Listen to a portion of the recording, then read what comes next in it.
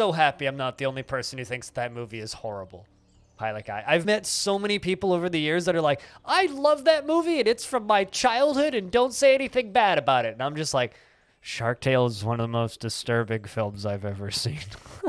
That movie was god-awful. It was like, B-movie, hold my fucking beer. Because people talk about B-movie being bad. You should watch Shark Tale sometime. Good lord, that movie was awful. Like, that movie was genuinely offensive.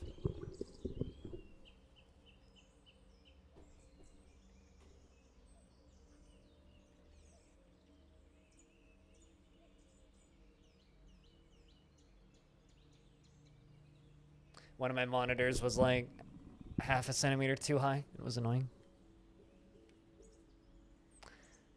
Yeah, basically. I mean, if you've never caught a fish before, you have to remove its, like, innards. And for some reason you remember it fondly, don't ever watch it again, man. That movie is, well, let's see, very racist, very sexist, very poorly written, not funny,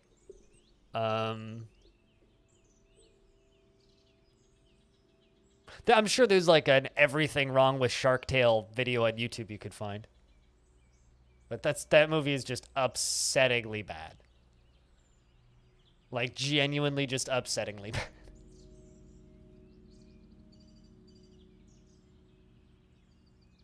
Don't just Golem your fish out of the water. What if I would like to Golem up my fish? I like it when my fish are good and Golem-y, you know what I'm saying? I get to Golem them all up. So, I'm very impressed right now, and we'll see if I continue to be impressed. I ordered a thing a little while ago, right? I ordered a thing on Sunday from Germany, and supposedly it's going to arrive tomorrow. It's just something for in the kitchen, but because I ordered some new cutting boards. But it's supposedly going to arrive tomorrow. So from the 14th to the 19th, that's impressive. That is really fast shipping. Hot damn. If you can actually pull that off, UPS, that's impressive. Anyway. The year 187 of the Absolute Realm. Hopefully with less sudden endings than yesterday.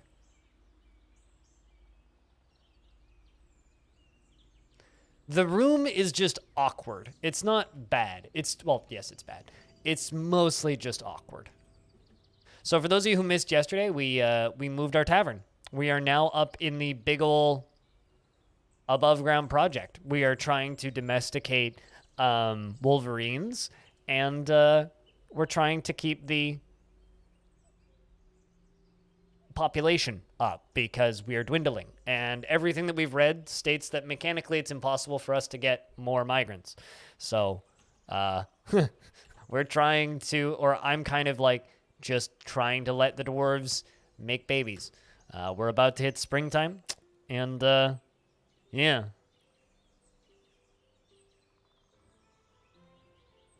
Here's the thing, shipping wasn't expensive. Zanny, shipping was not expensive. For what I'm shipping, it was pretty reasonable, actually. For the weight and size of it, it was very reasonable shipping.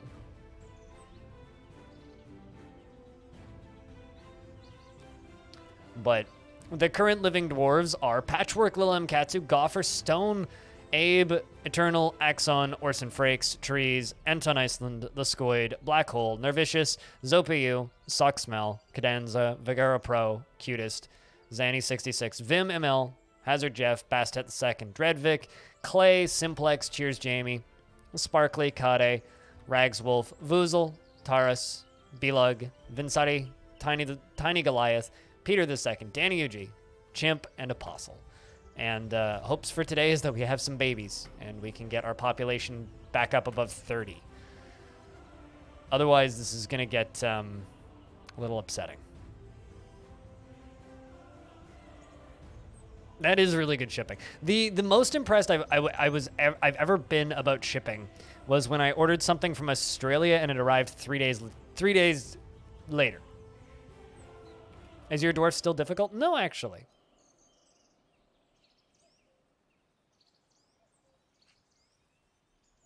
Did I even read your dwarf's name? Where's Pilot? I want to say I didn't just read your name. So, no, you're not more difficult because you're dead. Or, yeah, dead. Unless I'm going totally nuts. Yeah, no, your dwarf continued to be there. You seem to recall some vacancy in medical staff. Yes, but your dwarf does not like medical. So why would I give it to your dwarf? I would much rather give it to somebody who actually has medical skill. Or actually has interest in it, which is why I'm giving it to Sparkly.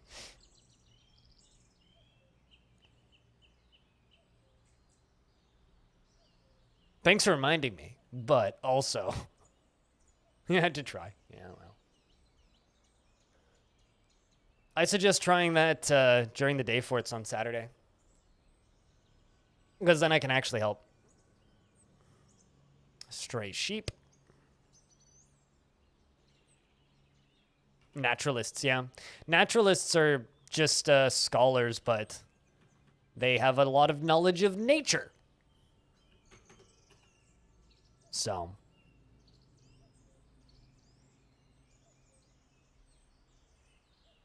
You don't seem to live very long. I mean,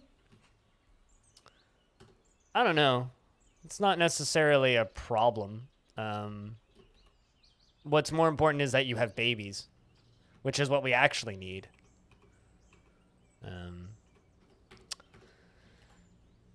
You know what?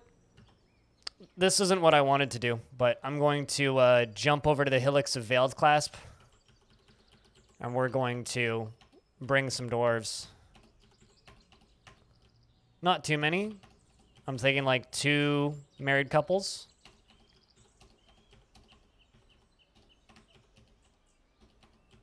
And I'm not even ever going to give them jobs. I'm literally just going to like let them chill. Oh, there's Worm Shadow. Worm Shadow's still alive. Let's say 3 married couples.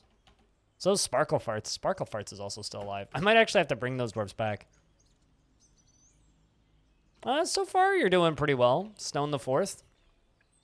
No negative thoughts, really. I mean, you're a little exasperated, but you're not. None of them are reoccurring. She's up to 8 years old.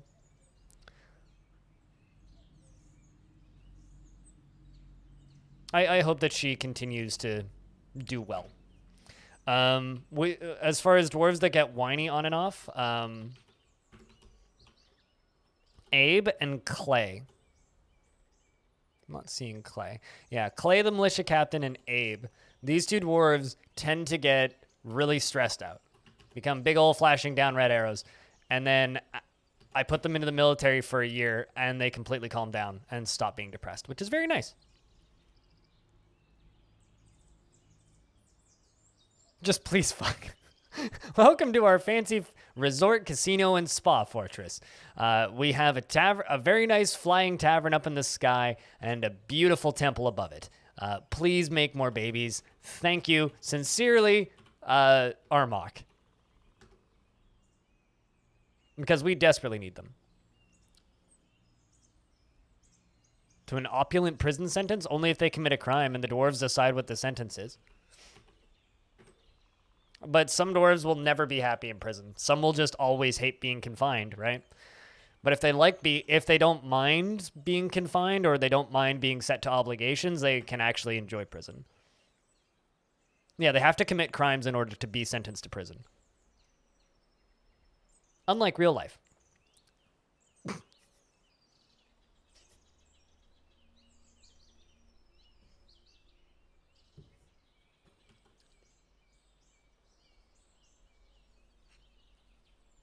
I really wish the humans would send us more visitors. It'd be really neat to just kind of like have human population slowly take over this fortress. That's like my big sad about this fort is I was very much hoping that we'd get generations of visitors and I'd be able to watch their family trees go by. but, you know, not much I can do.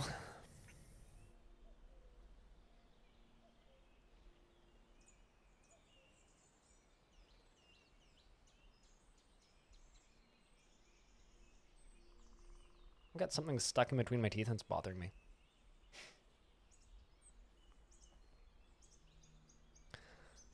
But I don't know. We're just doing what we can do. And like I was saying yesterday, if this fortress does eventually fail, it fails and we end it and we move on.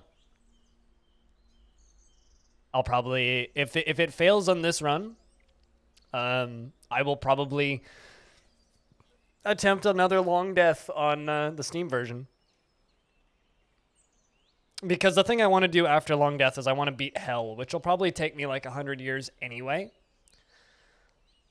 Which will just be build a really big, long Rube Goldberg machine to murder all of the demons. Because they are Trap-Avoid.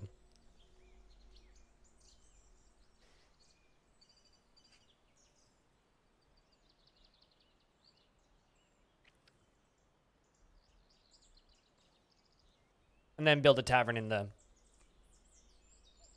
Hell. Tiny Goliath is telling his story.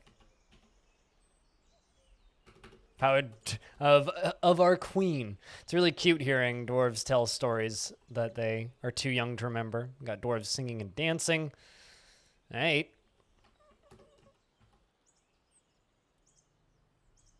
And we're going to send out Clay to go get those new dwarves. Demon spawns are indeed limited, like everything else. There's limited numbers of everything in DF.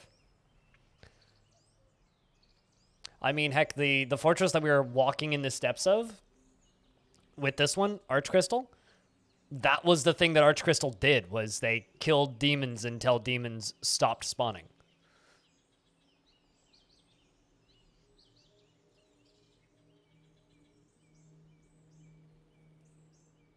Yeah, no, totally.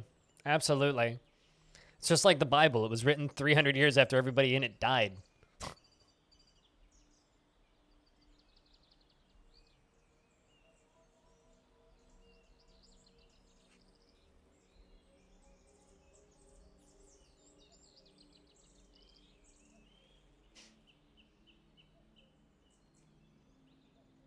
Clay has returned. Did you bring any new migrants? I don't think so. Yeah, we'll give them a season to show up.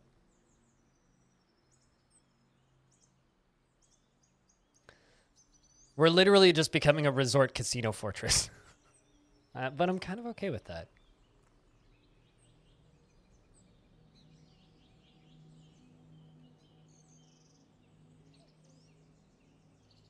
I'm hoping that those kids make some artifacts soon, too. That's another thing that I'm kind of hoping for.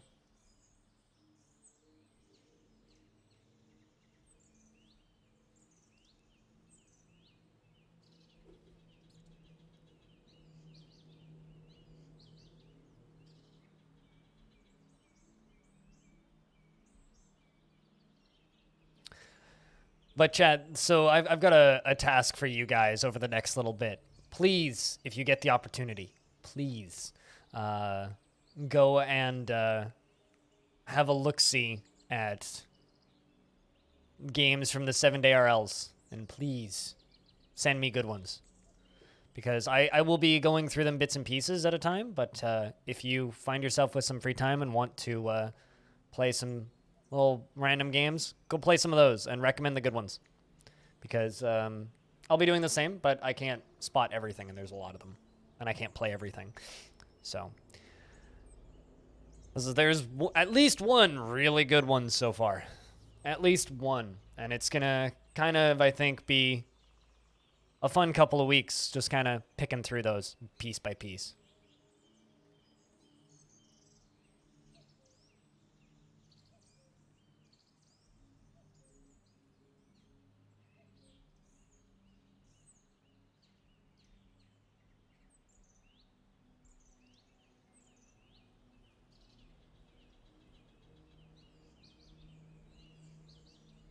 But yeah, no, the slow growth of history in this world is easily the coolest thing about this fortress. Is just that slow period of just, oh, I just get to see things happen over time. That's just so fucking fun to watch. So goddamn interesting to watch. And also something that's worth mentioning, on Friday, I will be playing or hosting, more specifically, Halcyon After Hours on this channel.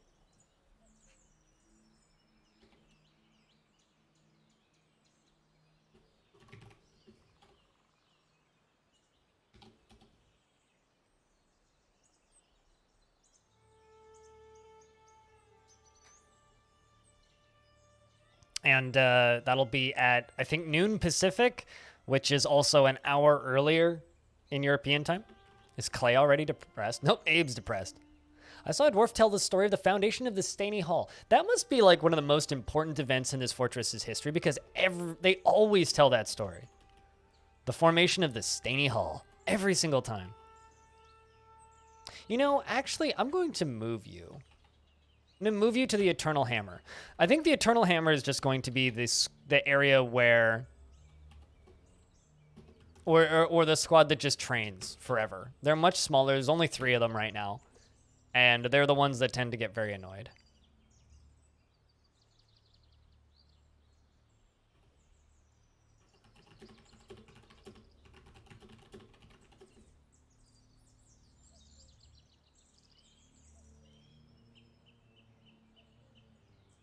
How many members does the Staney Hall have? Good question. Another thing that I want to do today is I would like to... it's the Crafts Dwarfs Guild. The thing that I would... 18 members. 18. So another thing I would like to do today is I'd like to go through and repurpose this tavern entirely. So... that's something I'd like to do today. So get all those chairs ripped out, get the artifacts out. The problem is it's still just this, not necessarily useless, but like I've got this old waterfall that's now in the wrong spot because we are no longer using the waterfall. So we're gonna actually need to pump water up if we want to use it again.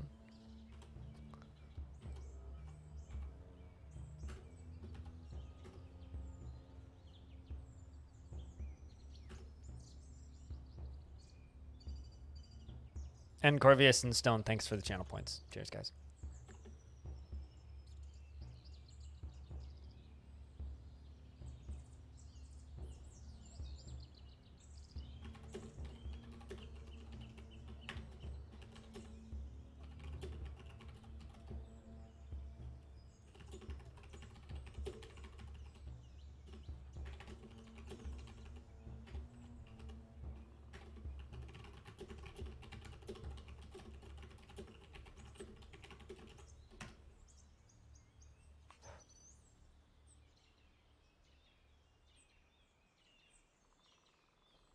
Yeah, no, totally. It's like the majority of the members of the fortress.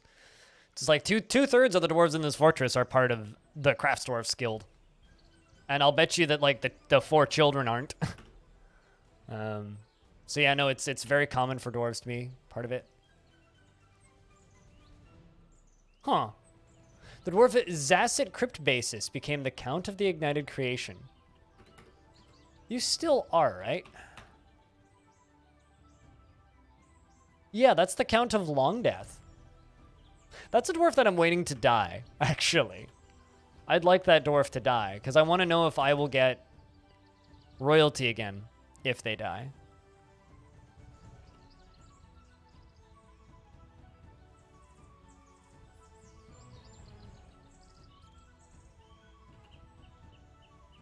It'll happen one day. I want to know if my fortress is just going to get that again. Like if we will just suddenly have access to them again. That's the thing I'm curious to see. We'll find out.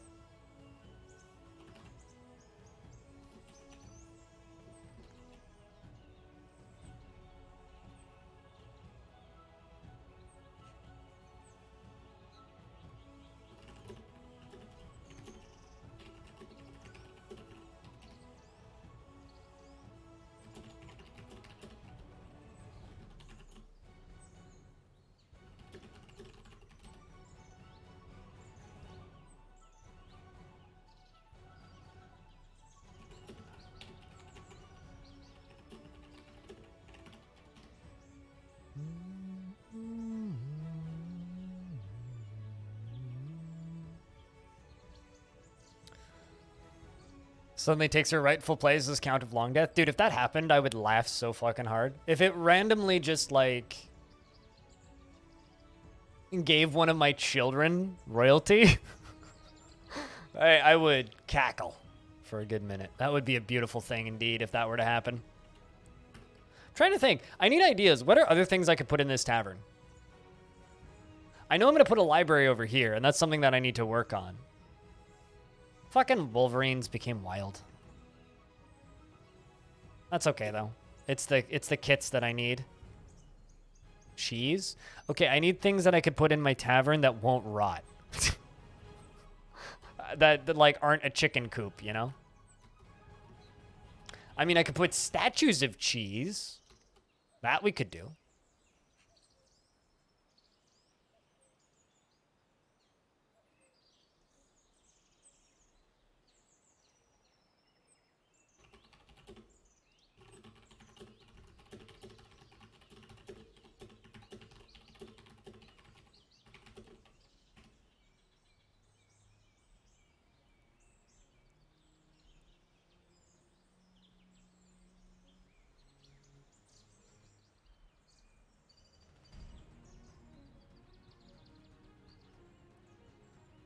Statue of MML raising and admiring 100 llama cheeses.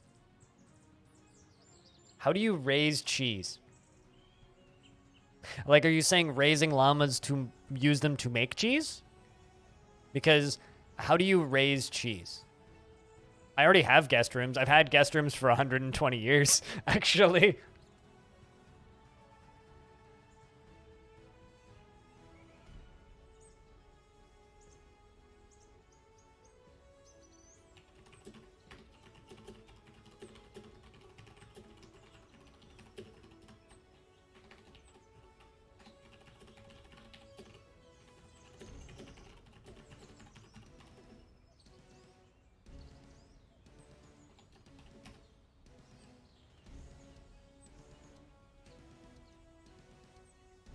Like holding cheese up above.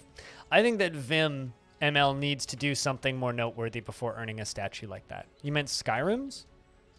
That sounds like a really bad direct to Steam at Unity Assets Skyrim knockoffs. It's Skyrooms, where you shoot Durgans and throw cheese wheels at fools. Skyrooms. You Skyroom around the world. I don't know. I guess. No, not really. I mean, the next big building I have planned is I'm going to kind of curve this area around into a bit of a U-turn down to about here. And then I'm going to put another circular building here with another dome. And we're going to make that into a new library. I'm going to move the library from the basement up here. I don't know what I'll do with the lower level. Maybe make it into another guild hall or something. So that's what I'm kind of planning on doing.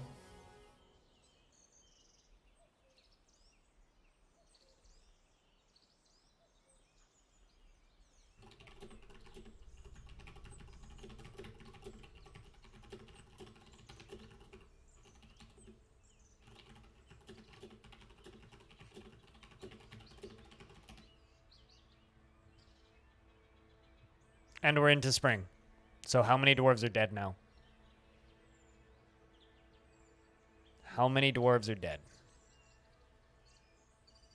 I wonder if it's possible for a dwarf to have a child and then literally the next day die of old age. We lost somebody. I don't know who it is. The annual tributes have arrived.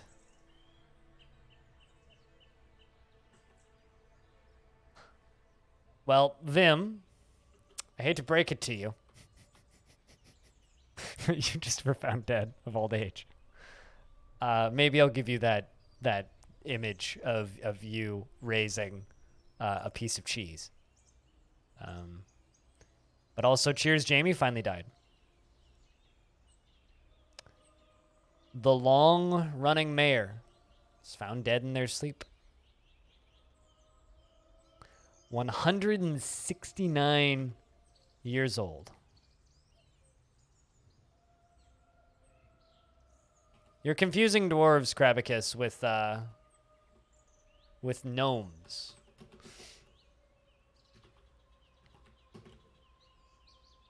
You are confusing dwarves with gnomes. Gnomes like being underground. Dwarves like being underground sometimes, and they're fond of drink and industry, but they don't like only being underground. This is why they get cave adapted. It's not healthy for them to be only underground.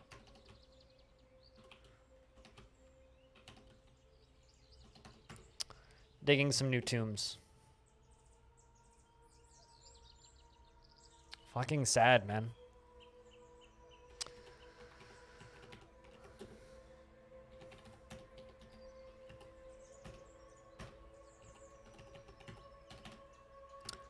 Need to make a statue of Cheers Jamie. Huh! Guess who the new mayor is? Cutest.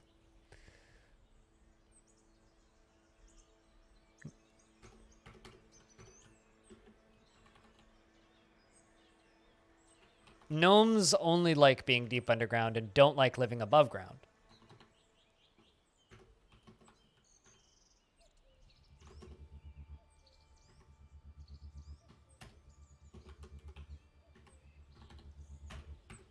Cutest ghost. The third. So excited after performing. She is our new mayor. Also, I want to say, yeah, the last two mayors, both ladies. Very cool little society we got going on. But yeah, you're the mayor. Cutest. Congratulations. You're in charge of of things. Let's see what you like. Let's read about your personality, shall we? You personally believe that peace is always preferable to war, good, and you find ideas of independence and freedom somewhat foolish, and thinks that friendship is important. You like Periclus Gold, Red Flash Opal, T-Wood, and Groundhog Men for their ability to burrow. You find helping others extremely emotionally rewarding, and you're readily moved by art, and you're not readily moved by art and natural beauty, and you're conflicted by this as you value artwork and its creation. You're always tense and jittery and stubborn, and she is not particularly interested in what others think of her. 155 years old. Is currently praying. Ellen DeGeneres is our mayor now. We did it. I mean, I'd vote for Ellen DeGeneres in like anything. Could you imagine if Ellen DeGeneres got, like, some sort of political office? Even just, like, a minor one? I mean, if Arnold Schwarzenegger can do it.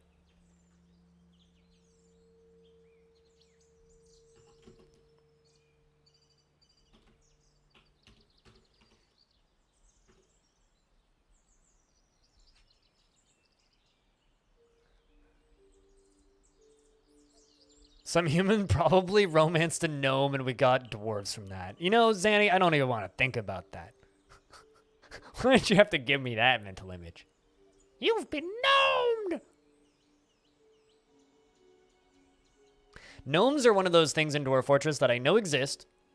I know live in Dwarf Fortress, but I've literally never seen one. Those and cave dragons, it's like, I know that both of those things exist in the world. I know that they are generated with the world, and I know they exist in my worlds. Literally never encountered, seen one, found one outside of, like, the sandbox mode where you can just spawn in creatures. It's like one of the... They're just very strange critters to me in DF. Is the tribute merchant a snail? No, but he is very slow. I mean, it's taken him 8 days to get through the front door.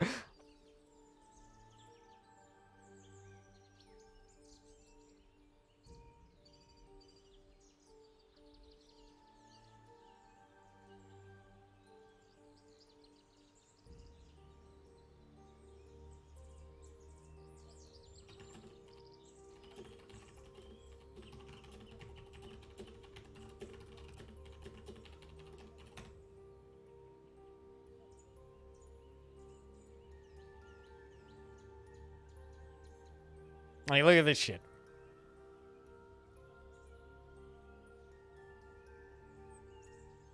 What, the dwarves that just died? No, it's the first of spring. That's when dwarves die of old age. They die at the beginning of a new year of old age. So they all died of natural causes. Keeps getting blocked by his guard. There was no snailman. Stone was simply making a joke about how slow this tribute is taking.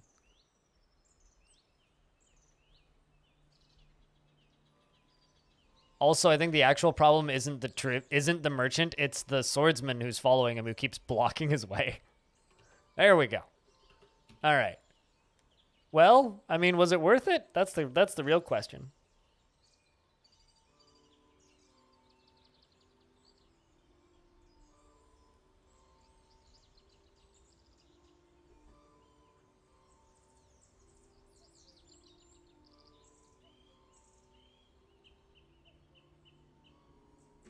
Nice and easy.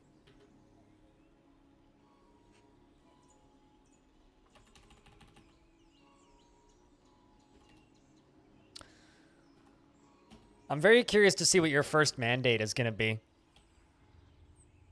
Cutest. Very curious to see.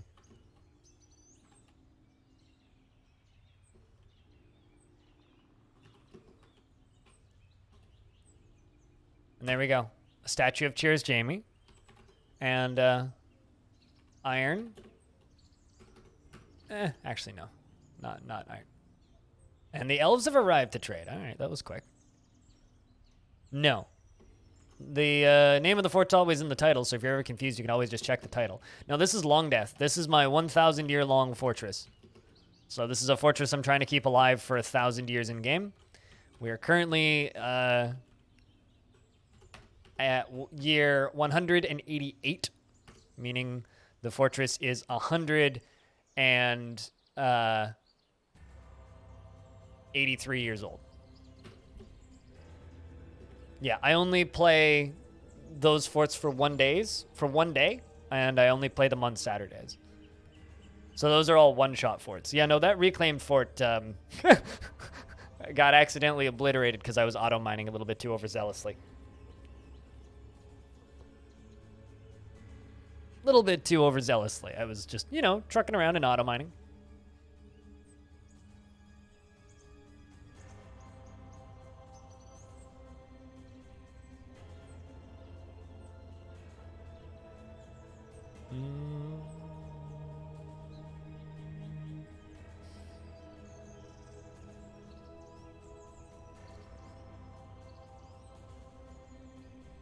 But, Mister, what's up? It's good to see you. Welcome back. The merchants have arrived and are unloading their goods. Yes, yes, yes. I kind of want to just, like, make mudstone coffins. It's going to be like our... What's the word I'm looking for here? It's going to be like our tribute to the old days of Longdeath. Eripterus with the 16 months. Jack, I got a big round of beers. Cubal Mug just works, I think. It should.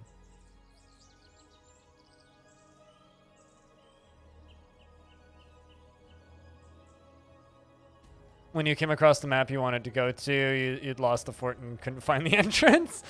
Sounds like a normal day of playing adventure mode. You know, just getting lost in places, getting stuck in places, freezing to death, dying to random shit. Man, I can't believe that the mayor finally died. That's such a big deal because that dwarf was born and raised in this fortress. Was the daughter of one of the original 7. Like, man. That's just fucking crazy. Like, that dwarf's literally been in this fortress for, like, 5 months. Real time.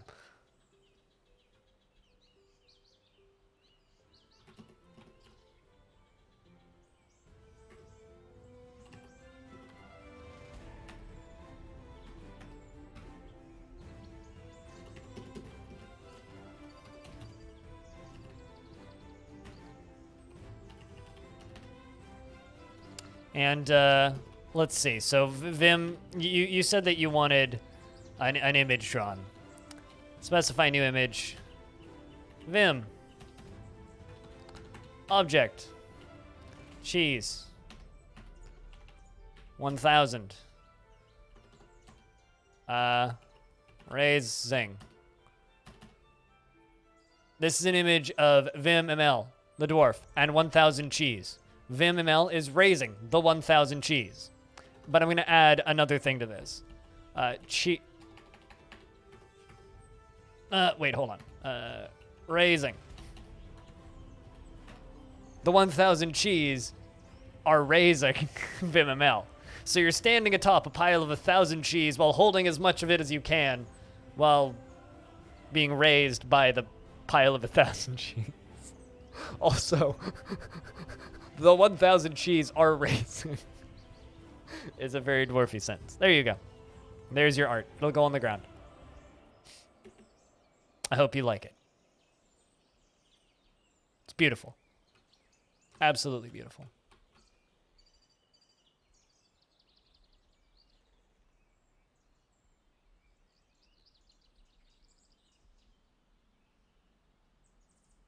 Finally got to a spot where it said that it was over the other fort and retired. This is from sleep deprivation.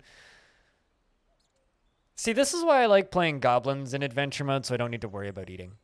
And also, seriously, thank you very much, Rippress, for the 16 months, because this is the second resub of the day, and we're into slow season, so big thank you for the support. It goes a long way right now. And here I was going, why is it taking them so long? Oh, the game's paused. Classic. Classic DF oopsie.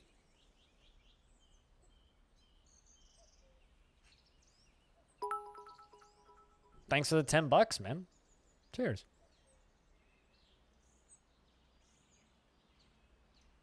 And trust me, those resubs are definitely more than nothing. Cheers, Nervicious. Thank you.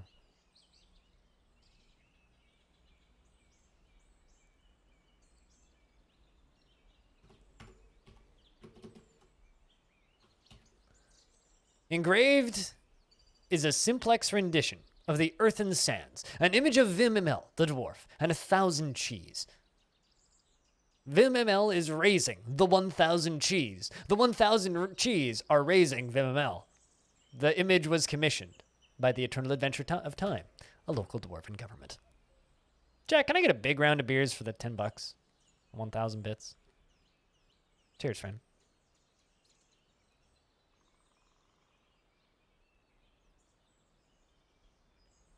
It's the weird season for me, you know, because most of the U.S. and Canada are currently in spring break. And so it's basically just like kind of quiet season for me. Usually happens around spring break. All right, let's trade with them elves. With them elves. I'm gonna have so much. I'll sell the clothing to the humans when they arrive. Jeez, so another thing that started happening yesterday is we didn't have any traders from the mountain home at all. Just period.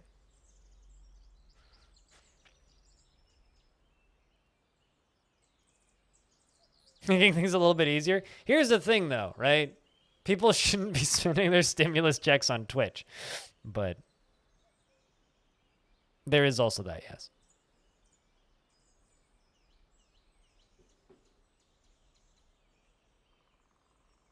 Should really be saving that money.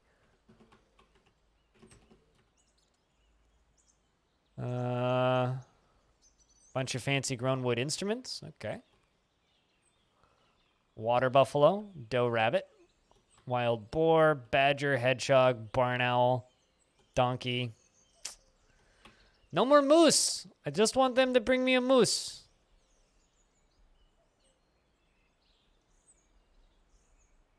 That and sunshine.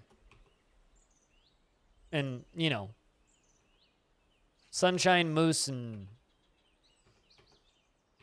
Gremlins. They also brought a tree frog and a wolf.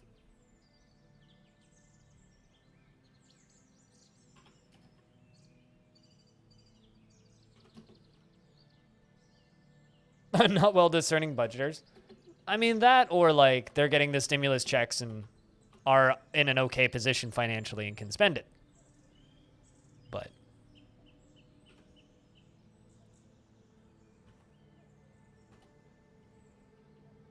hang in there, Stone. Don't get hopeless.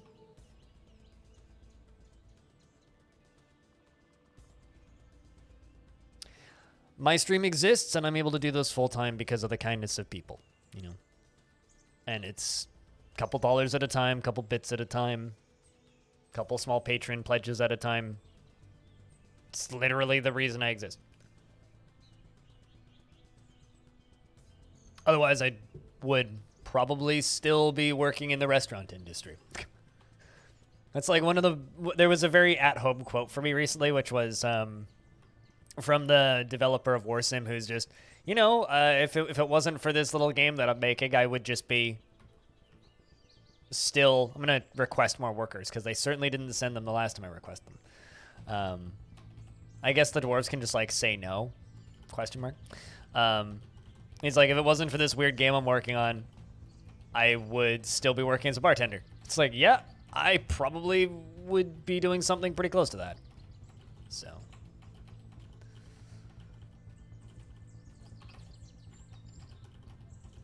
if it wasn't for the kindness of people who support me through thick and thin over the years. That's plenty. Let's send them out again. It's going all right, Danks. How's things for you?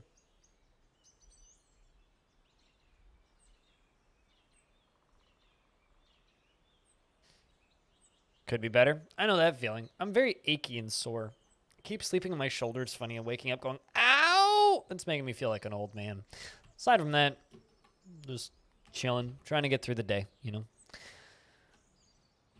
Although I keep telling people to play this thing, but go play Stardew. Not to be confused with Stardew. It's one of the little 7-day RLs, and it's bloody neat.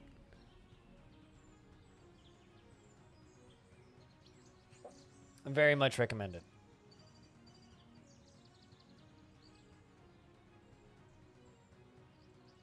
It kind of falls off a little bit towards the end of it, but certainly cool.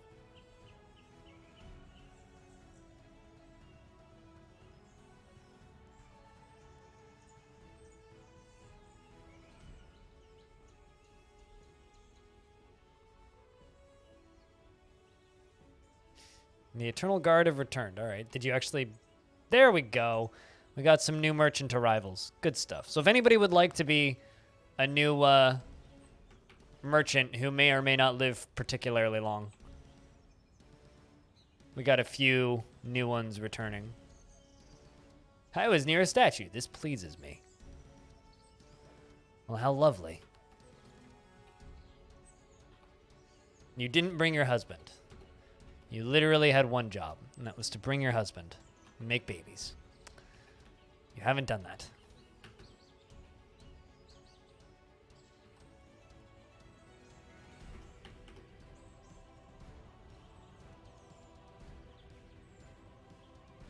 Every single 7-day RL, there's always like one or two that are like, man, this is something really neat. That one had just somehow managed to be way more developed than most 7-day RLs I've played in the past.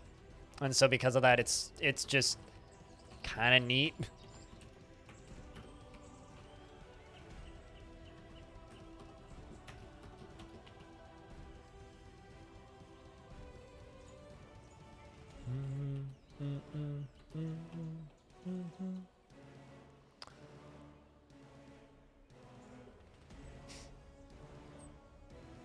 Just letting dwarves hang out.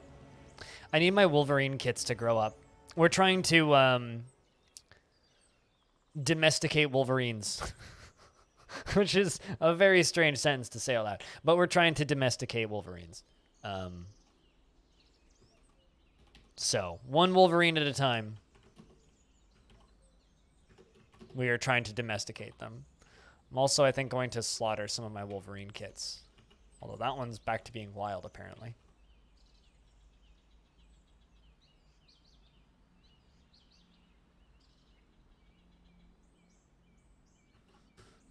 So I'm going to slaughter a bunch of them that I don't need.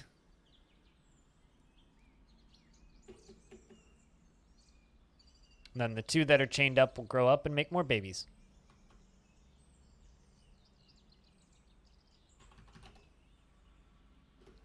Abe is still stressed out, but less stressed out.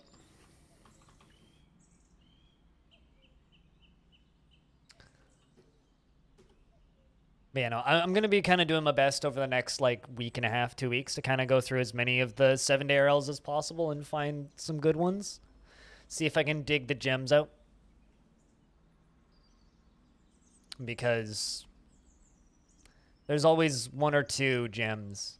Last year, I think my favorite 7-day RL, even though it definitely wasn't the best, was a mech 7-day RL where you drive a giant mech. And it was like, 1 turn would, like, turn your guns to the left slightly. 1 turn would, like, raise your guns, and then you could, like, arc shoot stuff. It was very much just, like, a tech demo and, like, a proof of concept. It barely was playable. But it was one of those, like, man, I really wish they would just take this, run with it, and make it into a game, but they're just not doing that, so it's kind of disappointing, I guess, but very much kind of the way of things.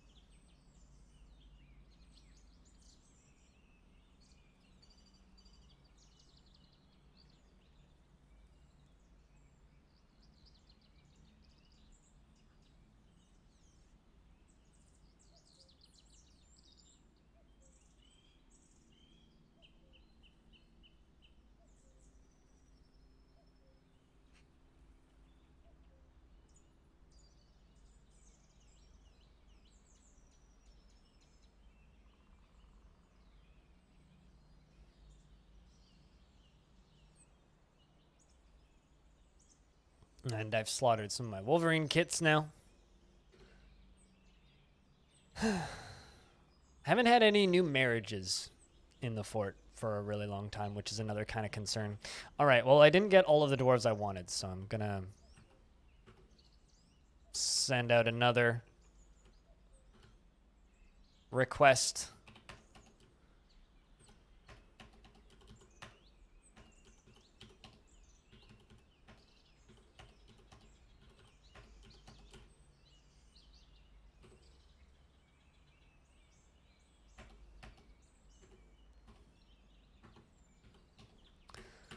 I'm going to send out both of those. The merchants have left out for their journey. I just really, really hope that we can keep this fort floating. Eternal has returned. Are we getting anybody new? Doesn't look like it.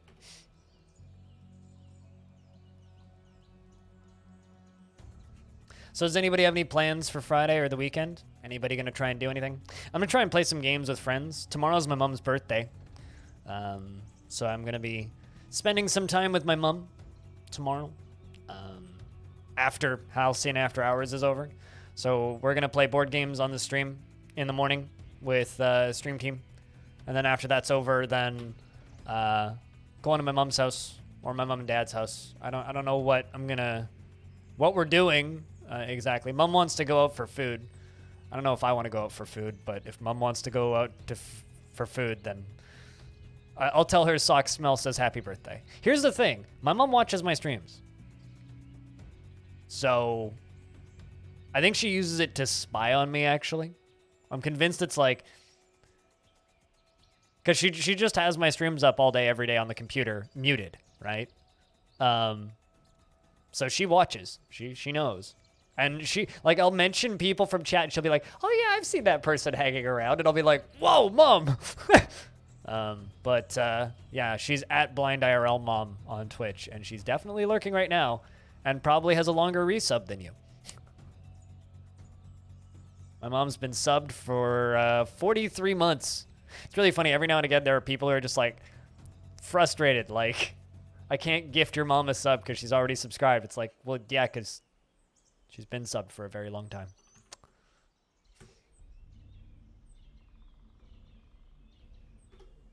But yeah, I think that it's my mom watching just to make sure that I'm okay. Nope. Because you want to know the secret of anonymous tips? I know who they're from. It's not from my mom. I've never actually received a financial tip from my mom outside of the Prime subs. She did, however, tip $100 towards my charity stream last year, or both my charity streams actually. So that's different. That's not quite the same as tipping me directly. But yeah, I know who the anonymous tips come from.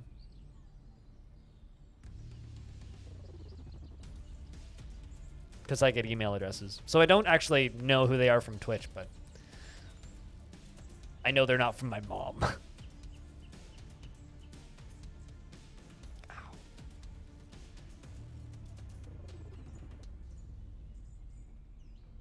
God, my shoulders.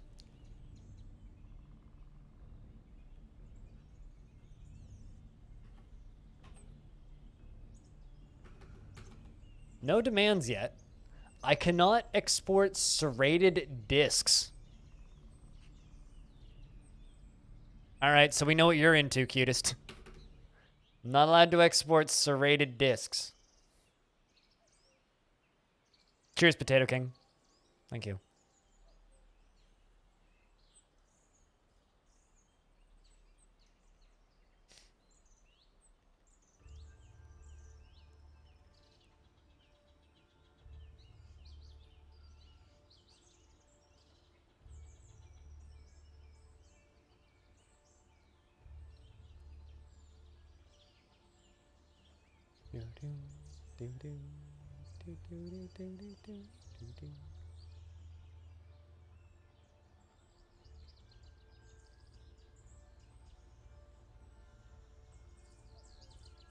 But yeah, unfortunately, the next little bit of Longdeath is just going to be very slow.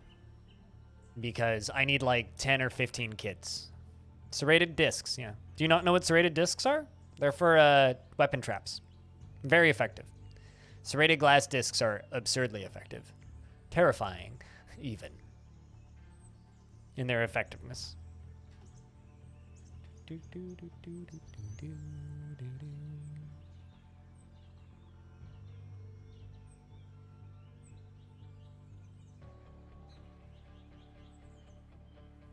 Why glass? Because they're the sharpest material. And also they're infinite. Serrated glass discs are easily the best defense trap in the game. They're also busted as fuck and very annoying to replace because they have a tendency to break when they're used, blue water. So not just glass, but like any material, weapon traps will break when they're used often. And when they break, you have to go rebuild them. And they take forever, so. Not the best defense mechanism, but effective. I'm going to take a real quick restroom break. Back in a few seconds.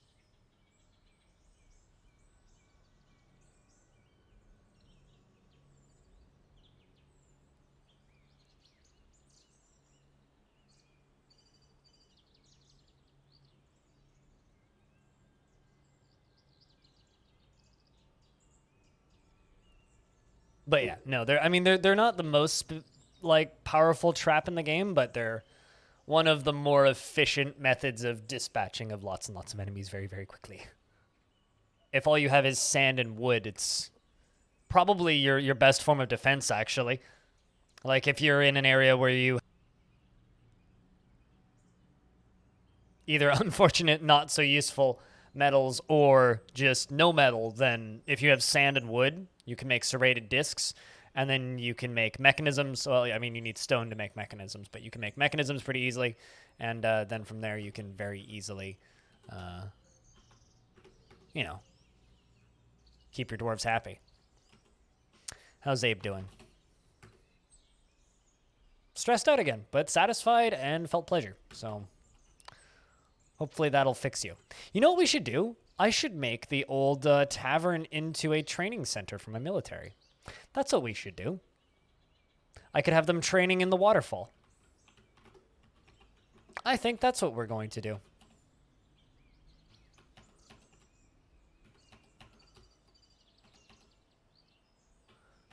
They can, like, duck and dive over tables and shit.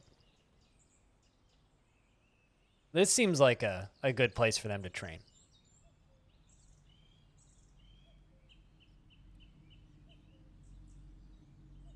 They can just train around a waterfall.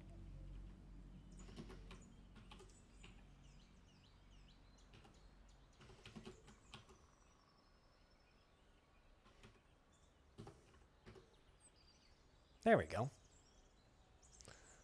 Move him over there. Gonna go to training.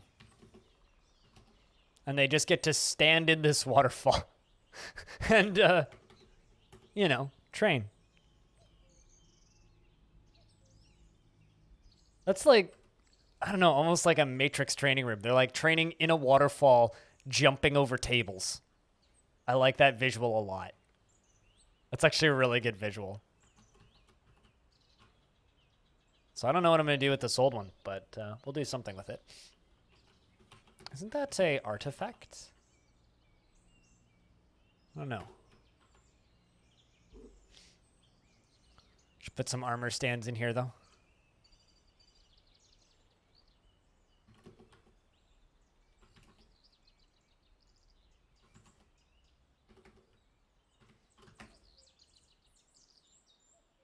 Felt relieved after being near a waterfall.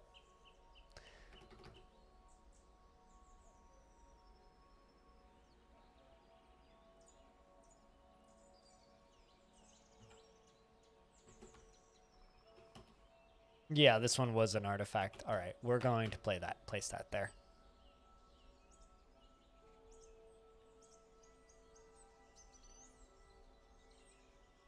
Stray Wolverine has forgotten her training.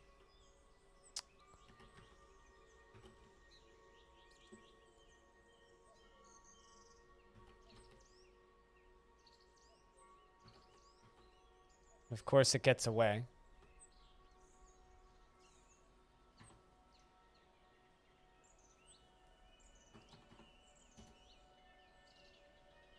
Bad Wolverines. Eh. I mean, they're Wolverines. What do you expect? We just want to have them bred so we can have domestic ones. We're already expert Wolverine trainers. Not perfect, but expert. So we'd like to get better.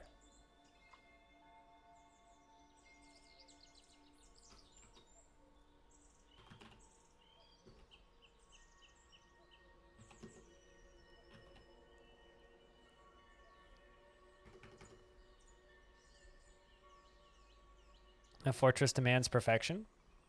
I don't know about that. I think that there's beauty and asymmetry and interesting layouts that aren't necessarily optimized. This fort is very far from optimized, if that's what you're talking about.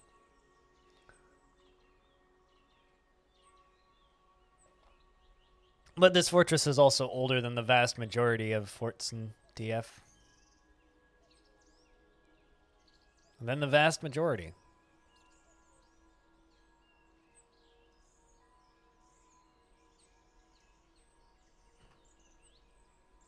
Well, we started on year 5.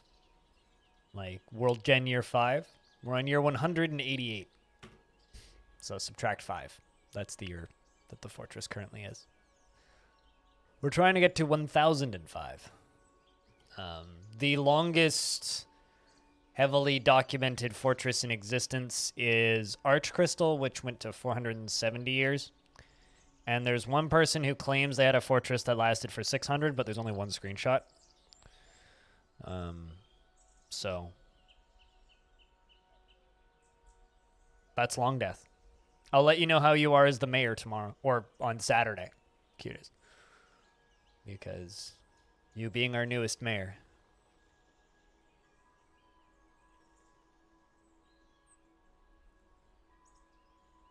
is interesting. It's weird not having Jamie around anymore.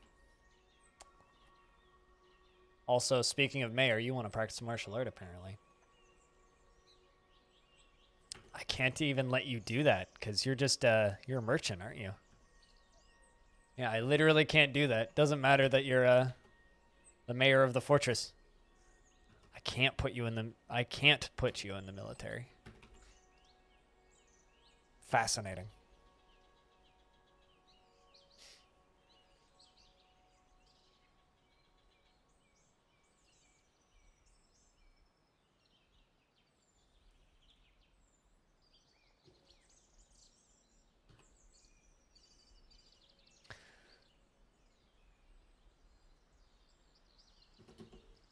Also, chat, you could also say goodnight to Cutest Ghost, so they don't feel sad when they leave. You love democracy?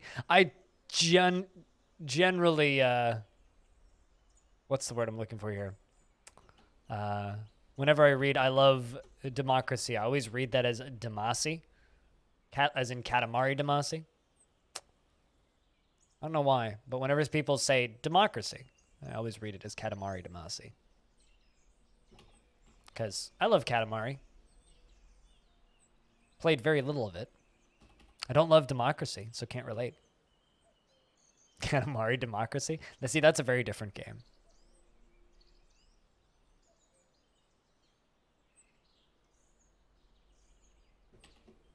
Katamari Democracy is a very different game.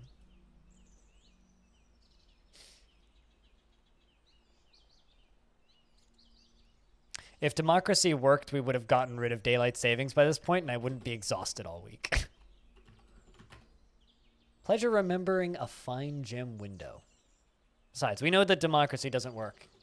We've been there in Dwarf Fortress. It doesn't work. Capitalism and democracy don't work. Two-party systems don't work. Someone ends up dead. Every time.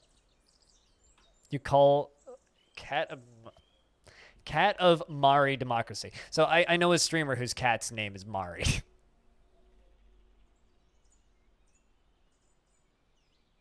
So that's just weird reading that.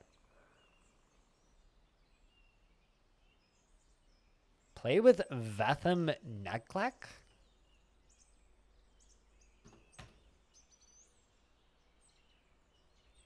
That is, you know, I remember when we made this puzzle box, right? It's an artifact puzzle box.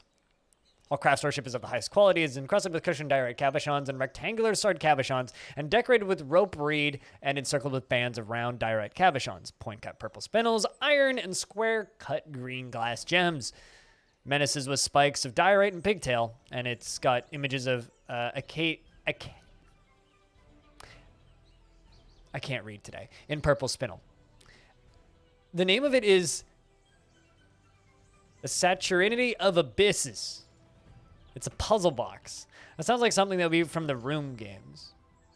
It's like this dark puzzle box that's going to summon a fucking elder god.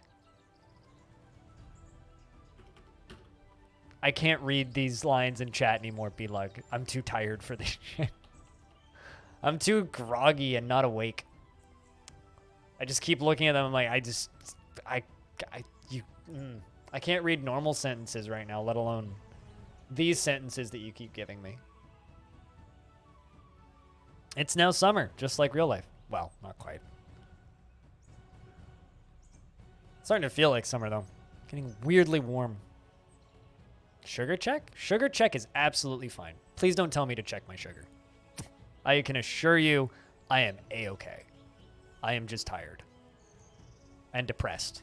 And whiny. And it's the shitty season for me. This is perfectly fucking normal.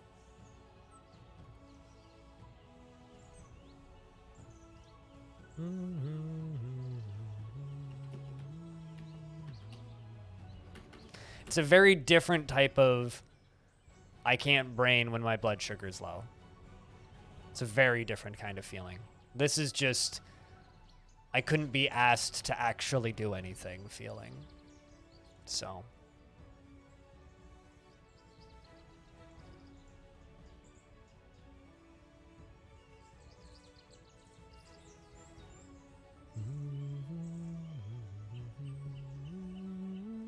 And please don't, you know, do that again. It's not your place. I'll worry about my own health, thanks.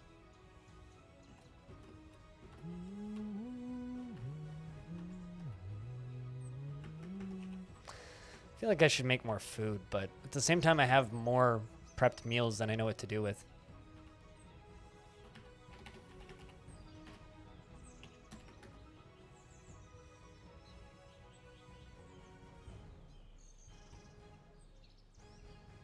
Classic Interviews. That is a classic book. It was one of the first ones that was written in the Fortress. It was written in the first 30 years. They really like... I like how... Okay, so this dwarf's 27, right? Still having good, fond memories of playing with their toy hammer as a child. That's beautiful. Meanwhile, this child over here is just going for a walk and vomiting everywhere all the time. A little bit worried about this one. You've got some negative thoughts racketing around in your brain, but hopefully we can recover you without too much issue once you grow up.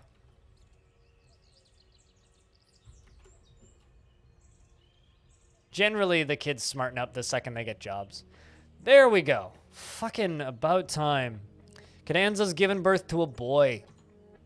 Iteb, the dwarven baby. Fucking finally. Anybody want a dwarf? It's the first child of Cadenza and Socksmell. He's a worshipper of the fuchsia. Born today makes him very young indeed. This is what we've been working forward towards all of yesterday and all of today. Black pyrup, ginkgo wood, mink bone in the color pale blue, short swords and grasshoppers for their great leaps. Dreams of crafting a masterwork someday. That's a word I've never seen before. Utterly languid? Pace of easy living. Calm and slow. I need to actually look up a definition. What does that word mean? Languid? Languid. Languid. That's a word? A person, a manner, or gesture displaying or having disinclination for physical exertion, effort, slow and relaxed. Okay. I mean, that's pretty mood. You can get down with that.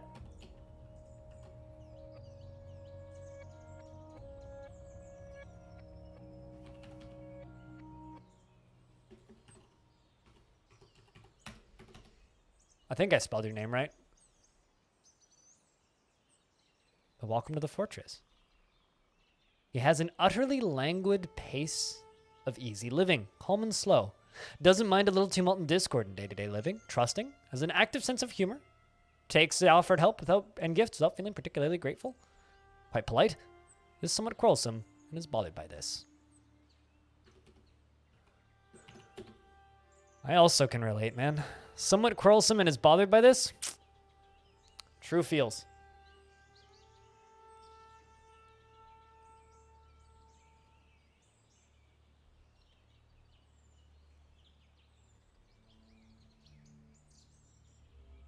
Sheep meat roast. Dwarves actually make food that sounds good for once. I could go for a lamb roast. Single digits of activity level? Really? I've never seen that term used to describe a dwarf's activity level before. Utterly languid. That's kind of cool, actually. See something new every day. Thousands of hours in this game. I'm still seeing new things.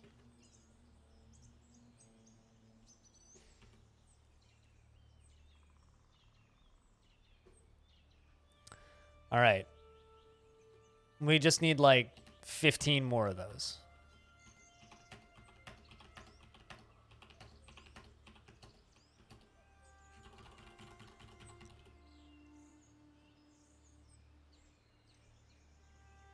Also, the elves have not brought us any more dingoes, which I think is a bit unfortunate, frankly. Hey, Glonix, what's up? How is things?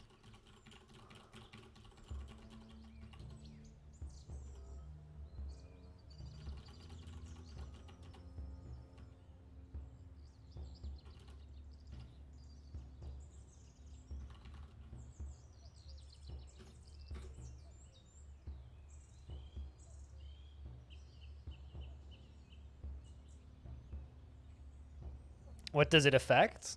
I think it's just like their need to go from job to job, isn't it? Dwarves with a really high activity level get upset if they're not constantly doing something, whereas dwarves with lower activity don't care as much, if I'm not mistaken. Also, the human caravans and the royal treasurers have arrived. Meaning, I can finally sell...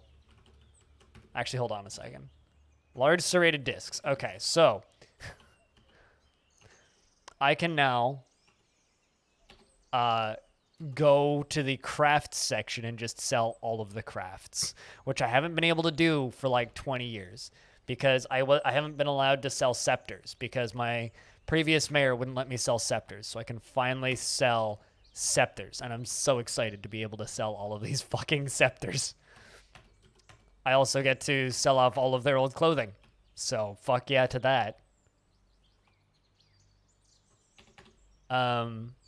I guess I could also sell the ballista arrows, but I'm going to keep those.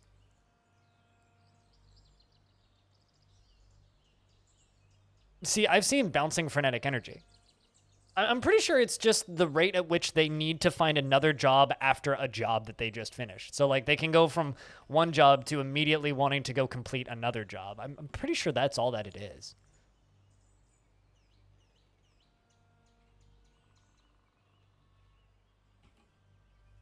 I've been pretty meh most of the week.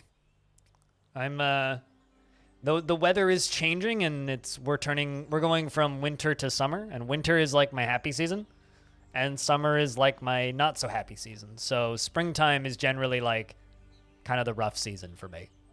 So it's been more meh than good, but you know, did a stream last night, got to play some 7-day RLs and doing the stream today during the normal time and enjoying it, so not too much to complain about. On behalf of the Merchants Guild, let me extend my greetings to your people. There is much to discuss. Why have you not been communicating with the mountain homes? I hope one day you're able to trade again. Me too, friend. Zaki is our last connection to the outside world. Quite literally. Let me bid farewell to you and your stout dwarves. Goodbye, Zaki.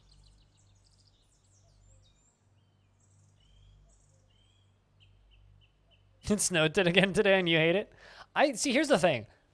I like snow, assuming people clear the sidewalks. But no one fucking clears the sidewalks, so I actually don't like snow all that much. I don't mind it. Like, I'm kind of indifferent about snow. I don't really have particularly strong feelings about it one way or another. What I do, however, have strong feelings about is, like, I like the shorter days. I like it when the sun goes down earlier. I like it when it's cloudy and overcast and rainy. I like that kind of weather. That's my kind of shit. Like, that's when I thrive, is when it's, like, dark and cool. So... You just want the snow to end at some point. See, that's why I live where I live and I don't live further north. If I lived further north, then, yeah.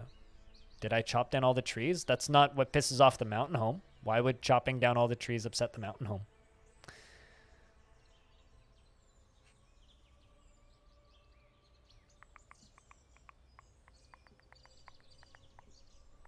No, why would I chop down all the trees? No reason to do that. Got more than enough wood, simply by importing some. Oh, why did I request logs? So I don't need to chop down trees.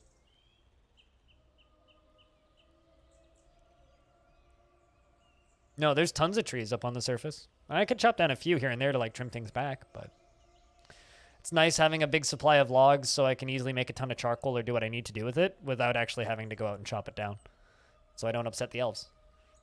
Because how else am I going to get a gremlin in my fortress if I'm not trading with the elves? How else am I going to get more unicorns in my fortress if I'm not trading with the elves? How else am I going to get a breeding pair of moose if I'm not trading with the elves? How else are we going to live for 1,000 years if I'm not at war with the elves? Yeah, no, it's just the easy way of getting food. Well, for my furnaces.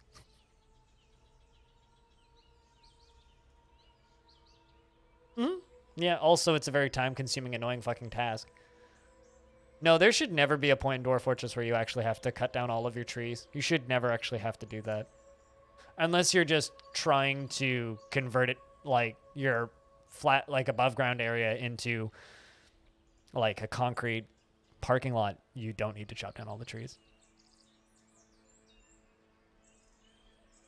Where would be a good place to do that? The Dwarf Fortress room on my Discord is totally fine.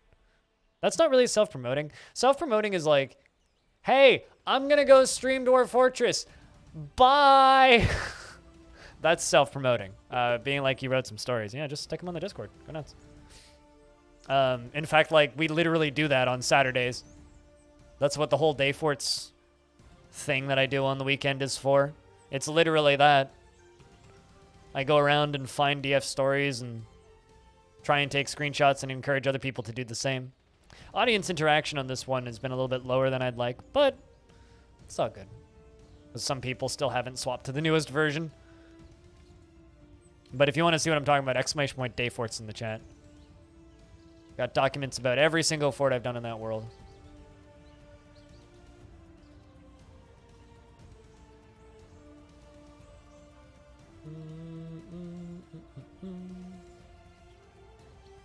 I don't know. I've had one since 2013. Because I was in the Discord closed beta. Actually, I was technically in the Discord closed alpha. My Discord server is older than... It was kind of funny that someone popped into my Discord recently. It was just like, how are you partnered? And I was like, because of what I do on Twitch. And they're like, but you have so few members. It's like, well, this server is also really, really, really, really, really, really old.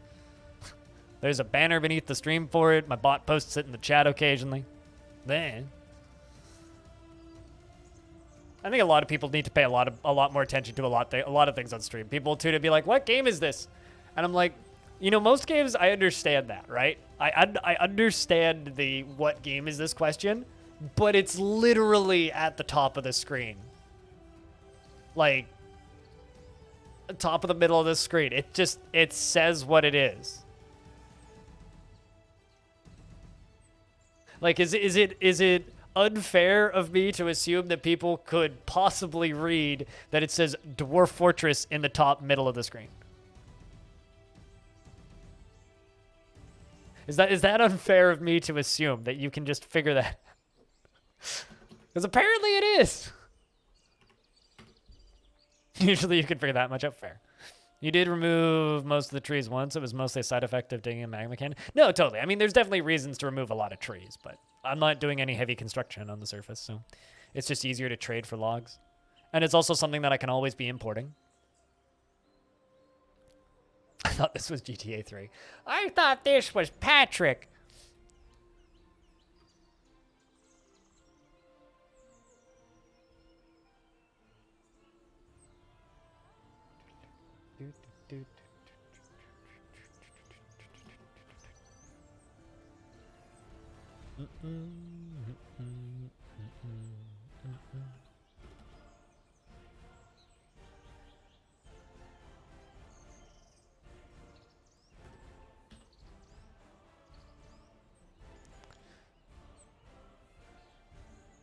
Man, there's gonna be so much stuff that needs to get cleared out.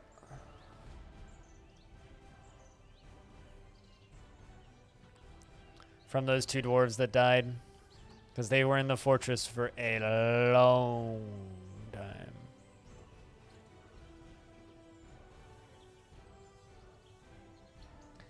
I mean, I always tell people, it's like, you need 2 skills to be able to play Dwarf Fortress, right? You need to know how to use a computer and type, which is kind of like the same skill. And you need to know how to read. So if you can hang out and chat in my Twitch chat, you're smart enough to play Dwarf Fortress. So whenever people are like, I'm too dumb to learn this game, it's like, but you have all of the main skills right in front of you. Hi, back. I'm blind and streaming Dwarf Fortress today. How are you? Bum, bum, bum, bum, bum, bum. How's things, Axon?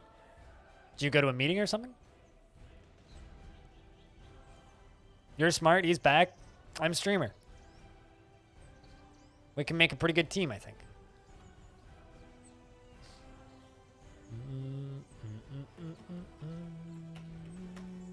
Cow blood. I love it. They actually brought us gold for once. Look at that.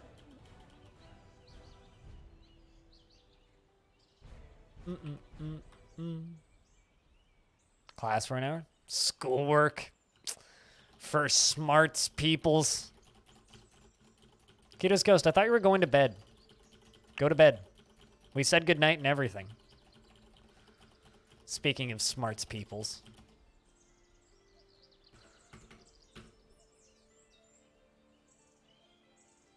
Look at all of that clothing. My mayor owned about 500 items. So, it's a lot of shit that they're moving out.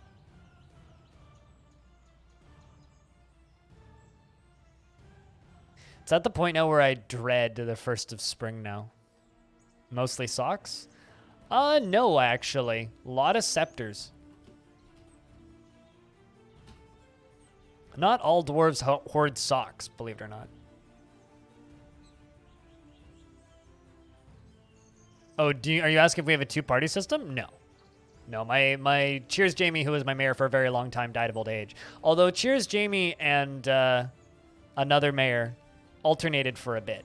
There was a period of time where we actually had a functioning 2-party system in this fortress for about 8 years. And then the other one died of old age. And that stopped. Yep. That'll work just fine. That or self-promote. You'll probably get more clicks, though, if you put in Dwarf Fort Talk.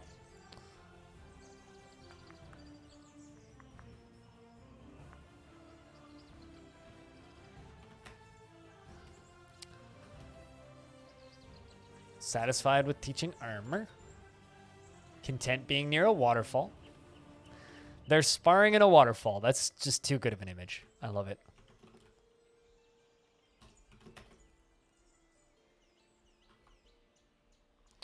Rose gold, Billin, Electrum.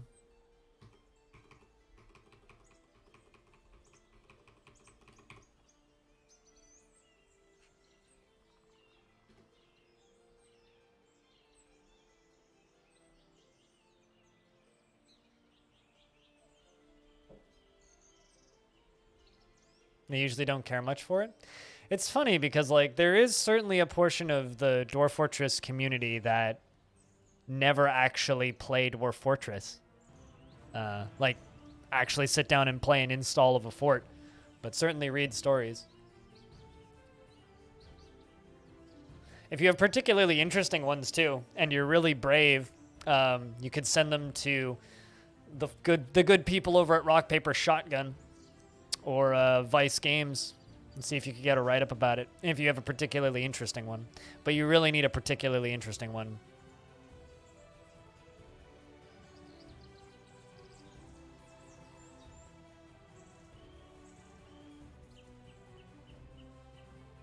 It doesn't apply here. Fair. Yeah, I don't know if you've seen the Dayforce stuff that I do, but if you ever want to participate, if you click on the Season 2 link, it'll give you a link to this document. All of the iterations of the world are right there. These are the adventures I've done. These are all the forts that I've done. This is information about literally every dwarven fort and a bunch of stories from legends. Some by me, some not by me. And then these are all of the forts I've done. All in screenshot collages. So we're looking for people who are willing to dive into that world and help us discover history.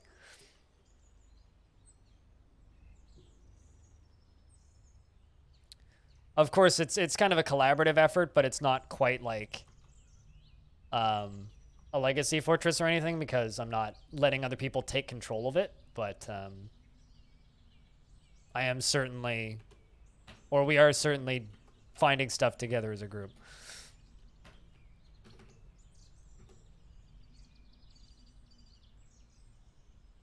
Out for a few hours. We'll see you when we see you.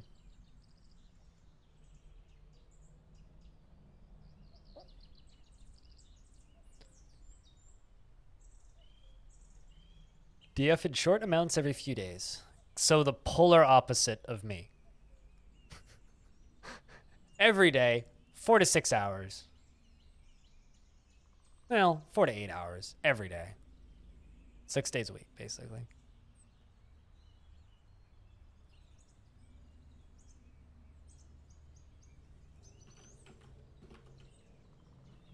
Yeah, we're almost through with all that stuff. Oh, another thing I should sell. Crossbows?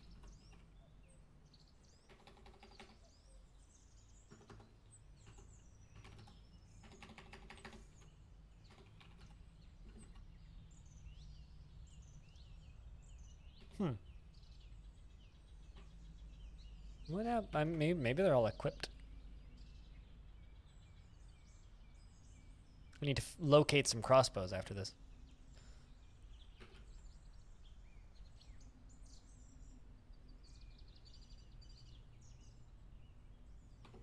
I like Goblin Adventures because I just like walking around and like writing poetry and singing as adventures. I'm not super fond of having to feed myself, and goblins don't need to eat or drink.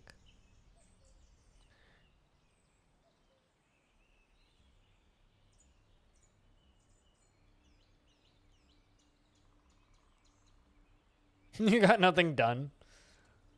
I mean, getting nothing done in DF can be super fun, though. It's literally Longdeath. The fortress of getting nothing done. Well, getting some things done, but also getting lots of things not done.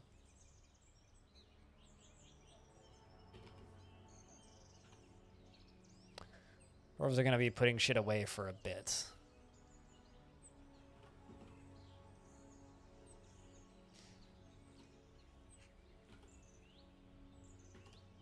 Oh, you got nothing in real life done. Oh. Okay, I'm understanding what you're saying here now. I get it.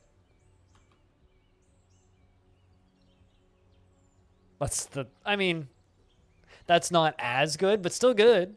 It's like, fort was popping. I never got anything done, though. Sounds like you were very efficient at work. But yeah, no, Gwillem, the secret actually is I don't really like adventure mode. I play it because people ask me to, not because I particularly enjoy it.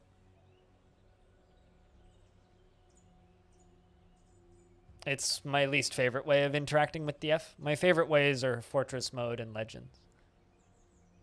I play adventure mode because it's necessary, not because I super like it.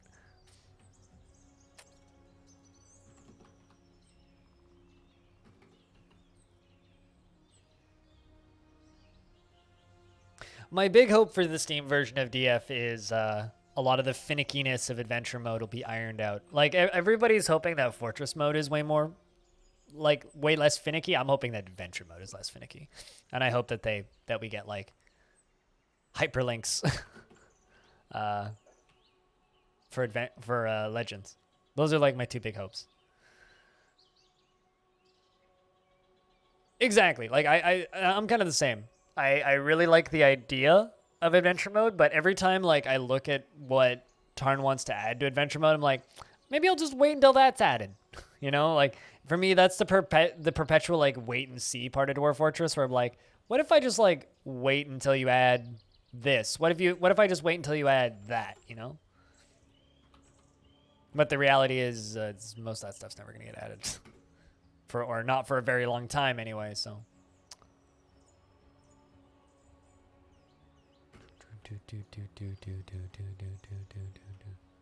Slaughtering the damn mooses. I'm tired of waiting.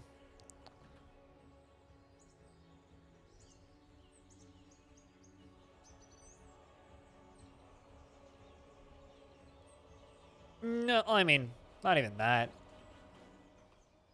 It's just so clunky.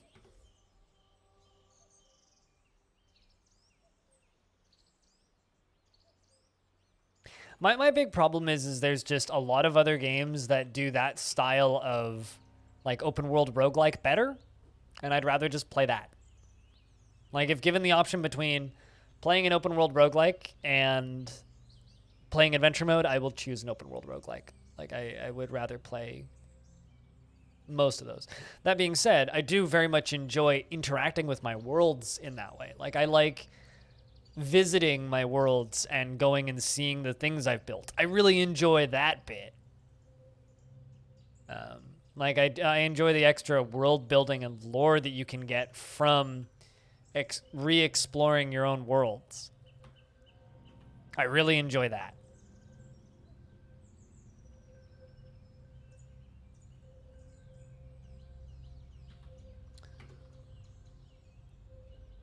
But it just leaves me wanting more than anything. So yeah, anyway, I guess that is why I play goblins mostly in adventure mode. Goblins and elves, so I don't need to worry about a lot of the tedium. Because the second you don't need to worry about food, a lot of the inventory tedium is just gone, right? The majority of it's just gone.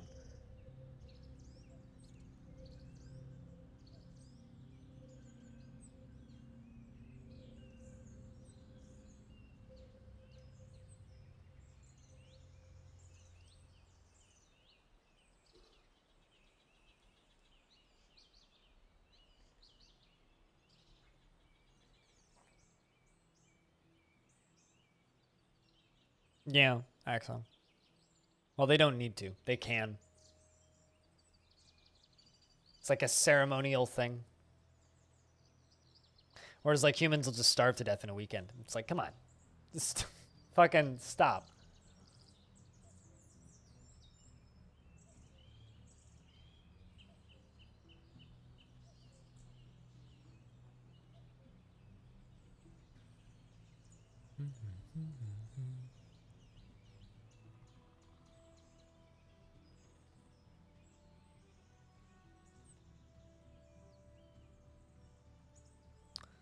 Stray sheep gave birth to a lamb.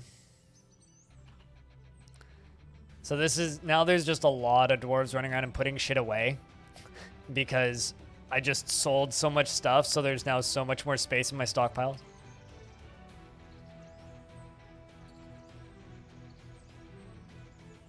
And that lasts you for weeks. I mean, yeah, I probably could, but for me it's more just I don't do it super often, right? Like I don't play a lot of adventure mode. Like I play a little bit of adventure mode. You know, like in the last month, I've probably played 90 hours of Fortress mode and like 3 hours of adventure mode, right? So it's like when you look at it like that, it's very much I play so much Fortress mode versus adventure mode. I just don't know the hotkeys. I do to an extent, but I don't have them all memorized. So I have a hotkey sheet up, and then it's like, okay, well, how do I feed myself again? And going through and fiddling through. It's like, is it really that big of a deal? Yeah, not really. Is it annoying when you don't do it all that much? Yes. Zanny, 66, has given birth to a girl. Another baby girl. Does anybody want to be a dwarf? Or raise your hand in chat if you'd like a dwarf. If you've had one previously, I will attach a number to the end of your name. Brand new baby girl.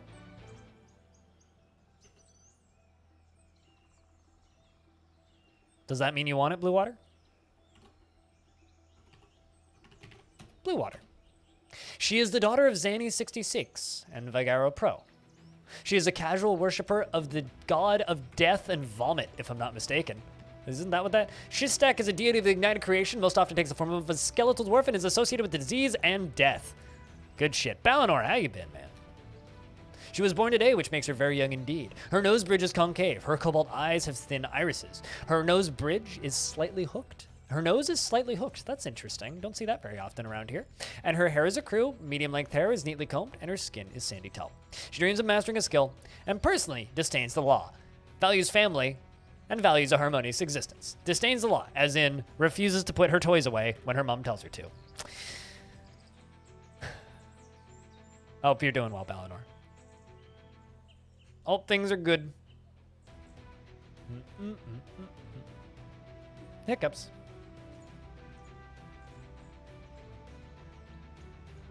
But yeah, this is literally what we're trying to do, is we're just trying to make more dwarves right now. So it's a lot of just kind of waiting. Disdains the law, refuses to eat her greens. Only will eat those moose testicle biscuits. I know that feel. Yeah, about the same over here, Balinor. About the same over here. But, you know, surviving.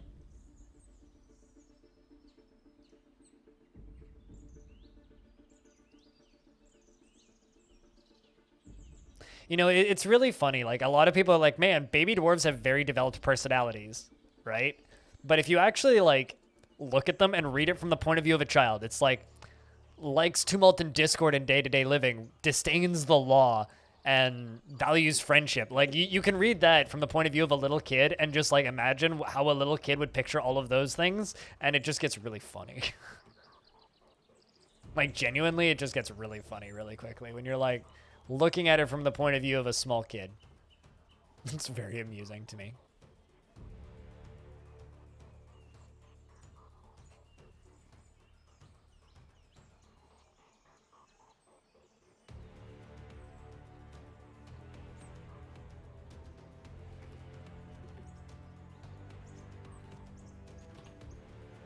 Like, if I just grab blue water, it's like, lacks confidence in her abilities. Okay, can't build with her little toy building blocks very effectively. Has an overinflated sense of self-worth. Cries a lot and demands a lot of things. Takes no pleasure in her talents and appearance. Doesn't often stare in the mirror or play dress up. She has an active sense of humor. Finds fart jokes funny. And tends to be a little wasteful when working on projects. Throws her spaghetti off of her plate while she's trying to eat it with her fingers. She is somewhat quarrelsome, or also dumps the finger paint on the floor while trying to do arts and crafts in the evening. She is somewhat quarrelsome, and she is conflicted by this for more than one reason. Argues with everybody, and is conflicted because she gets in trouble. She rarely is happy or enthusiastic, and she is conflicted by this as she values parties and merrymaking in the abstract. Doesn't handle stress well and tends to hang on to grievances. It's like, you could totally just like read that and just be like, all right, so from the point of view of an adult, that's a very well-formed personality. If you read that from the point of view of a child, it just gets funny.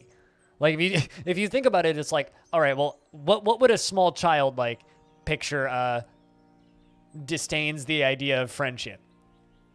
It's like, you're literally just a little shit. Okay, cool. And I love that. I always kind of go back to this one talk that Tarn Adams did at Roguelike Celebration where he says that I think it's just called The Villains of Dwarf Fortress or something, but he talks about how, yeah, it doesn't like sharing toys, exactly. It's like the part where Dwarven personality got good was when they gave them negative traits. Which is so fucking true. It's like absolutely true. Like the personalities in DF became cool when they added negative traits. It's just so fucking true.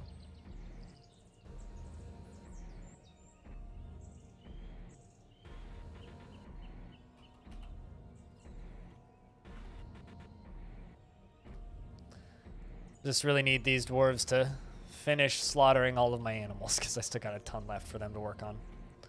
So we'll just let them do that for a bit.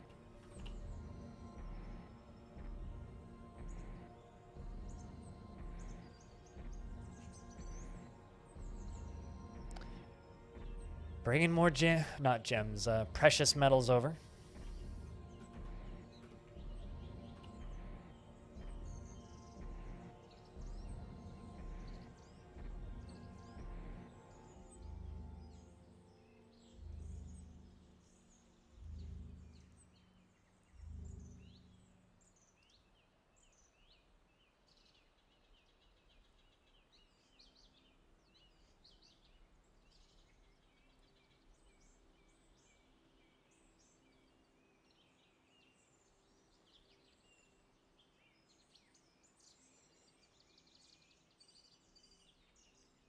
Could have been your fiance. She's fine with cats instead. Yeah, I can relate. Although, screw cats. Maybe snakes. Snakes and houseplants. I don't need a lot of friends, but I do need friends.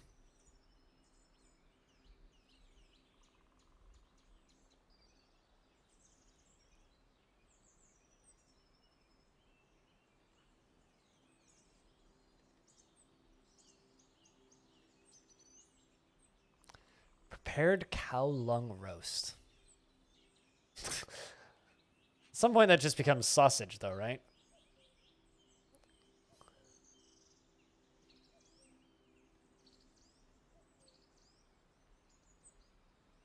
Wolverine has returned to a wild state.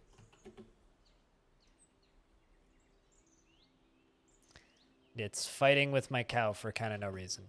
Who let you out is the real important question.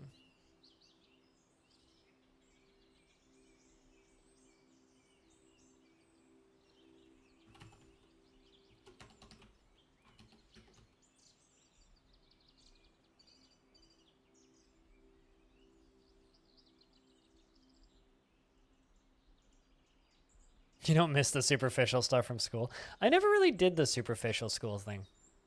That was something that I never really did. I never really had large amounts of friends growing up.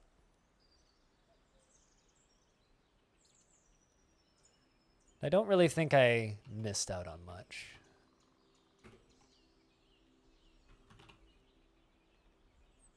It's kind of funny. I was talking with a friend of mine on Discord recently, and they're currently looking for a new place to live and looking for roommates, basically, and interviewing with a lot of potential roomies because their roommate moved out. And one of the sets of roomies was just like, yeah, those would be the kids who would have bullied me in high school. And I was like, what do you mean? It's like, well, they hang out on Saturdays and drink wine. They watch reality TV. They do all of like the preppy girl shit. It's like those would have been the people that would have just really harassed me growing up, which was funny. You were a mockery. I got bullied pretty bad too. It's kind of funny. Like every now and again, I'll have somebody in chat who will say something along the lines of, "Man, I would give anything to just be a kid again." It's like I would go back in time to being a child and come back and, you know, and forget everything and not miss it. And I'm always just like, man, you must not have been bullied at all. Because anybody who's been bullied is like, yep, nope, fuck that shit. Never going back. Absolutely not. Wouldn't give up being an adult for the world. Absolutely not. All of the problems of being an adult, fucking fine. I'll deal with that forever. But I never want to be a child again. I got harassed, bullied, tormented, everything that you can think about. Isolated, beaten up. No, taxes don't take my lunch money. As somebody who's on, who's disabled, taxes are very helpful. If it wasn't for taxes, I would be broke. Fortunately, my deductible is cheap on my insulin and shit.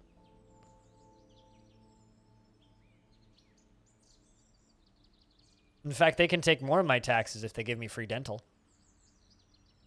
It's really funny whenever the topic of taxes comes up, and I'm always like, yeah, take more of my taxes. And all the Americans in the chat are like, what is wrong with you? And I'm like, take more of my money and just give me free dental.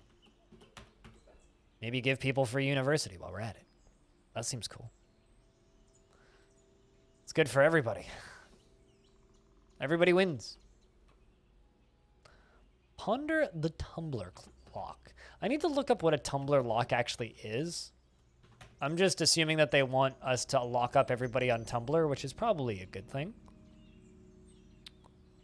Could also do DeviantArt while we're at it.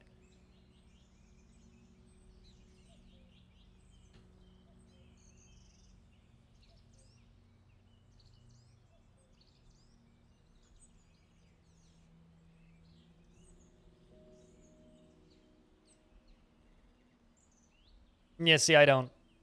It's like $110 to get my teeth done. Autumn has come. Will we get the opportunity to speak with the Mountain Home this year? I'm saying probably not, but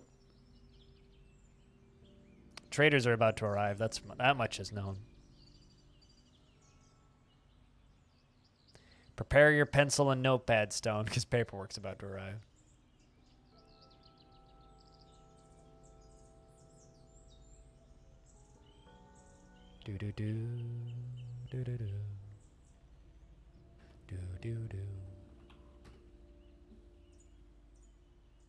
Both of the annual tributes have arrived. No demands from Cutest yet. Just the export of serrated discs have been stopped. Oh, that is perfect. I was literally just saying that, like, you need like a notepad emote. That works. That works perfect. Perfectly.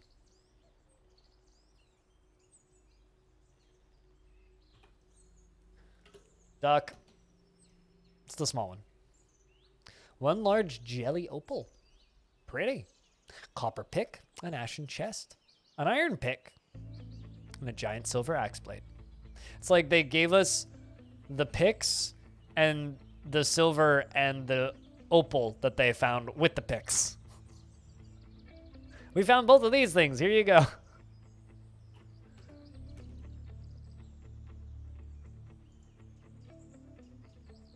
Now, if it was one large jellyfish, I'd actually be excited.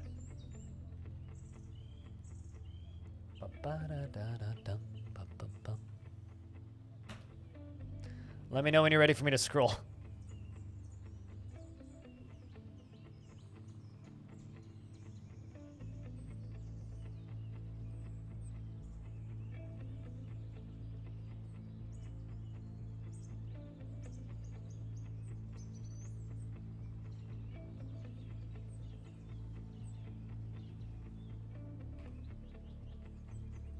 One willow training sword, one large serrated iron disc, black bronze bars, a bronze flail.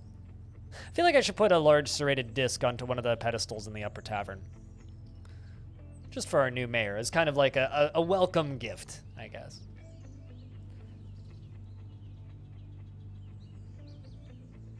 I'm assuming you got it, because I did scroll.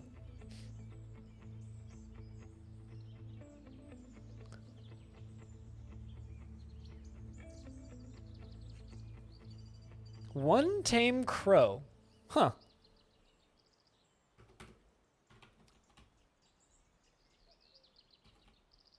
I don't know. It's a good question. You'd have to go look that up. And that is not something I know off the top of my head. And I'm too lazy to go look it up on the wiki, so you can go look it up yourself if you want.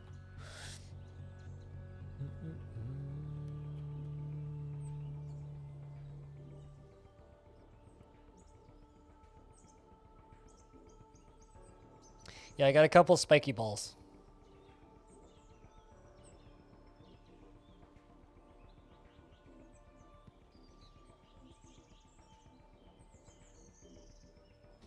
There we go. Oh. I was gonna say I need one that's not. There we go. Perfect. Have a medium to big pizza? I feel like they're larger than that.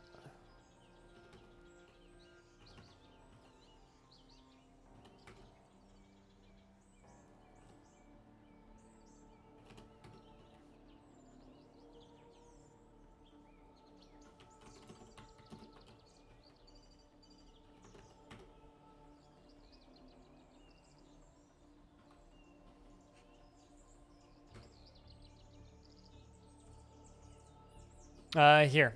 I'll show you the whole thing. So I don't believe I've given you a whole overview.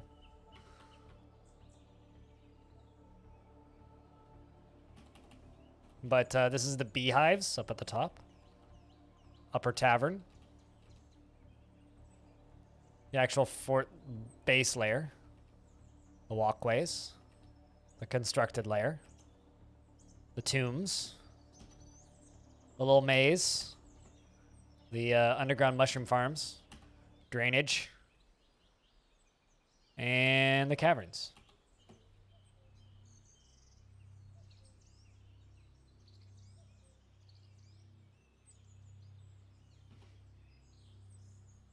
This is why when people are like, the fortress must grow, or like, the fortress must be efficient, I'm like, efficiency? Nah. I don't know what you're talking about, efficiency.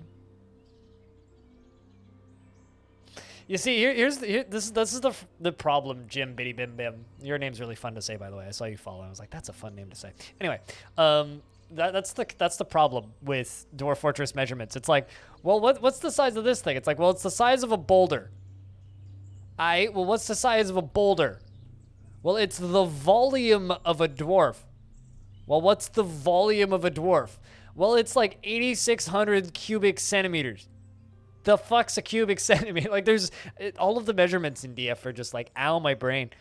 I'm like, holy shit! It's the first time in 4 years. The doors have arrived to trade. Sorry, I'm just way too excited. What the fuck? Finally. I was so worried. God damn. Not migrants. Not migrants. If it was migrants, I'd be actually freaking out. No, it's the dwarves have arrived to trade.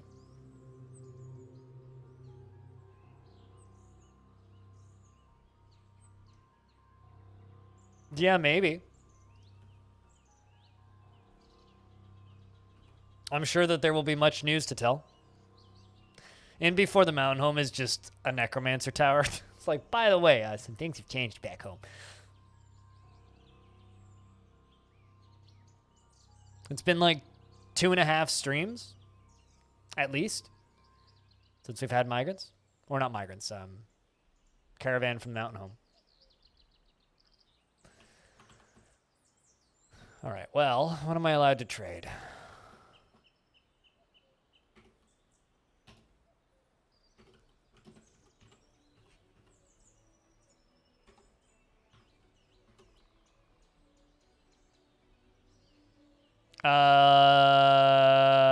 Yeah. I don't think Tarn did, but I think that's basically what the community is sussed together.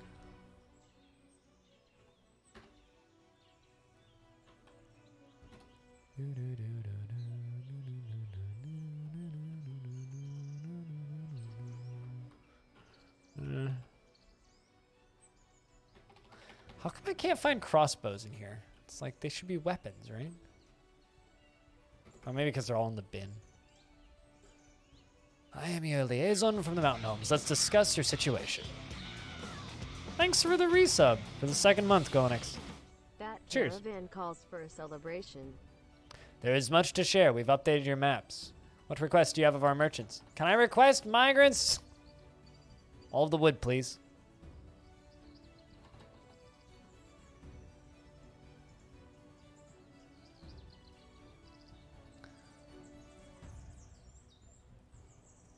Yeah, nothing else I'd want.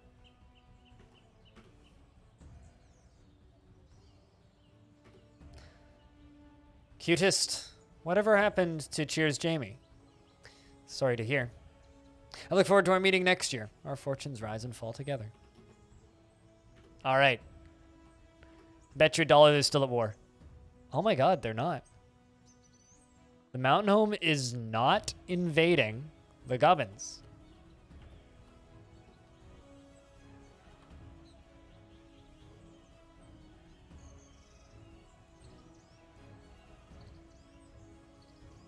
Give me your dollar.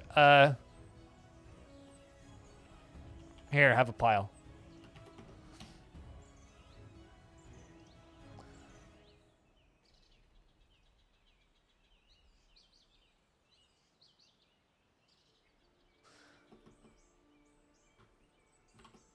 So they're no longer invading the goblins.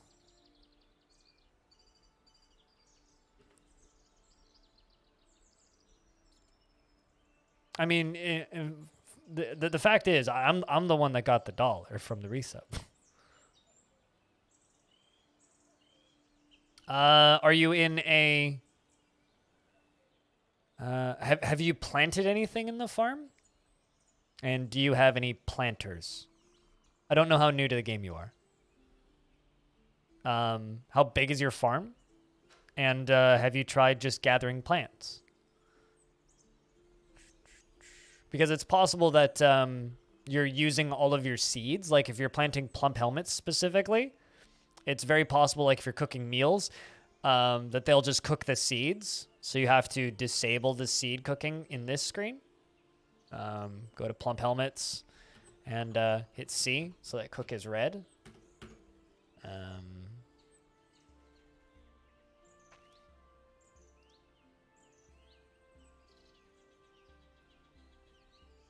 What, like how are dwarves starving? Yeah, no. There are no stupid questions when it comes to Dwarf Fortress, even if they sound stupid.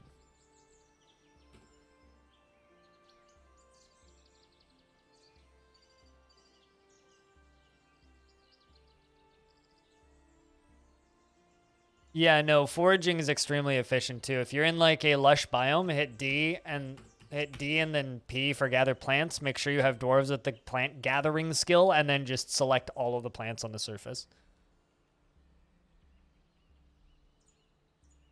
I mean, one is one button, the other is complex network of stockpiles. So I'm gonna tell people what button to press. Who's puking? One of the children. It's always the children that are puking because they go hide in their bedrooms for years on end. So that kids always get cave adapted and then they get over it when they're adults.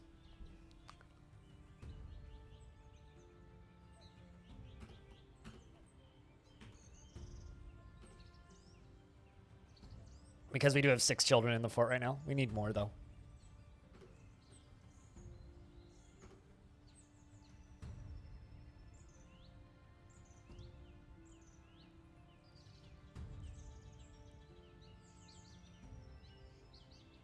Listening to bad, lurking the last few hours versus listening to bad music at work. Well, I'm glad that I could provide you with some few hours of lurks. Because they started before they planted anything. Sounds like you waited too long. My advice to you, when you start a new fort, or even on the current fort, do this, assuming they haven't starved to death. Just go up to the surface, assuming you're in kind of a temperate area, hit D, and then P, and then just do this. Set some doors to plant gathering. Every single one of those is a couple of meals. And dwarves don't eat very often. Just use that as like a way to like hold your dwarves over while you're trying to figure out how farming works. And if you have like specific questions on farming and stuff, just shout it at chat. GG easy. We can help. And don't listen to Sock Smell and the complex network of stockpiles to keep them from cooking stuff. Can you still forage in the winter? Not if there's snow on the ground. But it needs to be deep snow. But you can forage year-round in the caverns. Smile.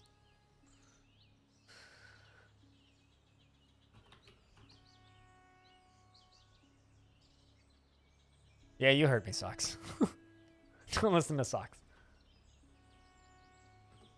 You know, that's something that, like, I've never really... Not... Like, I know how they work, but I've never bothered to really figure out how they work. The, bloody if then give take stockpiles. Never really learned how any of that shit works. That shit's tedious. You want tedium in DF. Try and make give and take stockpiles.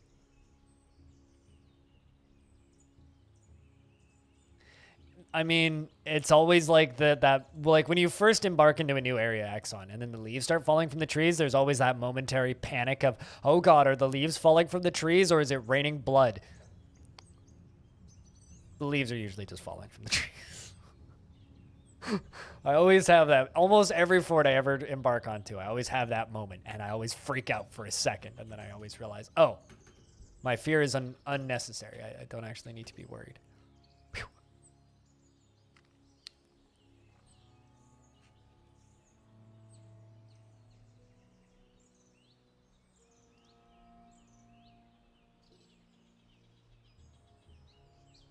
Because it literally looks exactly the same as it raining blood. Abe and you. Cool. I want those two to stop being upset before I turn the military off. Oh god, did I accidentally embark like next to an evil area? Yeah. Although I'm still just waiting for the map rewrite after Villains Part 2, because the map rewrite, if you embark right next to an evil area and that evil area expands, which they will, similar to the way like creep in StarCraft expands, and your biome slowly, like where your fortresses slowly becomes evil, that shit will be cool to see. That's what I'm looking forward to. Even if I need to play a fort for 100 years to actually notice it, you bet your ass I will absolutely be doing that. That's something I can't wait to see. Is the actual, like, area that you're currently living in just slowly going evil. Also, I don't know if any of you guys read the Future of the Fortress stuff that Tarn posts, but there was a recent post where he was talking about prototyping mineable clouds that fly. So dwarves could, like, what if you built up to the clouds and then started mining the clouds and then used the cloud blocks to make a flying fortress?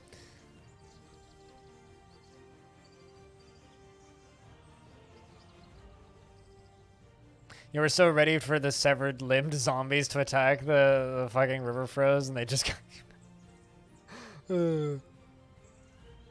There we go. Military's no longer depressed. Good stuff. Wolverine fought with something. God knows what. Ponder values. Valves?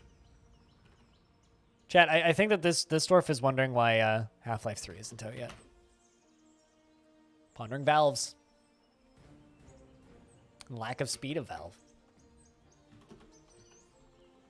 Speaking of Valve making video games, did you guys hear that they made Artifact fully free, took all of the microtransactions out of it, and have stated that they're no longer going to develop it? And when I heard about that, I was like, I wonder what the community thinks of that.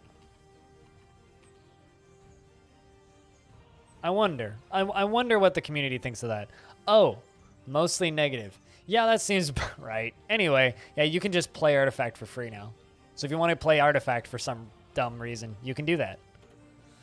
Man, they lost so much fucking money on that shit. So much goddamn money.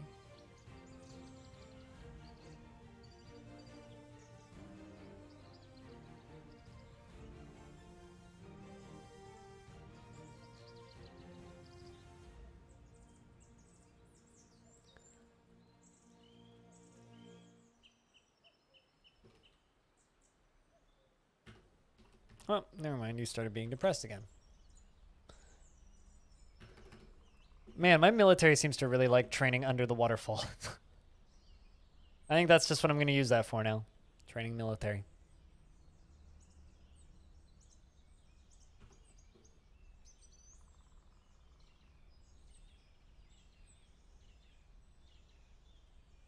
Should try and sell any extra items to them.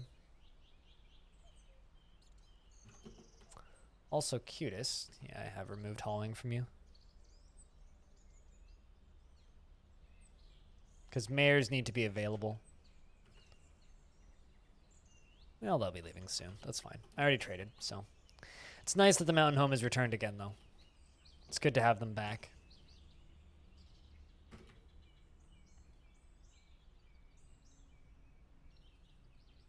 But yeah, no, there's so many little things that are just like coming one day to a dwarf fortress near you that have me excited that I just can't wait. There's enough little things. Like there's very few like huge things that I'm super anticipating. Everything that's huge is like so far off, but finally gave up on Artifact. It kind of like, I wouldn't really call it news. It was kind of like a, oh, yeah, okay, sure. And then it was over. Like, it was barely news. Like, I would not have described that as news. It just kind of was a thing that they said that they weren't doing anymore, and everybody just kind of looked at it and went, yeah, okay. And that's basically it. Like, calling it news is being generous. It was just a, oh, you didn't stop doing stuff with that a long time ago?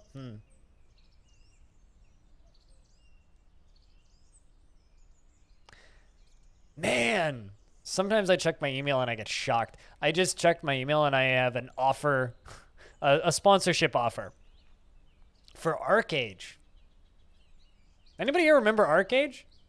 When that was a video game that existed? I don't like big open world survival crafting games, so I find it kind of monotonous. GG. Find it kind of monotonous. Big fan of Caves of Cud and a lot of other traditional roguelikes. Jupiter Hell, Doom the Roguelike, Brogue, a lot of Coffee Break roguelikes. I just have no interest in Cataclysm. Hey, Jelly. Cheers. Thanks for the channel points.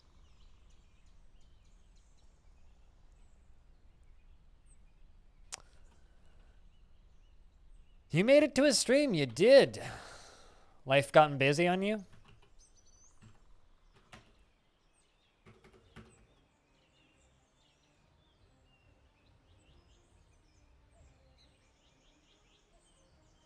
My big wonder about Cataclysm is why everybody wants to know what I think about it. That's something that I don't understand. Like, there's lots of really good games out there. Why does everybody want to know what I think about Cataclysm specifically?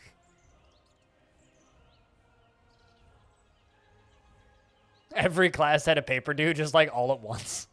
It's like everybody's just like, hey, you get to do all of the big classes today.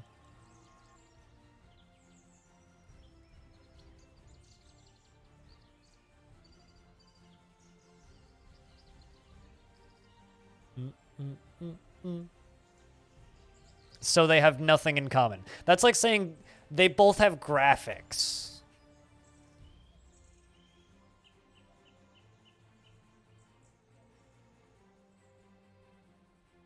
It's about all they have in common. They both have graphics. Okay, cool. I have a very interesting perspective on games. Do I, though? I think I'm just really passionate and like to yell about shit, and people like listening to me yell about shit.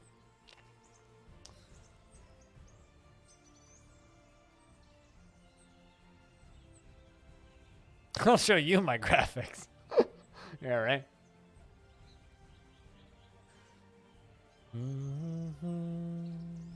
I don't know. I guess to me it's just it's very much a I think Cataclysm, and please don't take this the wrong way, I think Cataclysm for a lot of people is a lot of people in this generation, like people that were, say, born after like 2002, the current younger generation. It's a lot of those people's first ASCII game that they've gotten into. Whereas for me, it's like, yeah, there's thousands of ASCII games. Just thousands. And like, it's never really registered to me that just because two games are both ASCII, they're similar. So like, I've just never really thought about that, I guess. So to me, it's just another game that also has ASCII graphics.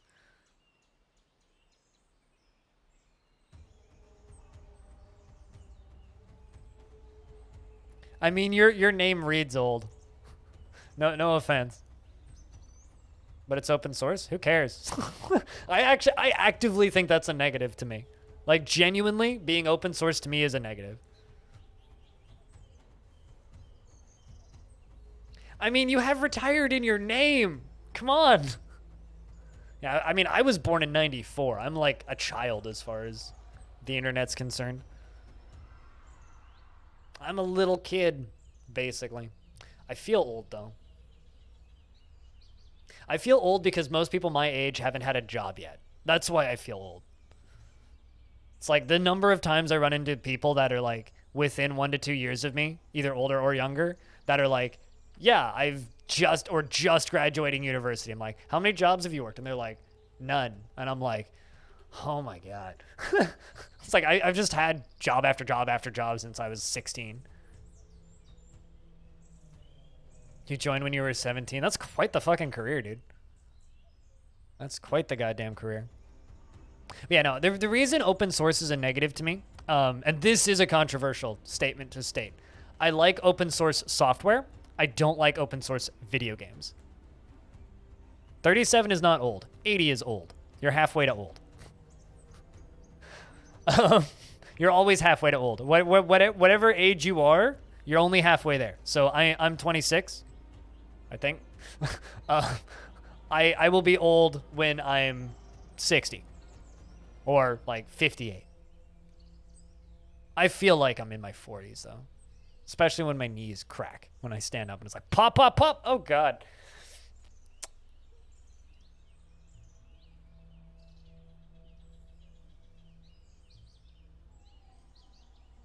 Has more pros than cons? I disagree. I think it has more cons than pros.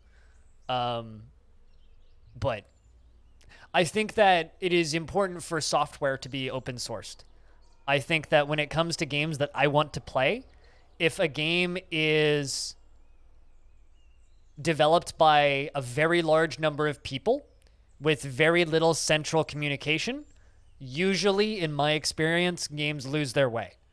Every single open source project I've ever been heavily involved with, and I've been involved with a few over the years, every single... yeah, that's fine. Monty Python quotes are totally acceptable, although they do make you look old. When games are developed by large numbers of people in an open source format, they often lose their way in a lot of ways. And I've never been heavily interested in an open source project that hasn't done that. I was way into OpenTTD back in the day. There's so many fucking forks and splits from OpenTTD just from developers disagreeing on what direction to go. And then like it splits and fractures the community. I see that happening with Cataclysm all the time. Different people deciding, oh, it should be developed this way or it should be developed this way. On one hand, that's a good thing. On the other hand, it's fucking frustrating and drives me up the goddamn wall. I'd much rather play a game that has a small team that are focused on working on a thing and developing a specific vision versus uncountable numbers of people just making shit all the damn time. Sure, I haven't followed OpenTTD in a couple of years, but yeah.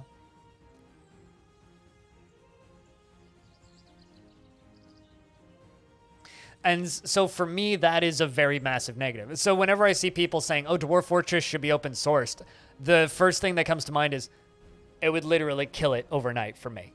Like, if Dwarf Fortress was open sourced, yes, we would get thousands of new features. It would also kill it overnight for me. And I would be so sad. So, I don't know. It's just... There's definitely benefits to open sourcing stuff. I use a lot of open source software. But I think when it comes to games, for me personally, I'd rather play something that is focused and designed versus something that is open source. However, that being said, I do think Workshop is modding that is not open sourcing. Completely different subject. Any kind of modding is completely different. So, what about you just completely change the subject, Axon? What about it? Yay, the dwarves are back to taking a break again. Sweet.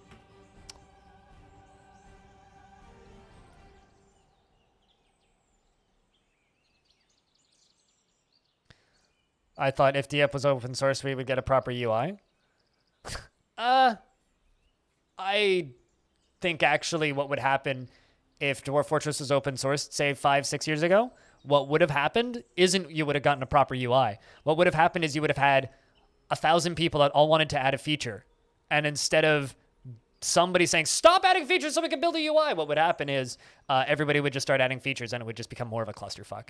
You'd have like 15 different versions of DF hack equivalents, additions to the UI.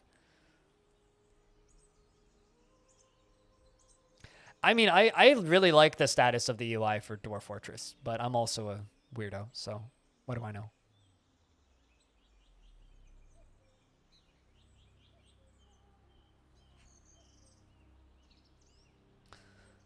But yeah, no, I hope that the world gen tech for Dwarf Fortress gets open sourced. I hope that the world generation technology for Ultima Ratio Regum gets open sourced. I love that games like CDDA exist, and I love that games like Dungeon Crawl Stone Soup exist. You know, just these massive, sprawling, open sourced projects. I love that they exist.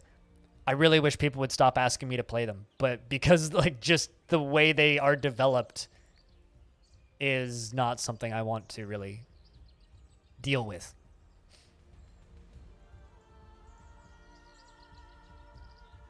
Sure, but not related to open source in the slightest. Axon. Not even remotely related to open source. There's a very big difference between heavy amounts of mod support and open sourcing a project. Completely different. Completely different, dude.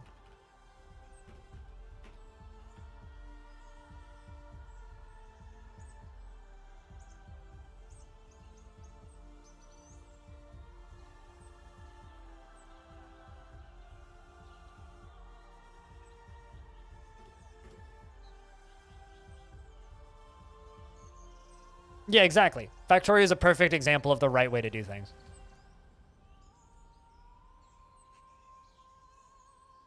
I think what you need to do, Axon, is you need to read a little bit about what open sourcing is and what modding APIs are. Because there are some subjects like Dwarf Fortress where I'm totally okay with just asking the most simple, basic bitch questions. And then there are subjects like this where I'm just like, do you really want me to explain the difference between modding and open sourcing to you? Like, can you just go read about it? Is that really something I need to explain to you?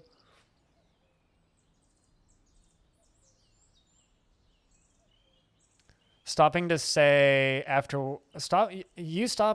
work to say you were lurking and it just saved you a few $1,000s. How's that? How did you lurking save you a few $1,000s? What?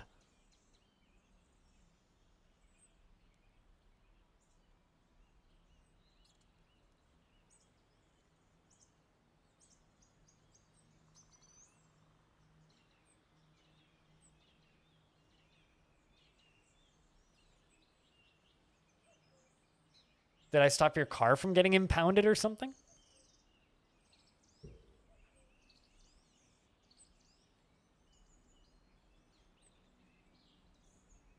Tree in the driveway fell in front of you. Oh, so you lurked and dawdled and your car didn't get crushed by a tree? That's kind of scary.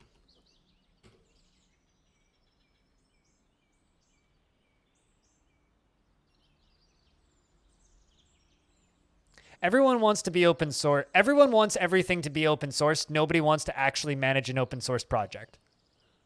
I think that's more what you're trying to say, or at least that's how I read it, GG easy. So if you'd parked there, that would have landed on your car if you got home earlier, because that's fucking scary, dude.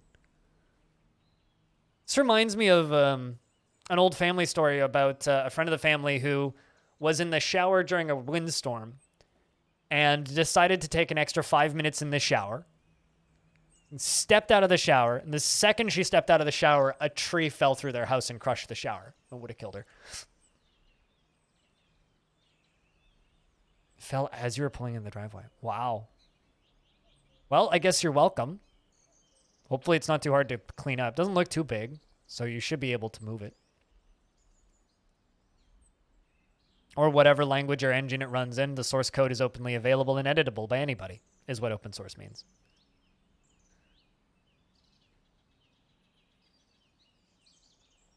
generally open, because like you're still asking basic bitch questions. I guess I will answer Axon.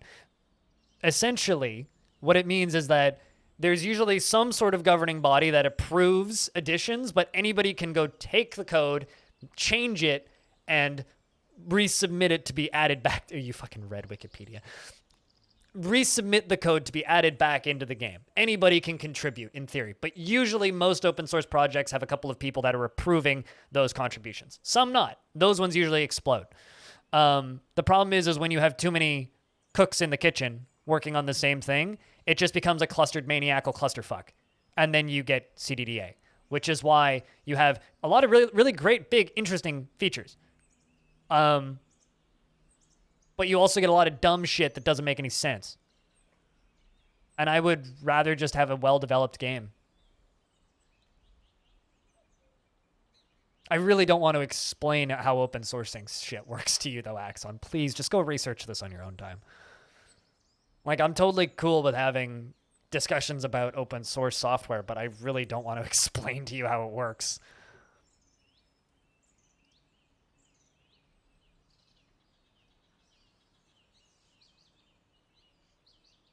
Depends on how it's set up, GG. Like with when I did a lot of stuff with Open Roller Coaster Tycoon, OpenTTD, and OpenTTD, specifically Open RCT had 5 people that owned the repo and would approve patches.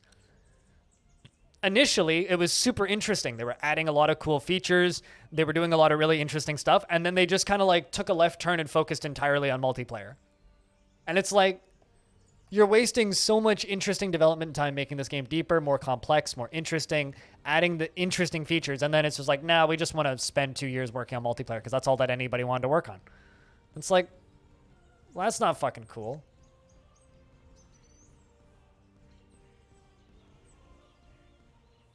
Yeah, but if you add cat girls to like the ability to create cat girls in CDDA, then that just gets added because that's hilarious. GG easy.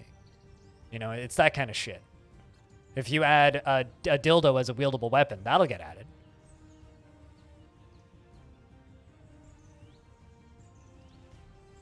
Yeah, sometimes, but it's very rare, Zanny. I'm not even talking about Dwarf Fortress. I was talking about well, actually, there are multiplayer mods for Dwarf Fortress. There's 3, and they all function sort of. But I was talking about Open Roller Coaster Tycoon, which was the last open source project I was heavily involved with. It already exists. You can do it with DwarfNet.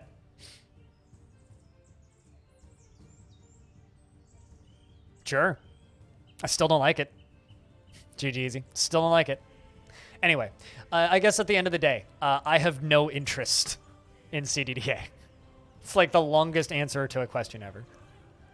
But I have no interest in it, not because it's open source. It being open source is like the nail in the coffin for me.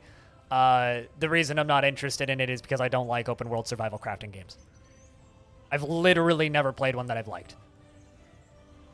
And I've played a lot of them now. Real-time, turn-based, they're all just grindy and mind-numbing.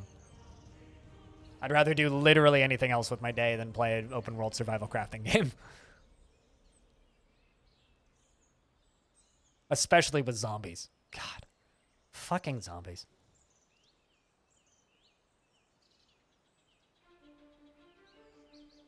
Yeah, I know. And that's a negative to me. But it's okay that we disagree. That's not a positive. Things getting daily updates is not a good thing. That's a negative to me. I don't want that.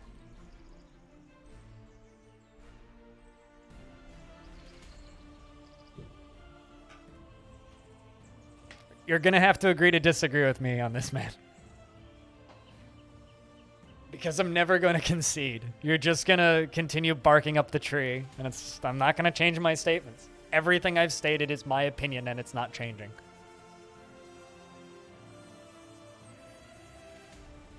Stubborn to a fault is a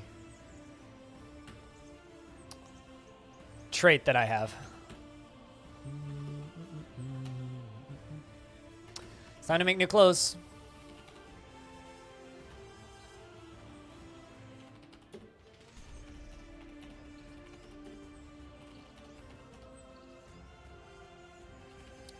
I was like this way before Dwarf Fortress.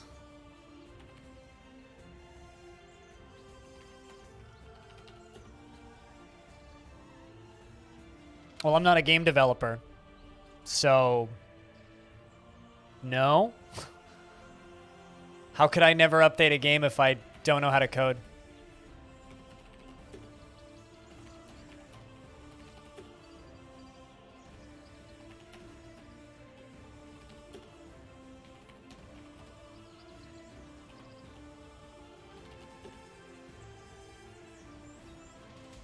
I have a most recent updated version of Dwarf Fortress installed. I also have 5 other installs of older versions and a really old version for generating worlds in a mod that I have.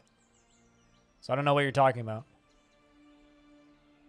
Well, I misread your sentence, GG. Your sentence was, damn, I feel like you're one of those guys that never update their game. No. I do update my game. I keep older saves installed just to make sure that older things don't break. This is not the most recent version. It's the one from before, but that's just because I don't want to run into unexpected bugs. Because I've been playing this for like 500 hours now. So, GG Easy, here's the question that I have for you going forward. Are you going to continue being this guy? Or can we change the subject off of CDDA? You asked me for my opinion, and you clearly disagree with my opinion, and you're clearly upset that I am not reinforcing your opinion. So can we agree to disagree and be friends, or are you going to keep being that guy? Because it's basically your decision at this point.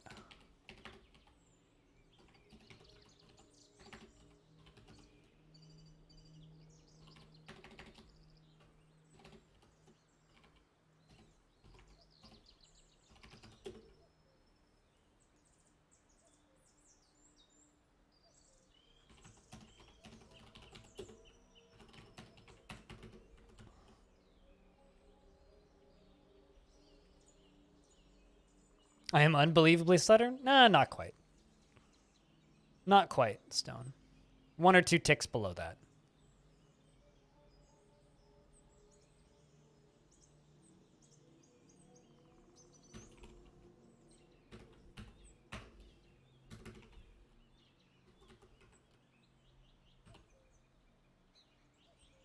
Sup, Magna? Got killed by a grenade? Was it one of your own grenades? Or was it somebody else's grenade? Last time I died to a grenade, it was a grenade that one of my clones threw. Felt good.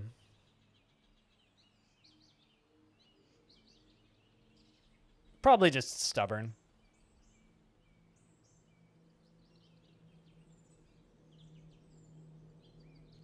I'm stubborn and opinionated.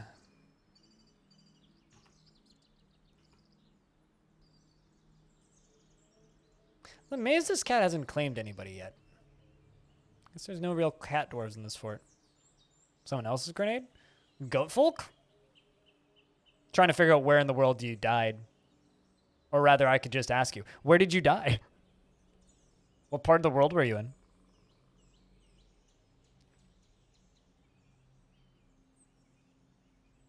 Nose to the grindstone? Gotcha. I had to get a friend of mine to explain to me RuneScape Iron Man runs recently, and I just don't get it. Not for me. But then again, I didn't get RuneScape back when I played it a lot. It was never quite a game for me. It was a game that I played because my friends played it, not because I liked it. Are 1 liter in volume. Oh, God. Yeah, they must be really thin. Giant saw blades.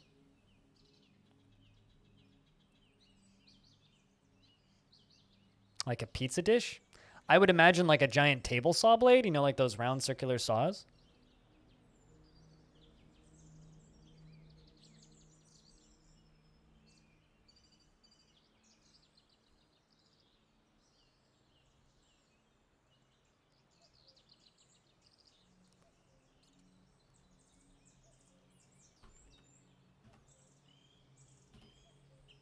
That'll fix you. I have no idea, and this is why I never actually, like, pay much attention to Dwarf Fortress sizing, because how much is 1 liter of a saw blade? I don't know.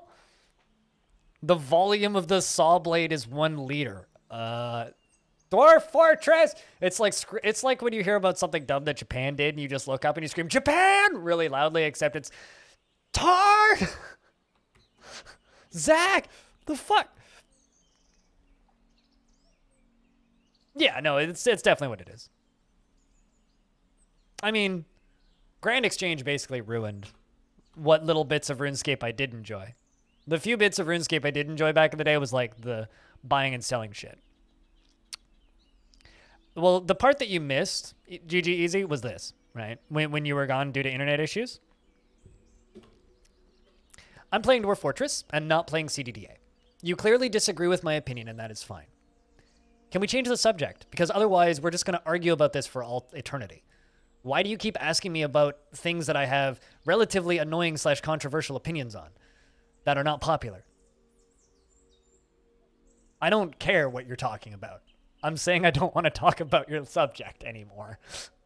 I ended the discussion clearly while you weren't here because your internet went out 5 minutes ago. And I have absolutely no interest in continuing this because we're just going to keep disagreeing. So if you want to continuously disagree with somebody, please go to Facebook and yell at your aunt about politics. I just don't want to argue this or discuss this anymore. It never really was a conversation. It was you asking me questions about things and me saying, nah.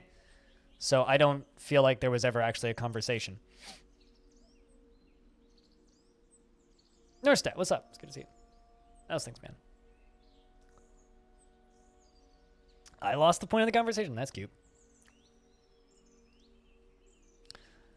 I ended the conversation while you were disconnected. I don't want to do it again. And you're continuing the exact same conversation that I ended 5 minutes ago when your internet went out. So it's not that I've lost the point of the conversation. It's just we were having another conversation and you brought an old conversation back up. It's like, can we just not? Can we just talk about something different?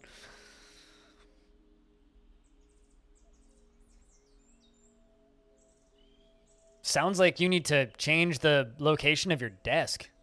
Ow. That sucks.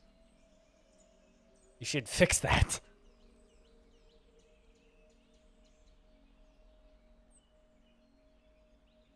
I don't actually know which one's more valuable, Stone. Depends on what I'm building, whether or not I want it to be pink or yellow. There's a dead buzzard in there.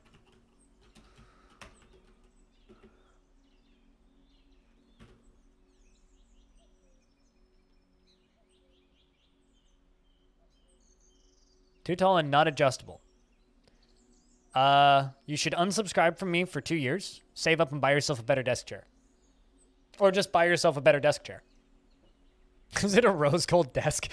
That's like, if I had a rose gold desk, it's not that I don't trust the structural integrity of my building, but it probably wouldn't be in my apartment anymore. It would probably be in the parking lot 1 floor down because it would have fallen through my floor.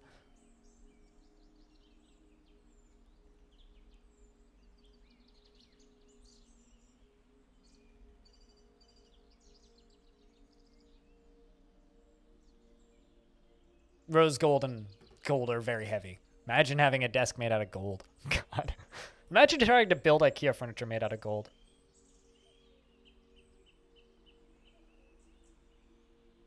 No problem. I stopped observing you because you seem pretty sketchy when you're talking, and you defend yourself. It wasn't a conversation.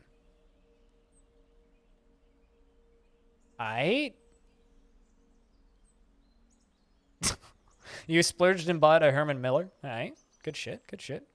You always should do that. Splurge and buy yourself a nice chair. You'd need a forklift to build a golden desk. Oh, fuck yeah. You'd need a forklift. You need a forklift and an engine pulley, potentially.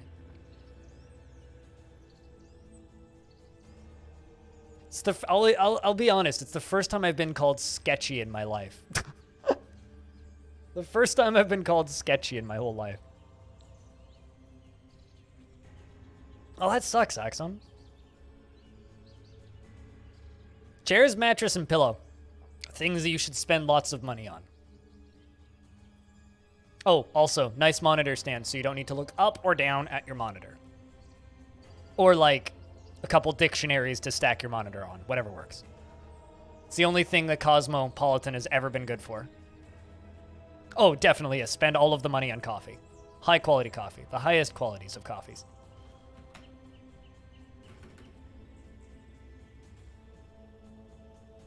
You know what's hilarious, chat? Is that discussion with GG Easy.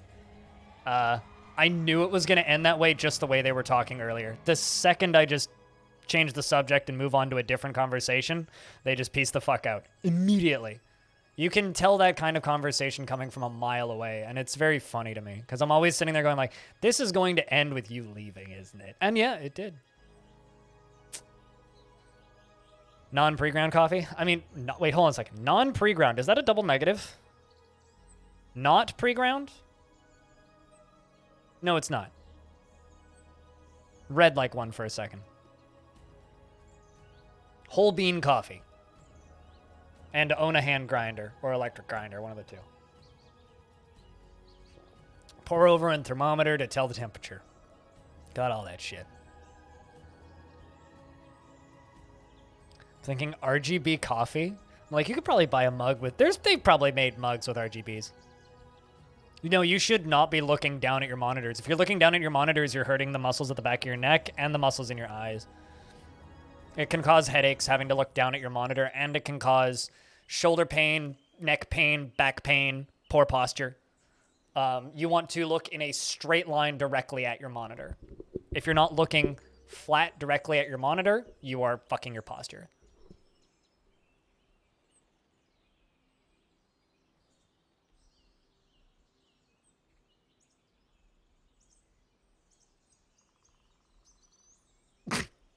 Not quite that bad, usually. Axon.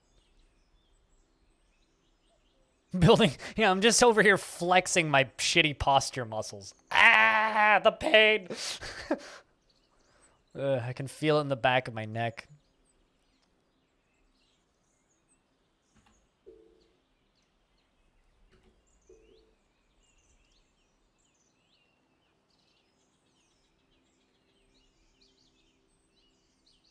Yeah, your eyes are supposed to be level with the top of your screen. You shouldn't be looking down at your monitor at any point. Like, if you have to look down to see parts of your screen, your monitor is too low. What year are we in? 188. So we are 183 years old in this fort. About to be 184.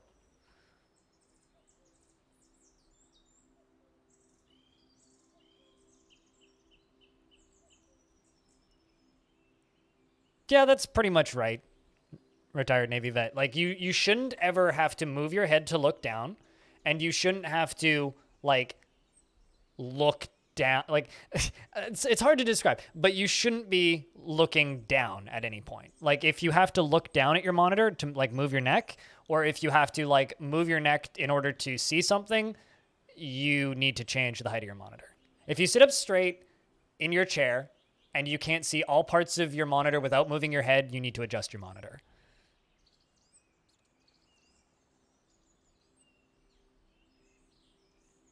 Yeah, you need a higher monitor. I mean, it's hard for me to tell, but, like, you probably need to raise your monitor up by, like, that much.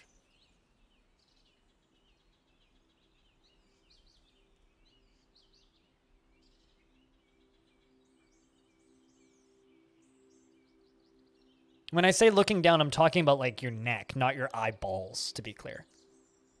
Correct monitor height 1.png. Yes, you should never be looking down. You should be able to see the entirety of your monitor without moving your neck.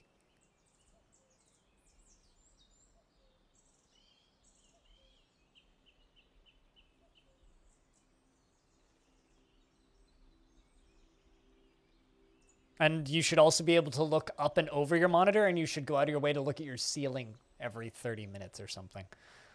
I was talking with my physiotherapist years ago when I had a physiotherapist about how it's very important to look up and above your monitor and then at your ceiling. Because your eye muscles are so used to looking down at your monitor and, like, looking at different places. We're not used to looking up. And it can actually help strengthen the muscles at the back of your eyes to avoid headaches. That, or my physiotherapist is full of bullshit. One of the two. But I'm sure there's some truth to it.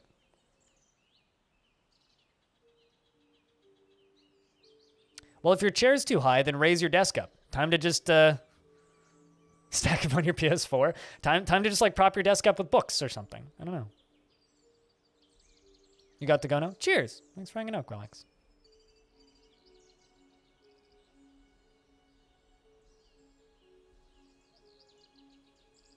Near the ceiling. Like wall-mounted? I know somebody who has a wall-mounted screen that he uses for like YouTube videos and anime while he's working, but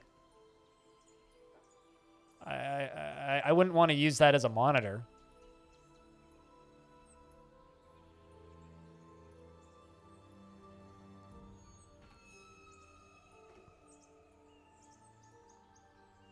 Mm-hmm. About that, yeah. Blue water. But I could also speed it up. I mean, I put about 4 hours into this fortress per day, right? Ish. If I cranked it up to 8, I could do it in half the time. So, like, I'm just kind of dawdling and have been dawdling for a while. No chair picture, then? Let's see.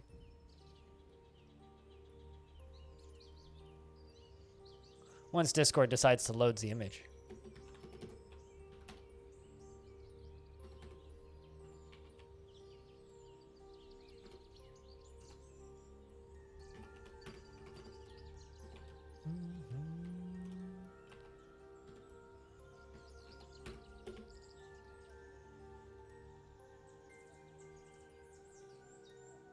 One final thing I will say about CDDA and heavy CDDA players. If you say anything negative about CDDA to a CDDA player, you are the worst person in the entire planet, by the way. It's the last thing I'll say on the subject.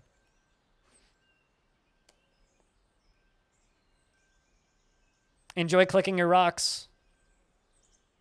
Watson, Sherlock, what type of rock is an amazing specimen? Holmes, a sediment.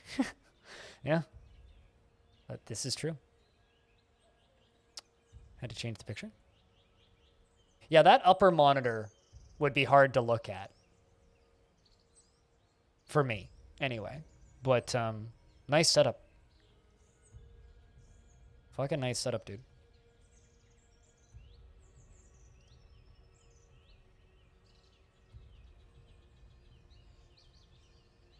I like the throttle. Reminds me of when I had my Elite Dangerous set up on my desk at all times.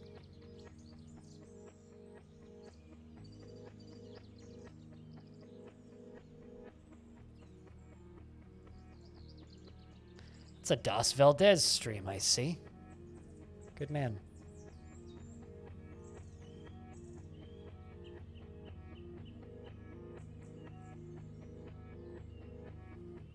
What's a keyb?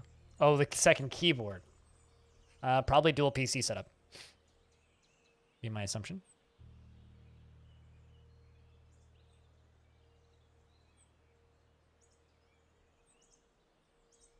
About their favorite games and they throw a tantrum, calling you the worst human ever.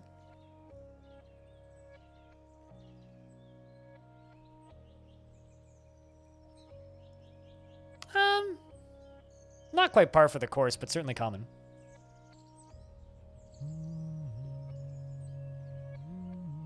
Everyone agrees this is busted. Tome's busted, and that's why I love it.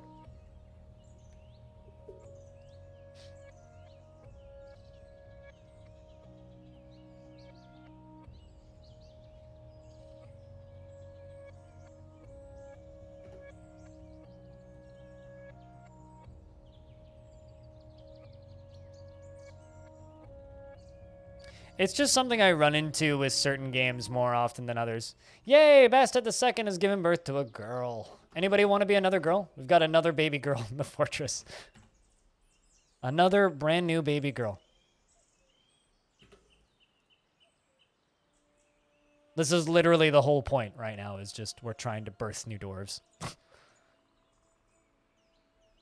And then for After Hours tonight, we're going to play Dungeon Man's Probs. Unless I decide. Is she a brat this time as well? I don't know. We'll read the description in a minute.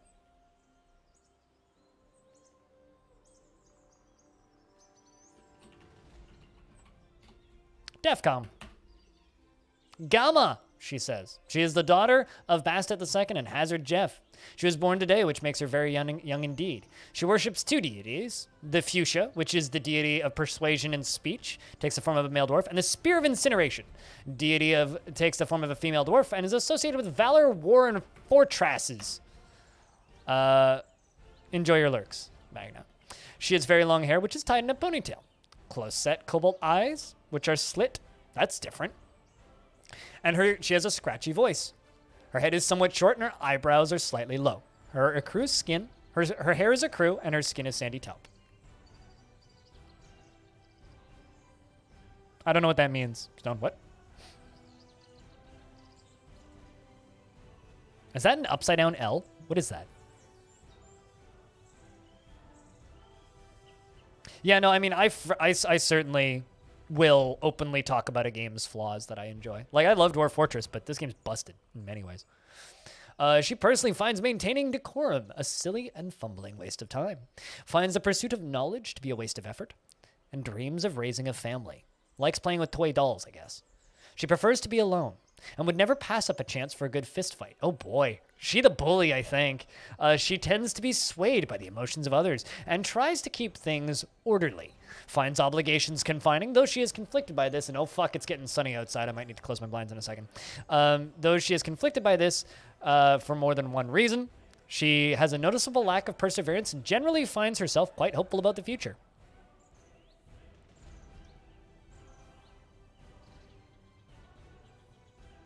Yeah, all right, Stone. But there we go.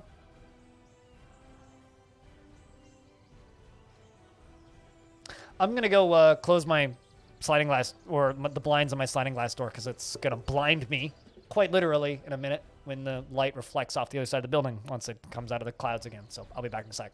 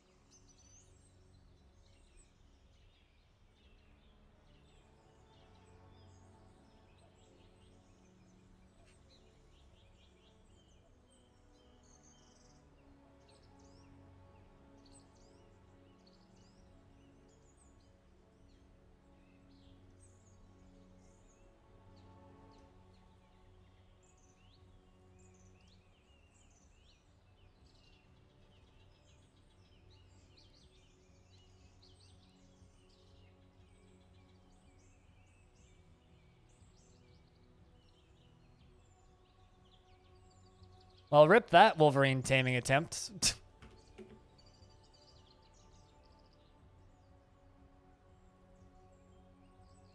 Good thing I got it tied up. Oh well.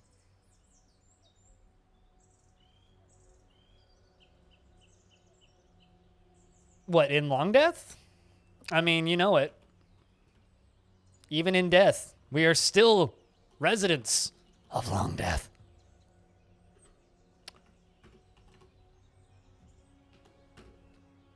How's things, Patolis? How are we?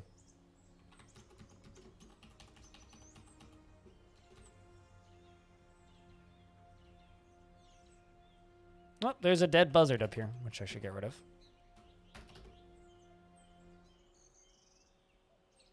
The longest of deaths, yes.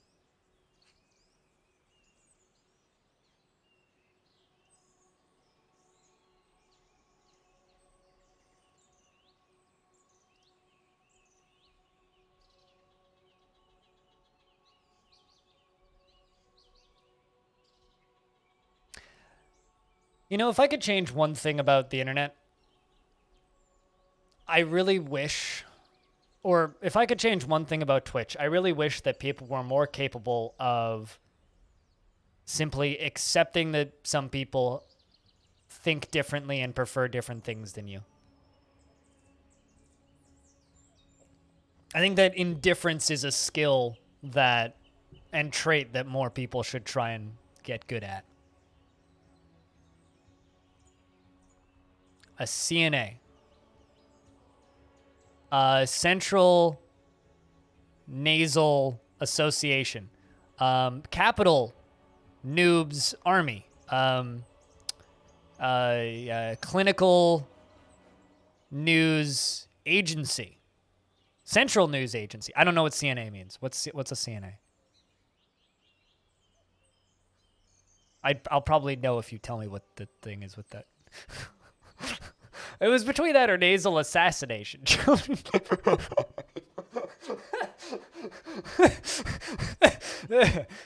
Relevant. Spring has arrived. Oh God, who's dead?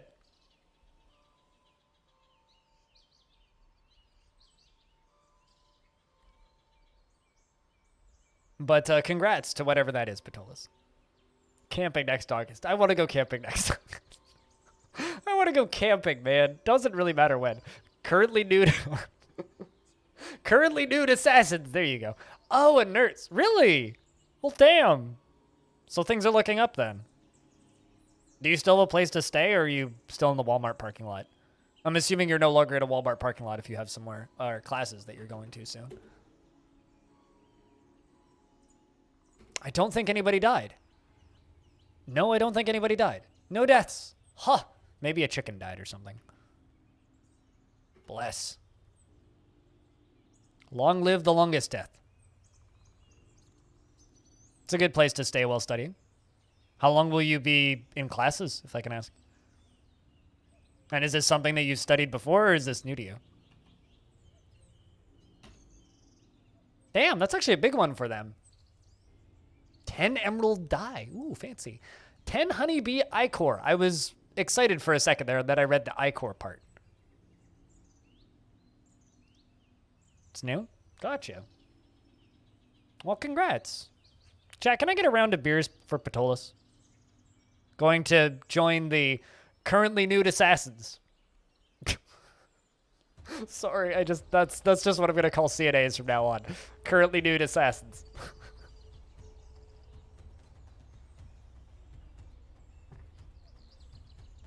It's on-the-job training? Oh, damn.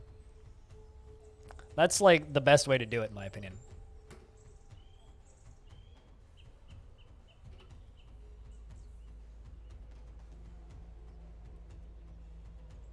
But yeah, no, I think a skill that many people right now could learn and would do very well to learn, and it's something that I used to be terrible at, but I've gotten a lot better at over the years, is just accepting that I don't agree with a lot of people.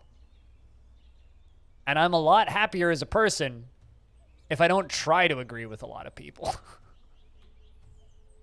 It's this kind of conclusion that I came to a couple of years ago where I was just like, you know what?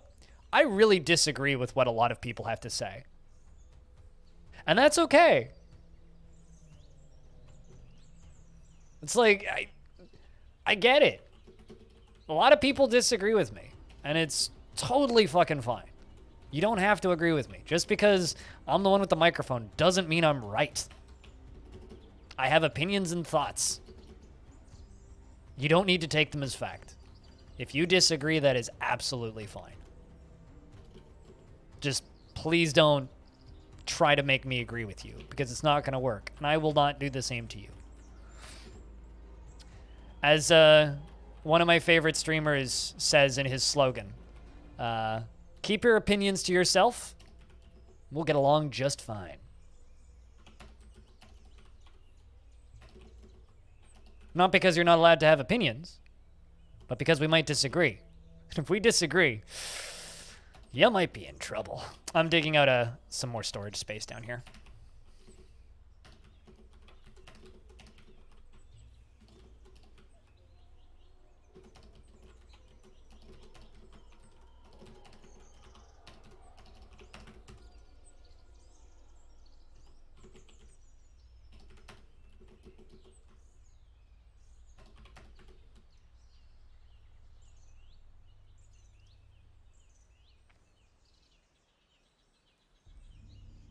So annoying. I have to do that with my dad on a weekly basis, so Although I really hope my dad has been cured from being interested in non-fungible tokens. Ugh.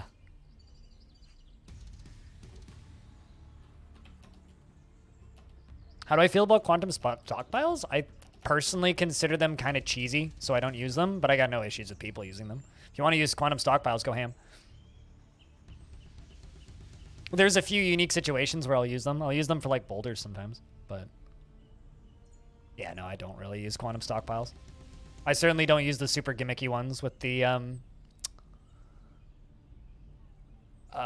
actually, my main reason for just using normal ass stockpiles is personally it's way easier for me to keep track of what's what and what's where if I can just see it in the stockpile. Like, that is much easier for me to keep track of personally than like 50 different named stockpiles. So I don't care that it's less efficient. I just don't use them because I don't really care about efficiency, right? I guess if I cared about efficiency, then it would be something I'd want to do, but I don't really care about efficiency, so whatever. Does that make any sense? That's my take on quantum stockpiles. They're fine. Use them. You probably should use them. I find them to be more confusing than not. What are quantum stockpiles? So in Dwarf Fortress, there's a saying where you can have 1,000 dragons in one tile if they all lie down. Volit.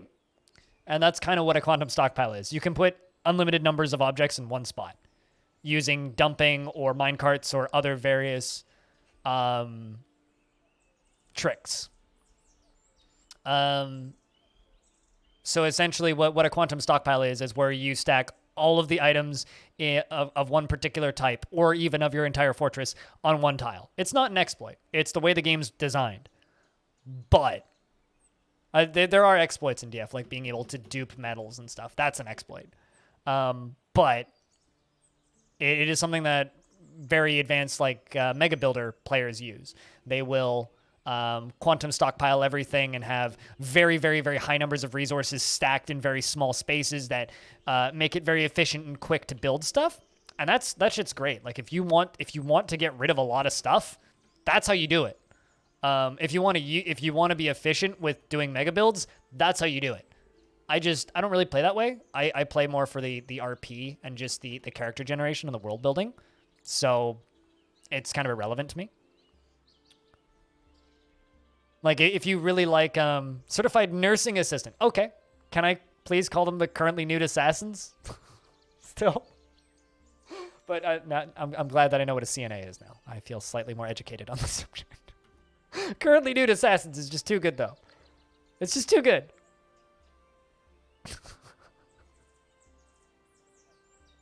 And I'm 12.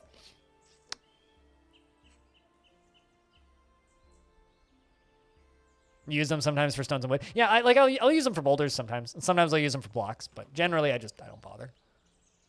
It's tedious, personally. Weird little lag spike. Not sure what caused that.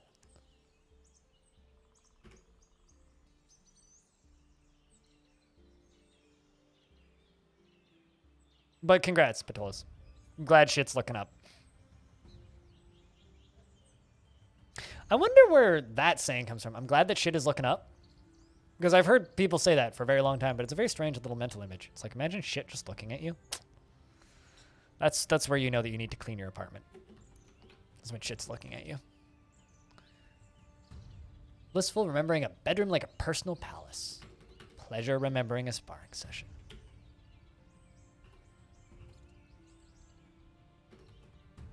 I'm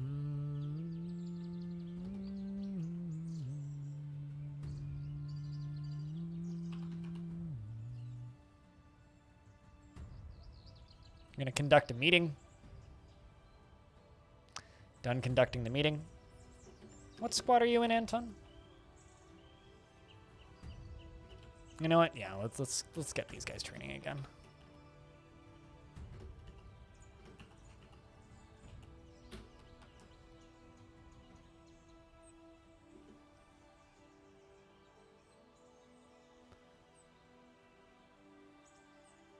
You only use them specifically for cleaning out rooms where you have boulders in, all of your boulders in one place as well.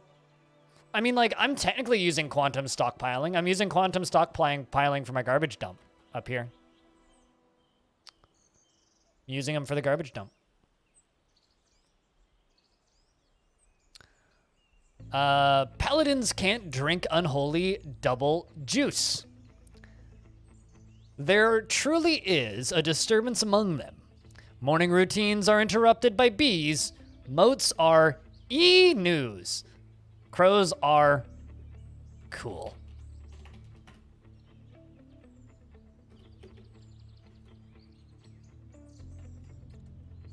That was your word story brought to you by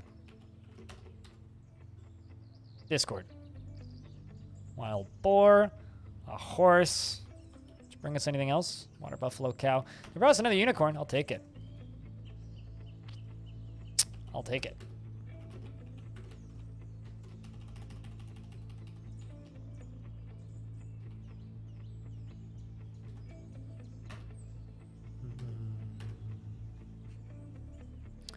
And that'll be 4 unicorns.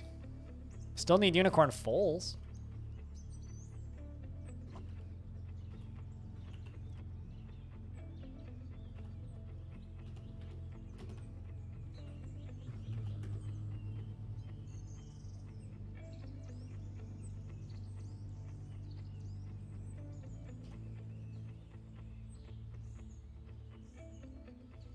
But yeah, no, I read an article about this the other day about being disinterested or indifferent about things. And that the current state of our society is we have to have opinions on everything. And like this kind of goes back to like the thing that was stated in chat earlier about how the best thing about not having to work in an office anymore is not having to talk about politics with your coworkers. It's like, because in order to have a conversation, you have to have an opinion. And it's practically a crime to not have an opinion on something. It's like if you just exist and you just don't think about it or don't care or don't have an educated opinion, it's like there's many topics where I'm just like, I don't have an opinion on this. It's like I can talk about it, but...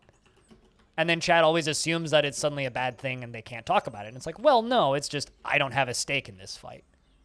It's not something I can have a interesting or thoughtful discussion on. And then when I bounce off of a question or like refuse to answer something because it's like, well, I don't have an opinion on this. And then they assume that I'm doing something wrong or like almost breaking a law. It's very strange to me that people operate that way, I guess. I really hope that that's something that we're able to change. Like when we talk about things that need to change in our society and the way that we behave and operate and think about things, it's like that's the thing I would like to change. I would like to change. What is in that copper cage? I would like to change our requirement for having opinions on things. It's like it's impossible to go to Twitter and talk about anything related to any kind of Marvel-related thing. Like it's impossible to go onto Twitter and say something about a Marvel film or say something about a DC film without having an opinion on it. You can't just be like, it's okay, or I don't really have any opinions on it. It's like, I don't really have any opinions on anything that Disney has done with Star Wars, yet people still want to know my fucking Star Wars opinions. Like, I didn't like Episode 7, really didn't like it, and just ignored it ever since. I don't really have any strong feelings on it. I just don't really associate or acknowledge it anymore. You always had to talk about sports and you're forced to like football. Yeah. I mean, if I worked in an office and I was forced to talk about sports, I'd start talking about F1, and then I'd probably just be that one guy who was into F1. What's a Shrewsbury?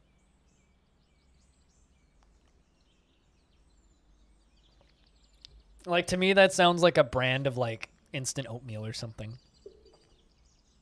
I mean, I'm assuming it's a British town. That's my assumption. It sounds like it's either like a brand of oatmeal or a British town. Probably both. Or like a jam brand. You know what I mean?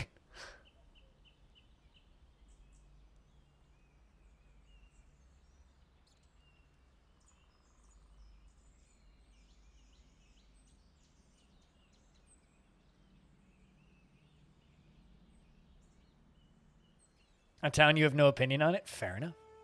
Is it a town you've been to? You're a gamer, PC games, people don't want to talk about it at work. Yeah, I mean, I've thought about what games I would, like, I was thinking about this the other day when I was a little bit baked, and kind of reminiscing on old jobs I've had in the past, like my factory work and the other jobs that I worked at in the past, and was kind of thinking about, like, if I never got into this industry, if I never managed to make it into this industry, I still would have been super interested in the games industry, even if, like, let's say I started streaming and financially I couldn't do it and I had to stop, or whatever happened. Like, if something happened where I wasn't able to stream and never made it to this point where I could actually be part of the games industry, if I never got to that point, I was wondering and thinking kind of to myself if I would go play games just to talk about them. Because, like, I used to play League of Legends. Did I ever really like League of Legends? Not really. Why did I play League of Legends? It's what my friends played, and it's what my coworkers played. So it was something I could talk about on lunch break with my coworkers, and it was something I could talk about with my friends on Vent or TeamSpeak or whatever, or Mumble or whatever we were using at the time. I played RuneScape, not because I enjoyed it, but because I played it with friends. And I was thinking about it, I'm like, I wonder what games I would be playing now. I'd probably be playing Warzone and be fucking terrible at it because of my eyes. Yeah, I also hated Mumble. Fuck Mumble. I'm glad Mumble died. I'd probably be playing Warzone. I'd probably be playing... Actually, one of my old friends plays a lot of BDO. I'd probably be playing BDO with that old friend. Like... It's a weird thought to me, but it's like, I have a feeling that if I didn't get into this industry as much as I am now, I definitely would still be playing some of the roguelikes I play. I definitely would. It should be. Patolis. I definitely would, still be playing the 7-day RLs. I definitely would be interacting with the game jams, and it was always just finicky and crashy for me. I admittedly haven't used Mumble in like 10 years, so I have no idea what Mumble's like now, but it was awful back then. Back when it was new anyway. We almost immediately went back to TeamSpeak. We used Mumble and then Raid and then went back to TeamSpeak.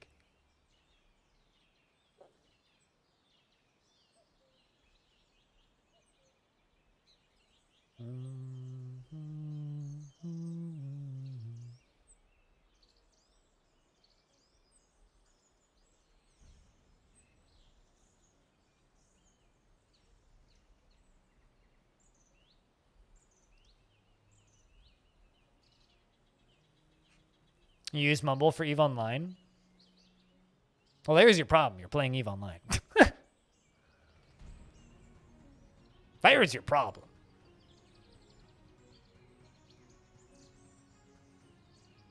Now that we have Discord, all of them sucked? Oh, totally. Like, in comparison to Discord, they're all real bad. All right. I'm going to make this into an armor stockpile and then go back to letting the dwarves chill.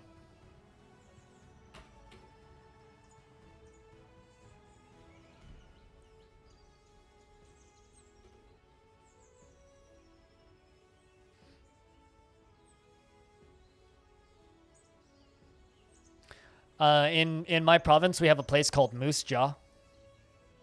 They have an A&W and at least one gas station. I've eaten at that A&W and been in that gas station. I don't believe I've done anything else in Moose Jaw. Whenever I'm in Moose Jaw, it's in the middle of the summer and way too fucking hot, and I want to die. That's my take on Moose Jaw.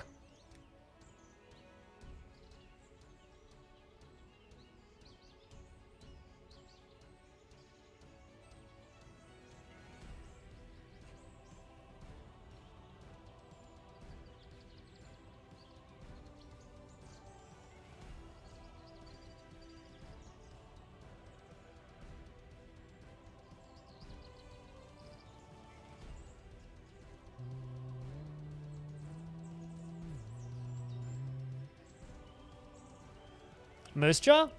We got some pretty good dumb names for places. We have Jackass Mountain. And a town called Bumblefuck. It's not spelt that way. It's also not pronounced that way. But everybody reads it that way.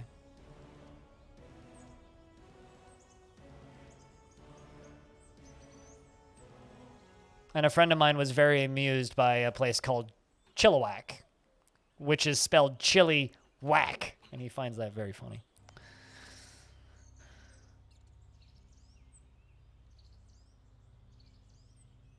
Which, if I remember correctly, Chilliwack means mountain with a valley or something along those lines.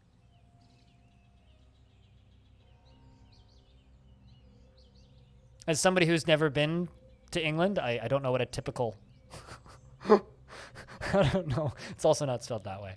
I have no idea what a typical English town is like. I've always wanted to go to England and the UK and Scotland and that part of the world. Maybe one day. Kamloops? What about a Soyuz? Spitalier! Hope you're doing alright. Thanks for the channel points. Enjoy your lurks, man.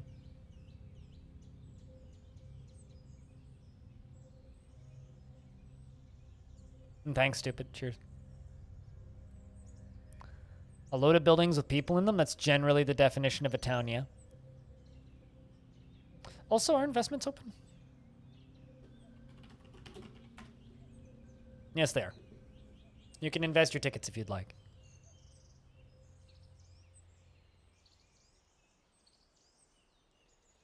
Almost, Jelly.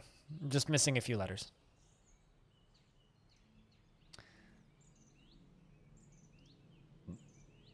Two pubs? Well, you absolutely need at minimum 2 pubs. It's not a town with at least 2 pubs. It's just like up here. It's not a town in British Columbia without at least 1 or 2 craft breweries. Even this, like fucking Seashelt, which is a peninsula that is only accessible via boat from here, has 3 craft breweries on it. Fucking 15,000 people live on Seashelt. Fucking Bowen Island has a... How many tickets does Peter have? That's a question for you should ask Peter. I am not privy to expose Peter's bank account information.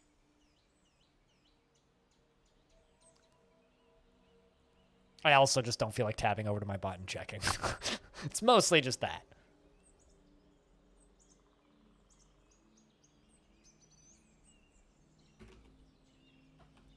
One, 2, 3, 4, 5, 6, 7 babies. Well, all things considered,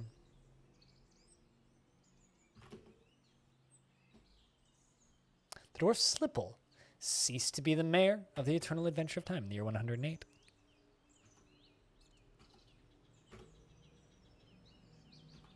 What about Head Smash and Buffalo Jump? That's probably one of the best Canadian towns. Head Smash and Buffalo Jump.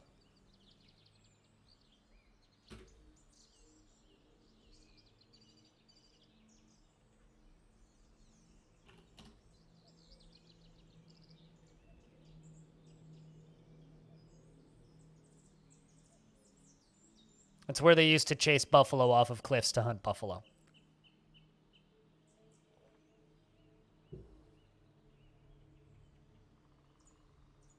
Also, Axon, Peter's not even number 1 right now. That is one thing I will tease.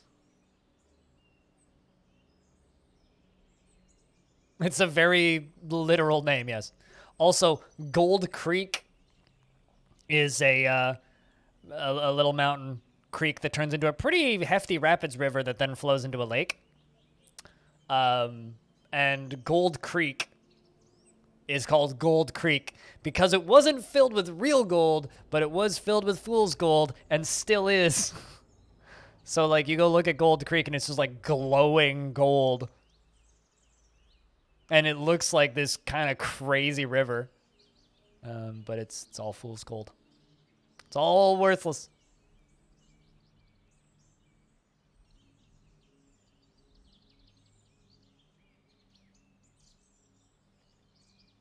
Yeah, Peter isn't even in the top 10. Hot damn.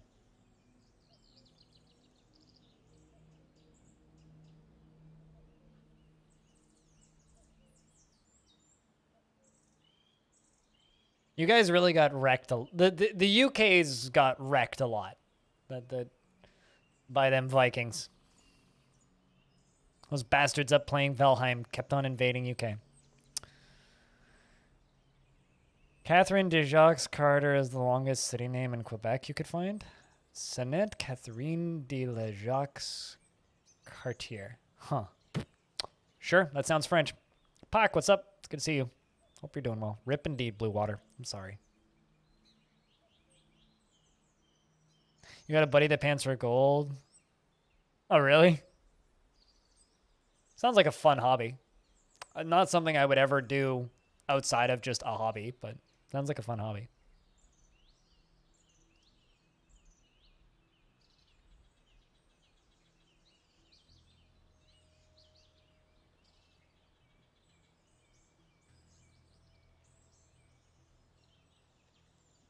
You don't like gimmick names, so you have no respect for that place? Yeah.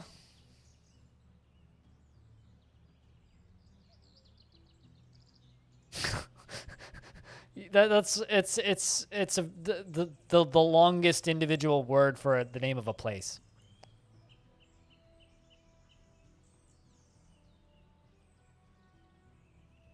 Really? Huh. $300 to $400 in a weekend. So it's just this hobby? Huh.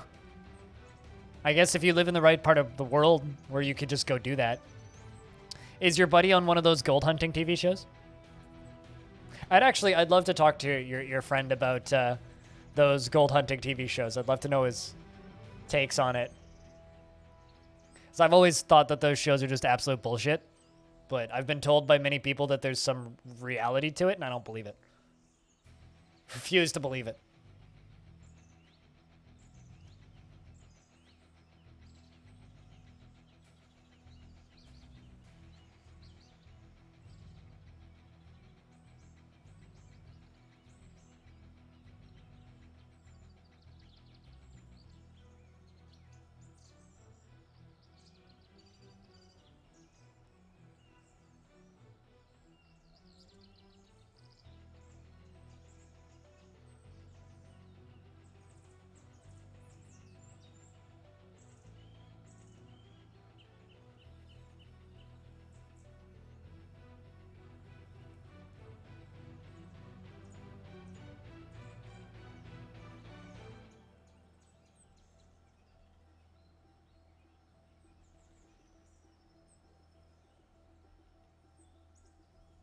Very confused by a thing.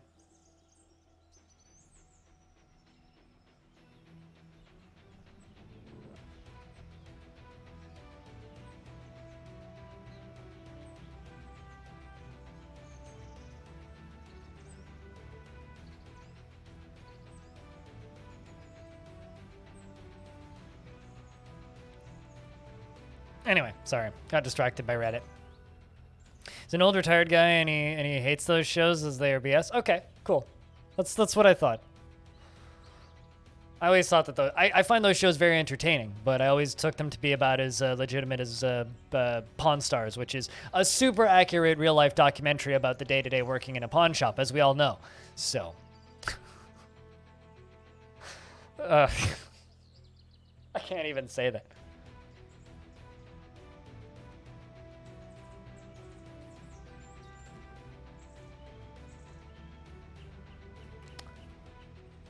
In the year 72, the dwarf Squug became the captain of the guard at the Eternal Adventure of Time, and later became our mayor and killed a lot of dwarves, including Suey's husband.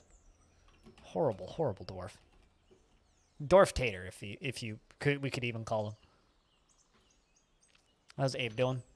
Good stuff. Let's let the squads take a break. See how quickly this dwarf gets depressed.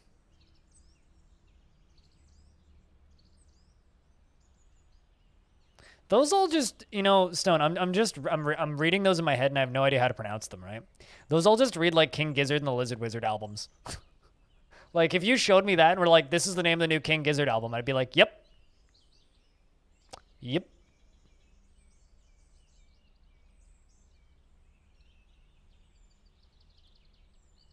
That's Welsh for you.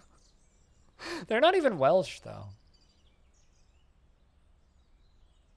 In regards to ruining worldview, I glanced at Reddit because apparently I had 3 new comments on Reddit. It was on an old post, and I just realized that, like, there's a lot of kind of really shitty comments on the most recent video that I put up.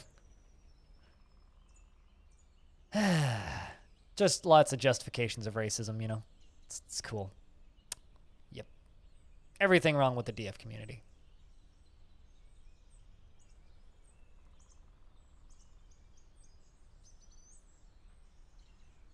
Western Kentucky. Damn. Sounds like a fun hobby, though. Panning for gold.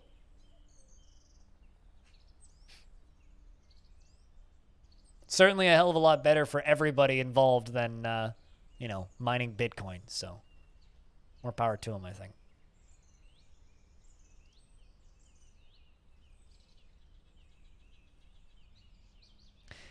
Welsh and Finnish, both amazing languages to look at. They take everybody else's vowels. It's kind of crazy.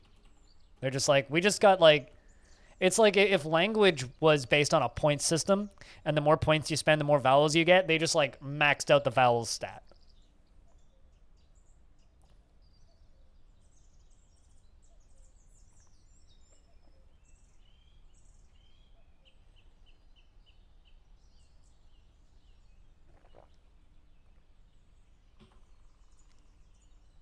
Another language that's really fun to look at, but makes no sense if you can't, if you don't know it.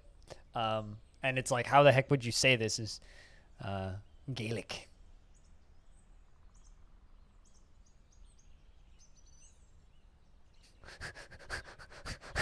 I like that PH is a letter.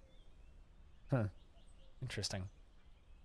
I think I just learned more about Welsh than I've ever thought of. Corvinus Suede has grown to become a child. You can walk on your own now. You have your own thoughts now, and you can go get your own clothing. Please don't get old shitty clothing, because then you'll be sad about having it forever. Ask a Welsh person. I don't know.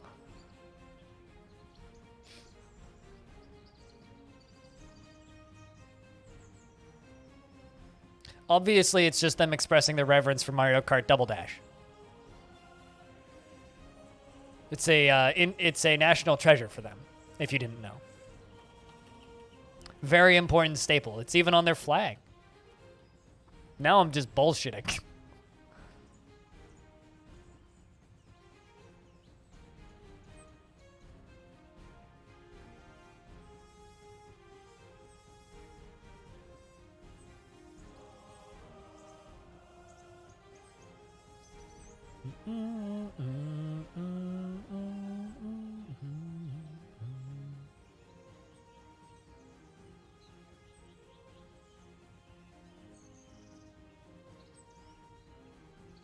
Also, I panned back over to my Discord for a second, and I saw that picture that we were looking at earlier of retired Navy vets' PC setup, and there's a jar of something yellow at the bottom left. I swear to God I thought that was a jar of Cheese Whiz, and I had to zoom in to check. It's not. They hold annual competitions for Mario Kart? Yeah, that's how they do all of their elections. For a second there, I thought it was a jar of Cheese Whiz. And you know, honestly, if you had like a full-size jar of Cheese Whiz on your desk, like, I respect the fucking hustle. Like, if that's the life you want to live, more power to you.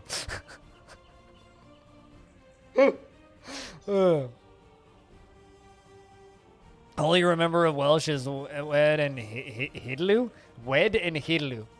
I'm sure I just destroyed that.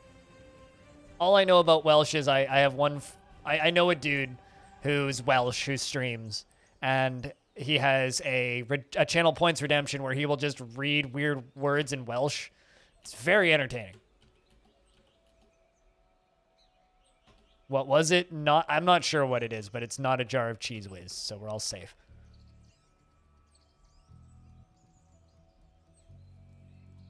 You need to scatter about some very odd items so you can see if people can find them all. It's like a Where's Waldo, but it's like... I mean, the first thing I saw when I zoomed in was the collector's edition of Assassin's Creed Valhalla. Which, you know, I respect it. Right next to Octopath Traveler. And Cloudpunk. Wait a second. They put Cloudpunk on disc? Really? Huh.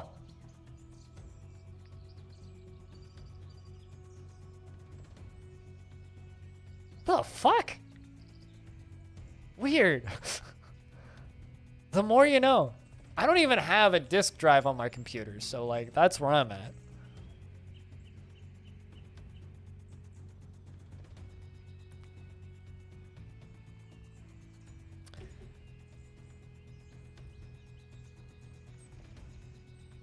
And Zaki's returned once again. The royal treasurer. Also, how you doing, fool? I saw you in there. Hope you've been well.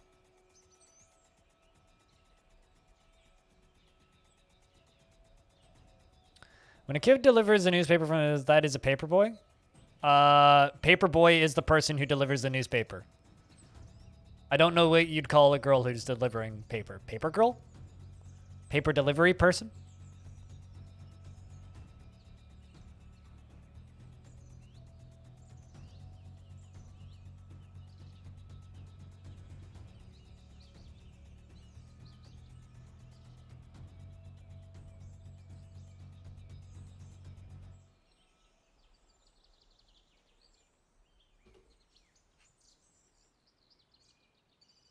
Yeah, I never had a paper route, but I had a friend who had one, so I would help him with his paper route. Zaki says, on behalf of the Merchants Guild, let me extend my greetings to your people. There is much to discuss. It was pretty fun. We'd take a wagon up and down the little back roads, and we'd stack like massive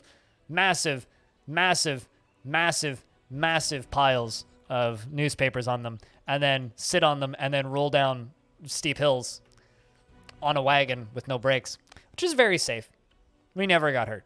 Definitely didn't dump them all into a ditch at one point. Definitely didn't do that. Definitely didn't hit a tree and almost get hit by a car. We definitely didn't do that either. I don't know what you're telling me I did.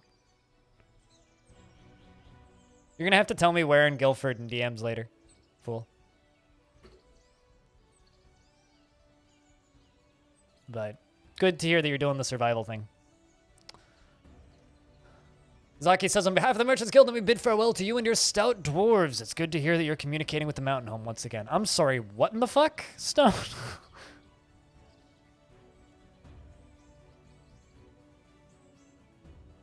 What language is that? Turns out there's a longer place name in Welsh. Huh. I wonder if Finland has a longer name than that. That's in Maori? Really?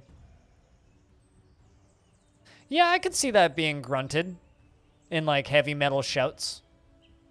Because that's just what I imagine everything in Maori sounds like. It's just like guttural screaming to me. Even though I know that's not totally accurate, but... Translated, it means yes. Wait, did you actually translate it from Maori? Please tell me that it actually just means here. Please tell me you're not making that up, because that's way too good.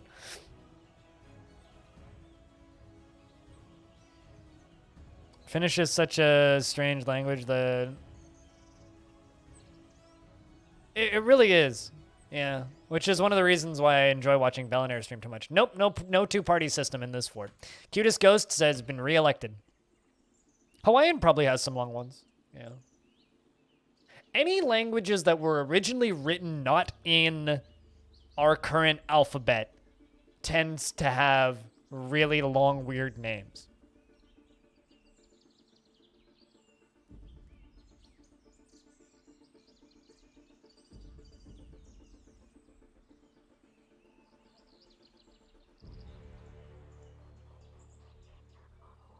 Means St. Mary's Church, Hall of the Hazel, near the rapid rule of the church, Saint with a red curve.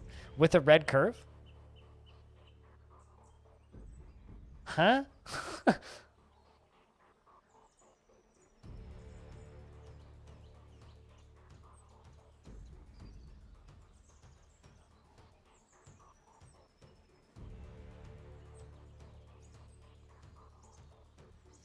What? Why with a red curve? That's so oddly specific.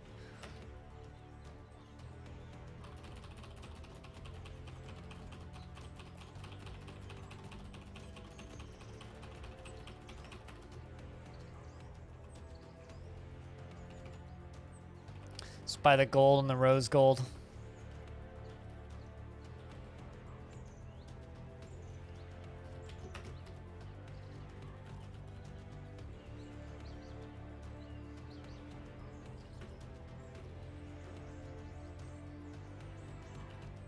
They're bringing tons more stuff. Oh, cave, not curve. I misread that. It was a publicity stunt, so it had to get weirdly specific. Fair.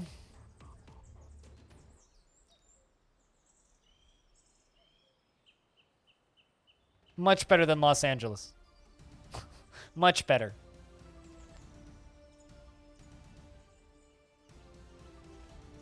They should have stuck with the old name.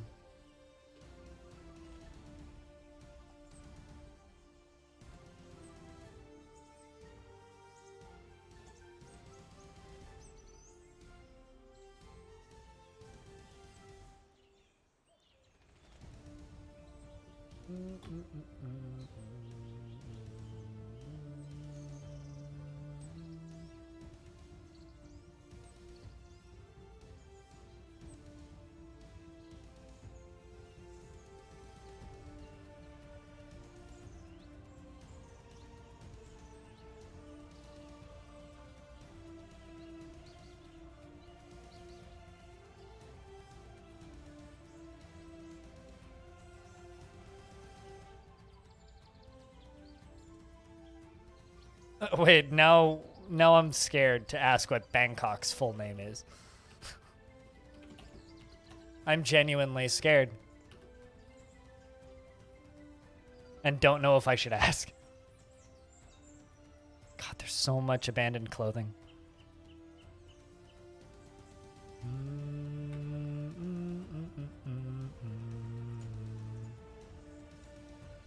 What? That's unsettling. I want someone to put that into text to speech really badly. Like, genuinely, I want someone to put that into text to speech. If anybody has a resub, could somebody put that into text to speech? I want to hear what the text to speech lady said.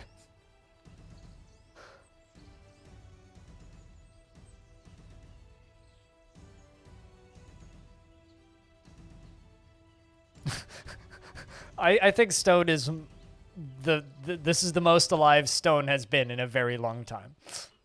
Stone's in his element right now. It's all good.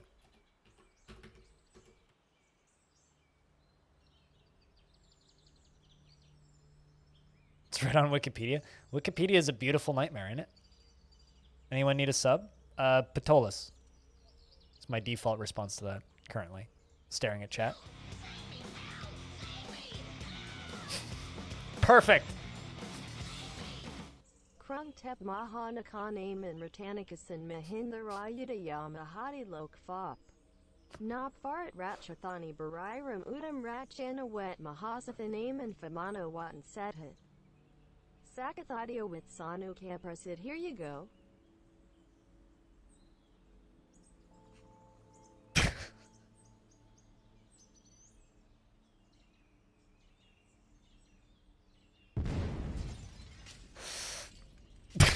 Here we go again, except this time in French.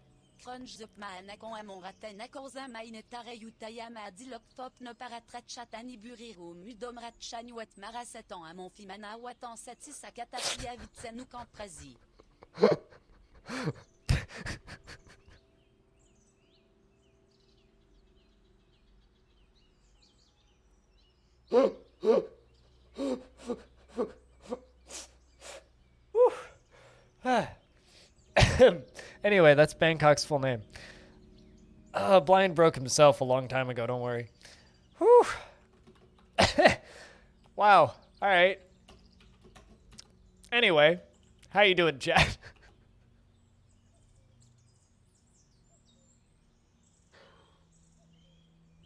That's Bangkok's ceremonial name. So, chat, you got that? You guys could all repeat that, right? It's only used for special occasions. Is giving me money considered a special occasion? Whew. Thank you very much, Whitcode, for the 5 months, by the way. Check and I get a proper round of beers for that, as well as the $3 from Axon. Oh, God, my heart. Costa Boy, thanks for the channel points towards the day off. Oh, hey, Gimper. What's up? Oh, God, my heart.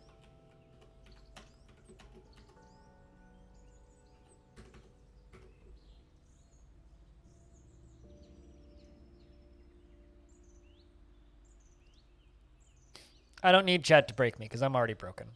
Chat can break me more, though. Did someone clip that? I hope someone clipped that. I can go back later and clip it, though. There you go. Thanks. Sorry, lag.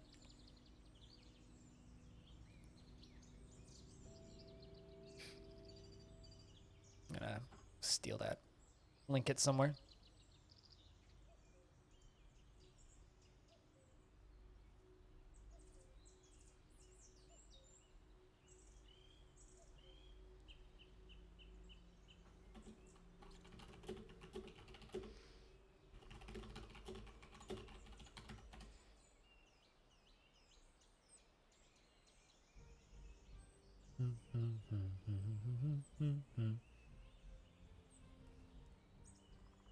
City of Angels, City of Great Immortals, magnificent city of 9 gems, seat of the king of the royal palaces, home of the gods incarnate, erected by, I'm not going to read that word, at Indra's behest? That sounds like something that Dwarf Fortress would generate. Like, that's what that sounds like. It's beautiful, though. You only have small beer to give to me? I mean, it's more than enough. Don't worry. You're in school, Patolis.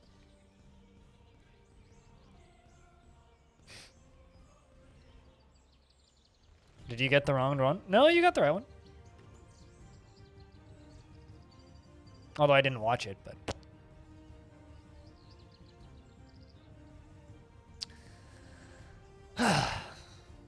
Maybe one day we'll have a Discord or something, or a room on Discord where we can just like put all the clips. Merchants are leaving soon.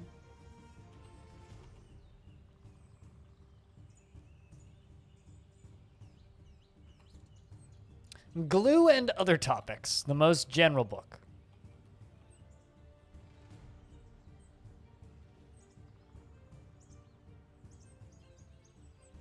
Yeah, we do need to rename that clip, but that's okay. We can rename the clip later, or I can rename the clip later. Cyrelec just titled it wrong. It's a clip of the right thing, just titled wrong. It's all good though, because that wasn't Welsh. That was the ceremonial name of Bangkok.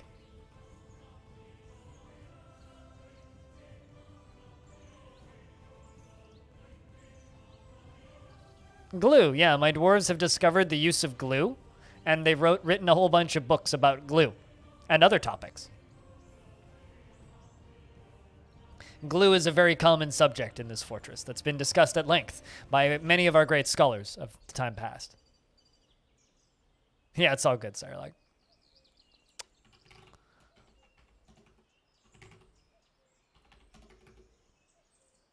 Also, it's been a couple of years. I wonder what kind of drinks we are drinking.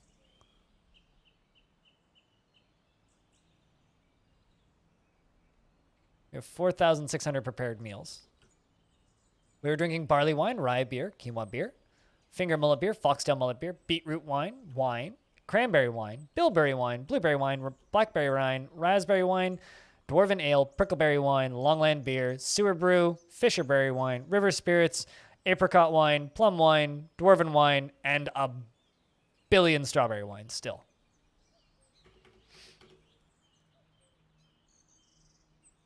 Is glue what unicorns are for? What? I mean, having unicorns is just cool. What do you mean is that what they're for? Glunicorns? No, punicorns are what we call baby unicorns. My dwarves whine a lot. Yes, they're very whiny.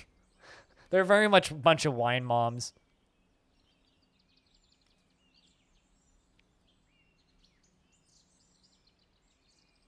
Morbid just like Dwarf Fortress, yes? Merchants have carried on their journey.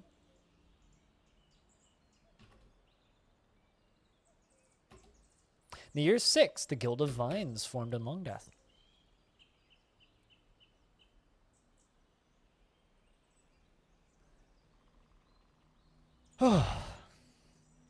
Thanks for the text-to-speech, though, guys. I needed that laugh.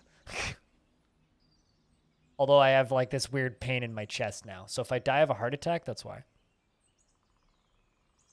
Yes. Title fixed now.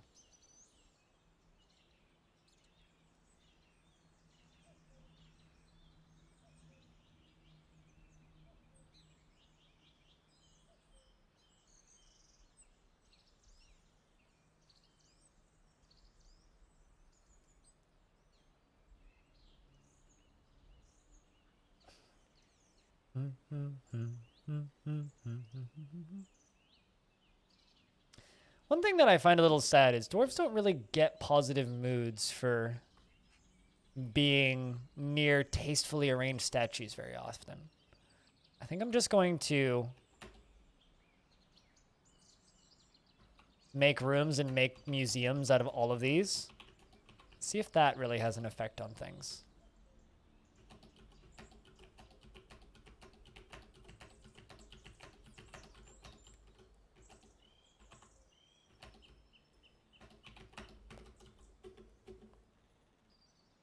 See if that has an effect on things. It's also kind of weird that you can't make rooms out of musical instruments.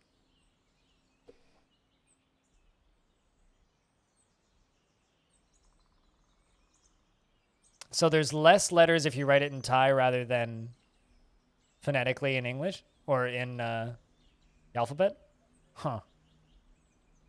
That's still a lot of letters. I mean, it's still a pretty long name, too.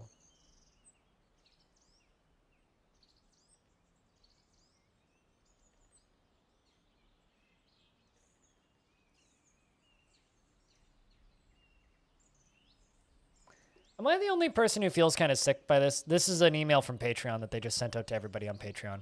We invite you to the Brand of You, a new program for Patreon creators who want to build real relationships with their community through authentic, effective communication.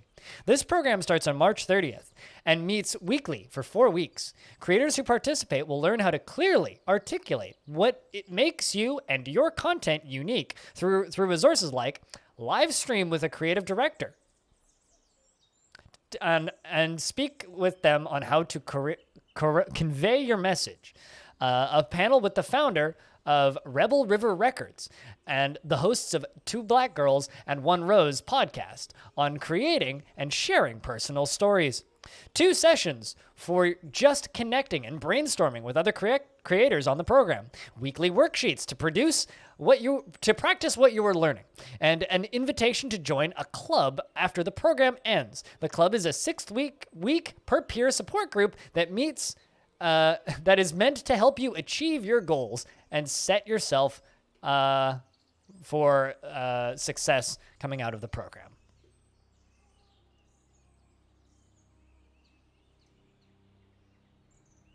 I think I could teach that class. SOS, thank you very much for the 36 months. Rabid frog. Rabid frog indeed, my dude. I feel that way sometimes. That's just like me for the past year. That frog is just me now. How are you? It's good to see you. Chat, can I get a big round of beers for SOS and that rabid frog? It's just... sometimes.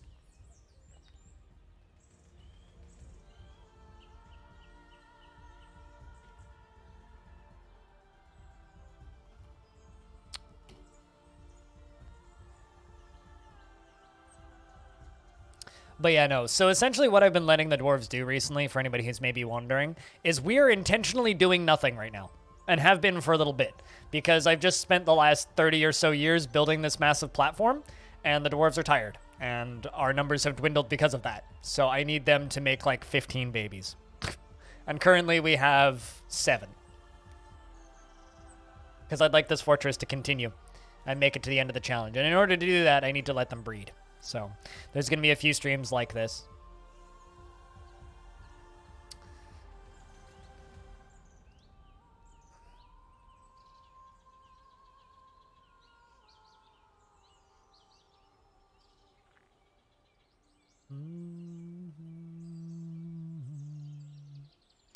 But how you been, SOS? Hope you're hanging in there. Hope things are good. Over in your end of the world. Yeah, anyway, the reason I read out that Patreon email is that sort of stuff just makes me want to vomit. I don't know why. It's just, it's kind of cool that they try to organize programs and stuff like that, but just the wording of it is just oh, you are directing this at people who have only just started this, aren't you? You're not directing this at people who, like, have been doing this for a very long time. And so to me, it just reads like, oh, gross.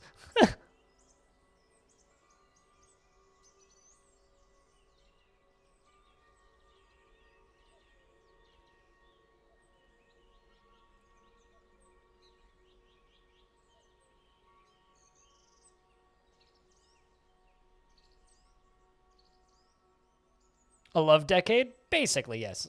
Longdeath is becoming a love hotel right now.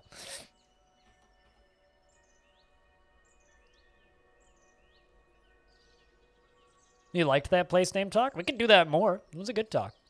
I enjoyed it too.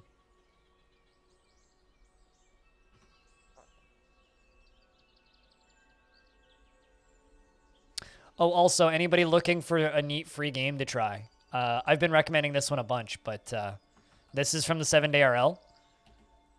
A run seems to be about 20, 30 minutes to get to the end, but it's actually a very well-developed little turn-based roguelike. And it's got good music and a good theme. The end of it becomes a bit of a slog. I think that like they kind of just extended the end of it a little bit too much. But it's a neat thing for what it is, to the point where I really hope that they develop it some more.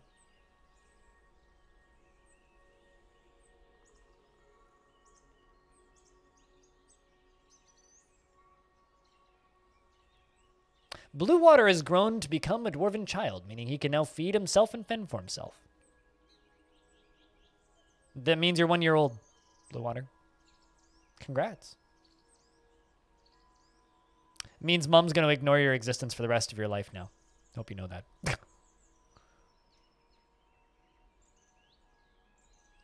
Oh, yeah. Swear word name places are also pretty fun. Time to make dinner? You have a good dinner, dude. And thanks for clipping the thing earlier.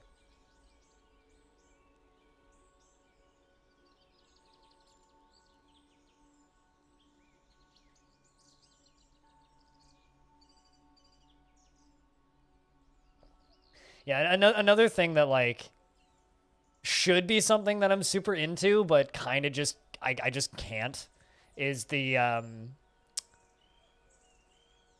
all of the creator camp stuff that Twitch does, where it's just like, oh, it's all of these fucking changed its name. Oh no, fucking Austria is no longer fucking Austria. That's unfortunate. Fair though. It's that's even better actually. You know, never mind. I'm back on board. Fugging is even better. Because that's just silly. That's like renaming it to hecking.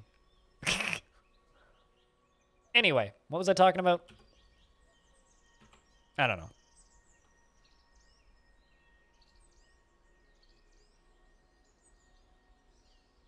I was talking about something for a second there, and then I just lost it. I got distracted by fucking Austria.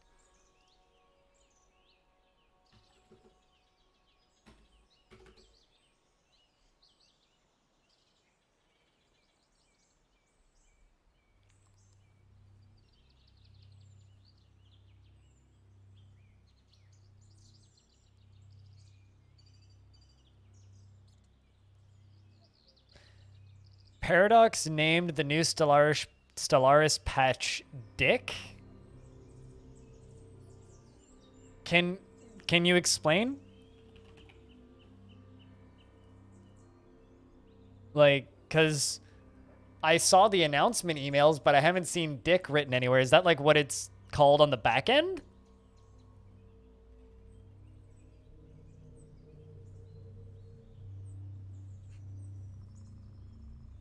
Because that does seem silly. Although, based on the people that I know who work on Stellaris, that is definitely their sense of humor. Oh, as in Philip K. Dick. Oh, that's significantly less funny.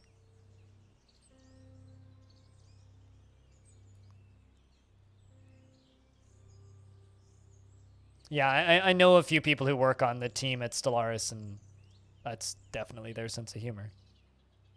They're a bunch of good guys. Good people over there.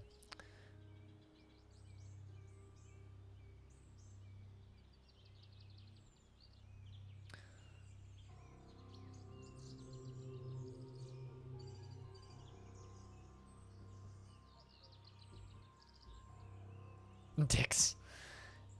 Just like Dickies, which is a like industrial clothing surplus brand, basically.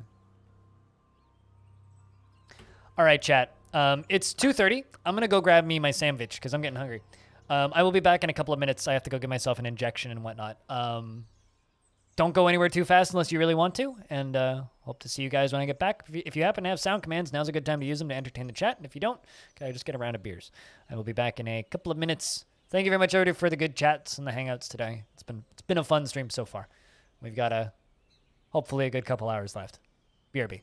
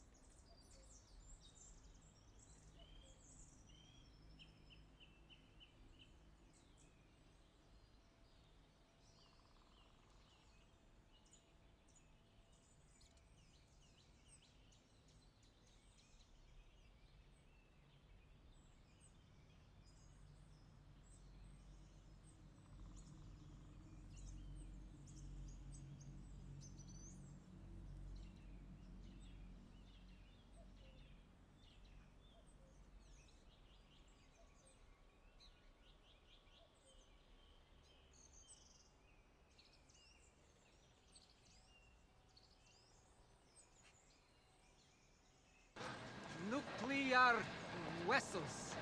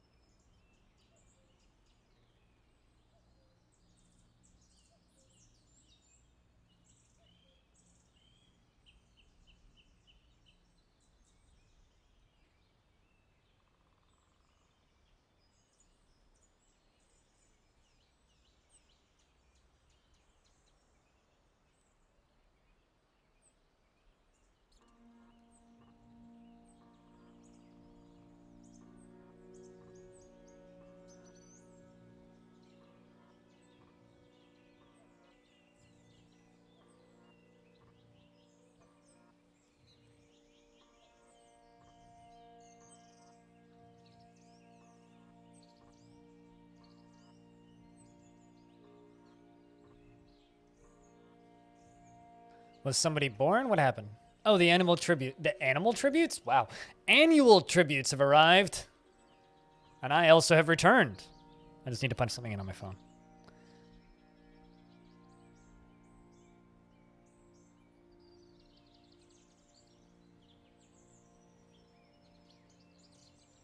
And then I have sandwich to demolish.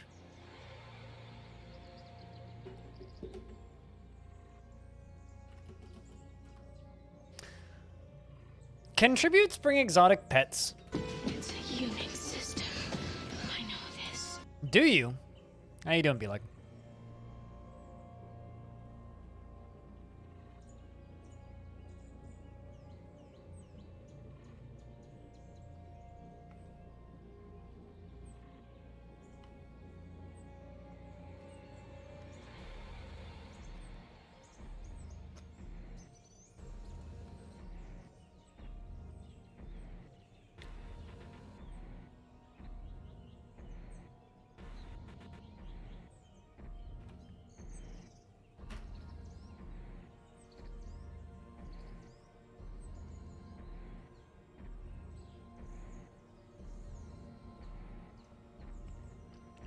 Good to hear. I'm just eating this cucumber and cheese sandwich.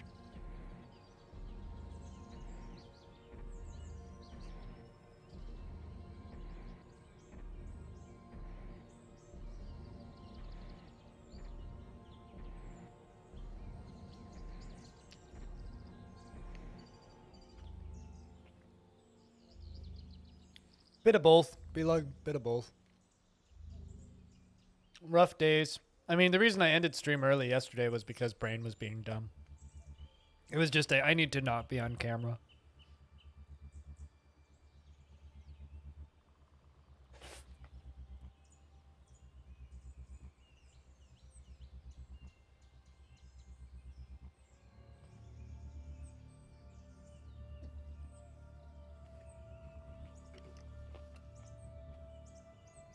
But daylight savings certainly isn't helping. Although I might be more or less done with daylight savings. I slept pretty normally last night, all things considered. Let me know when you're ready for me to scroll.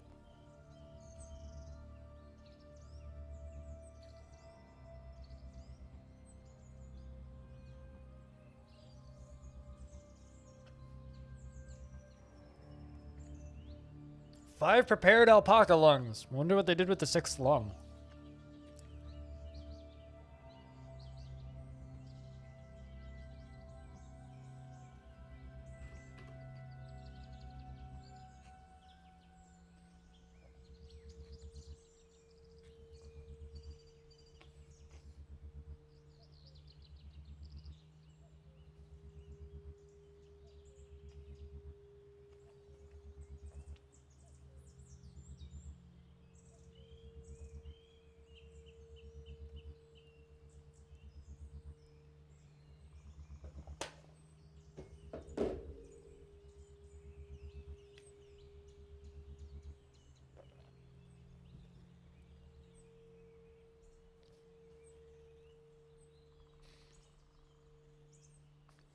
More hoof stuff. Sandwich is done. But yeah, be like it's basically I'm in crappy mood season now. And it's something that I just kind of know is going to happen. There's not really too much I can do about it.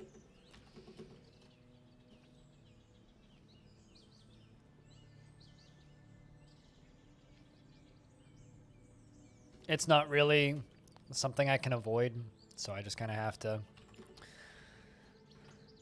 deal with it to a degree. I'll be okay.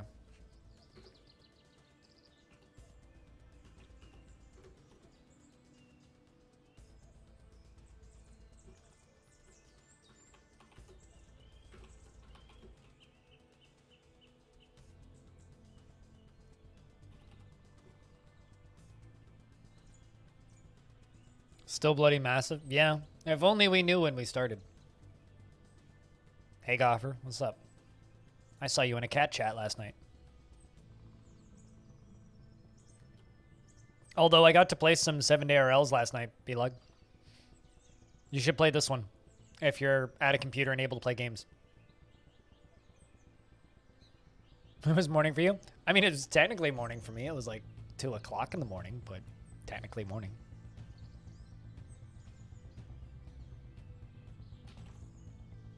I used to watch Cat a lot more back when I worked nights. Not so much these days. But still keep that sub up. I think he's actually my longest running resub right now.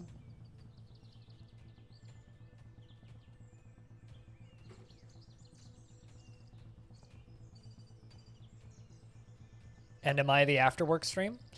The dwarves have arrived once again, along with Ficod. Ficod and friends have arrived to trade.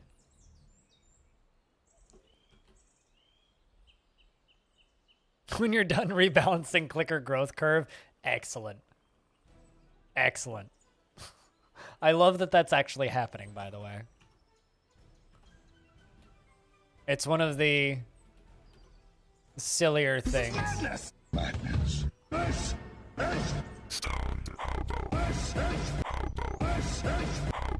Yeet. Hello, hobo.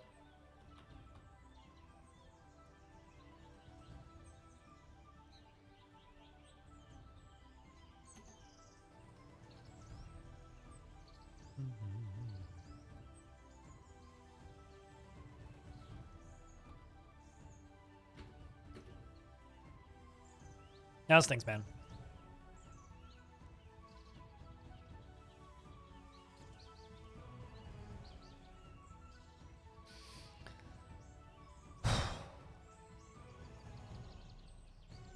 Oh, also, Hobo, we might need you for some advisory work. We may need to hire you as a consultant.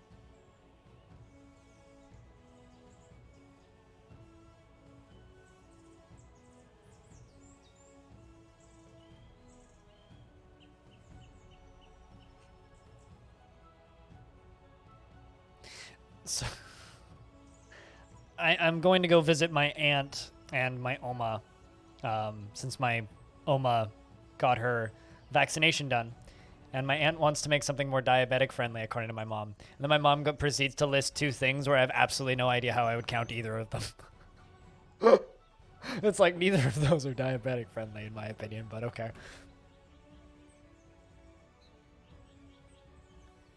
Well, so I don't. Were you here for the conversation where B-Lug is now developing a clicker? Were you here for that conversation? I can't remember. Gil Bates, yes.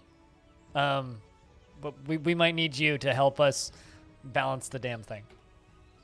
Phil Bates. Here we go.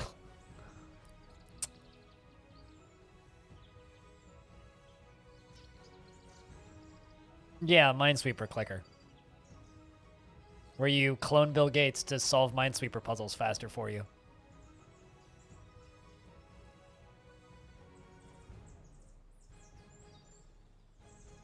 Send me a message or something? Yeah, cool. We'll have to do that.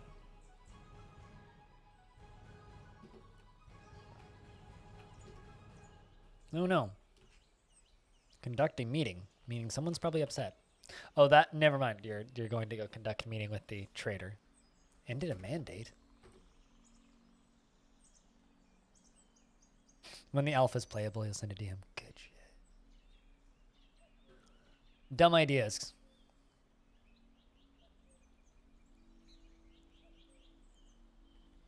Phil Pates, a 100% generic, unresembling anyone businessman. Yes, who happens to be very good at Minesweeper. There is much to share. We've updated your maps. So I'm curious if we're still at not currently warring with the Gubbins. I really would like to know. Cutest the third, I look forward to our meeting next year. Our fortunes rise and fall together. Oh, nope. We are indeed. But Cog Manor Knights became the mayor of the Tomb of Planks, replacing Burr praised blockade. So the mountain home has a new mayor. Also, the population of Trumpet Stroke has gone from 50 up to 60.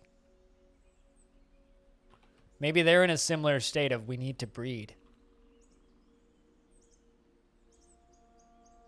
Dark Goblin Fortress is still low. Although, so this is interesting. There are some artifacts in this fortress. A humble offering to pulleys, discovering pulleys, uncovering the diseases of animals, mastering beliefs, and discovering glue. Right? Those are all books I wrote in my fortress, which I made copies of and sold to the mountain home. And now they're, in the Dark Goblin Fortress of Spidery Desert.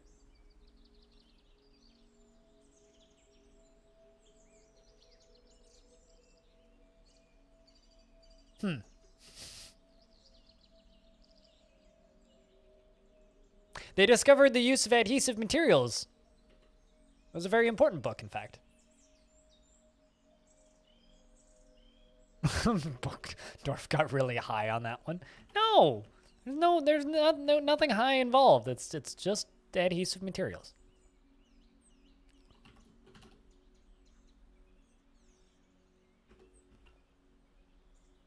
I just think that that's really funny. That my books have worked their way all the way in the goblin hands. Uh-oh. Whoops. That is not what I want to do.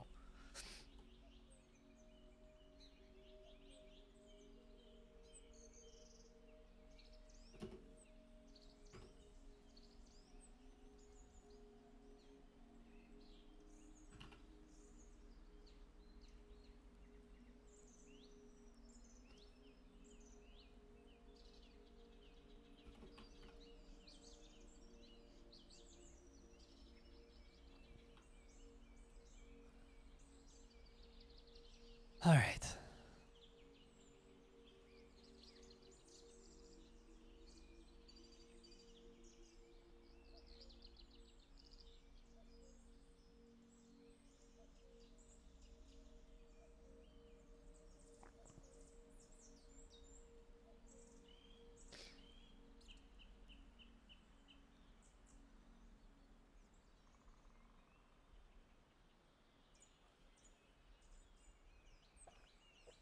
But yeah, no, I'm gonna be fiddling with more 7-day RLs on night streams in the next week, most likely. I think that's how I'm gonna do the 7-day RLs. I'm gonna do them 3 or 4 at a time, and I'm gonna do them on night streams. It just makes sense for the night streams because I can just pop up a games and demos stream and stream.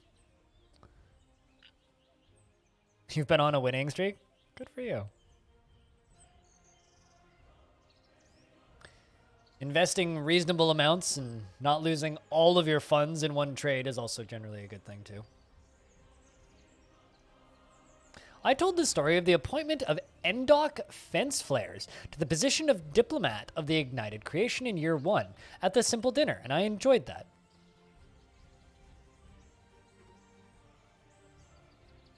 All or nothing? Not when the odds ain't in your favor, then the house wins.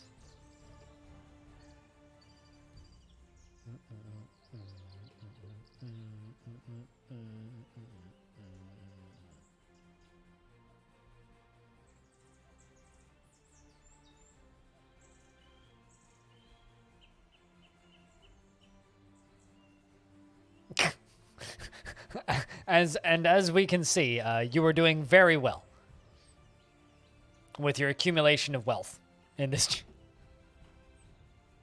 I had 10,000 once. It's like golf, right? Sure. I also, one of my mods once from ages ago decided he was going to all in, and he had like 100 tickets or something, and he just won every single all in all the way up to 80,000 tickets and then lost, which was very funny. And the number one person at the time was Diagman, who had like 130,000 tickets, at which point he just kind of decided, nah, I don't care anymore, and stopped worrying about saving.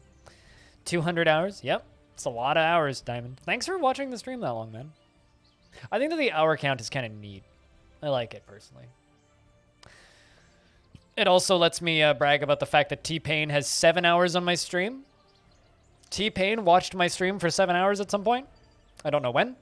But T-Pain has seen my stream for 7 hours. With Stoned Hobo, it's just Stockholm Syndrome at this point. We've been over this. Stoned Hobo just doesn't know how to leave this stream. Oh, man. Hobo, though, you gotta up your game. B-Lug's about to catch you. The pain of tea, yes. Wait, did you pass him? Oh, damn, you did. Never mind. I misread the number. Damn. Why is T painful? I don't know. Ask T-Pain. I don't know where his name came from. I have no idea. Actually.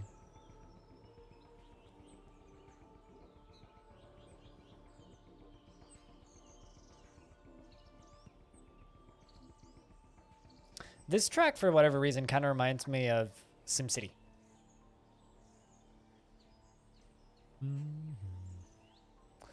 Although you got a long way to go to get to number 1.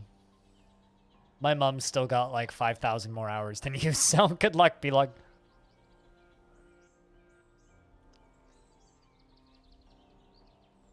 I think my mom is like the most lurked lurker.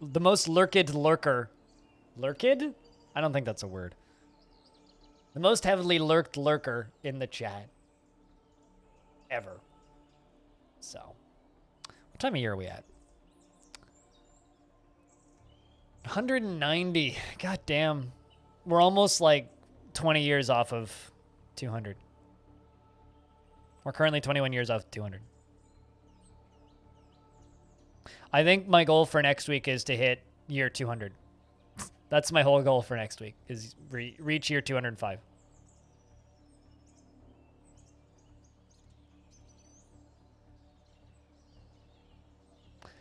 Reminded you of palindromes? Why is that?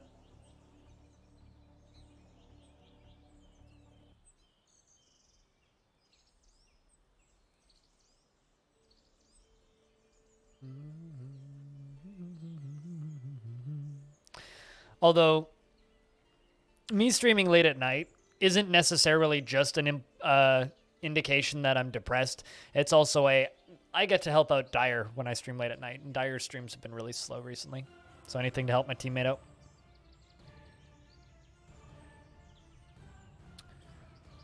The most likely cause?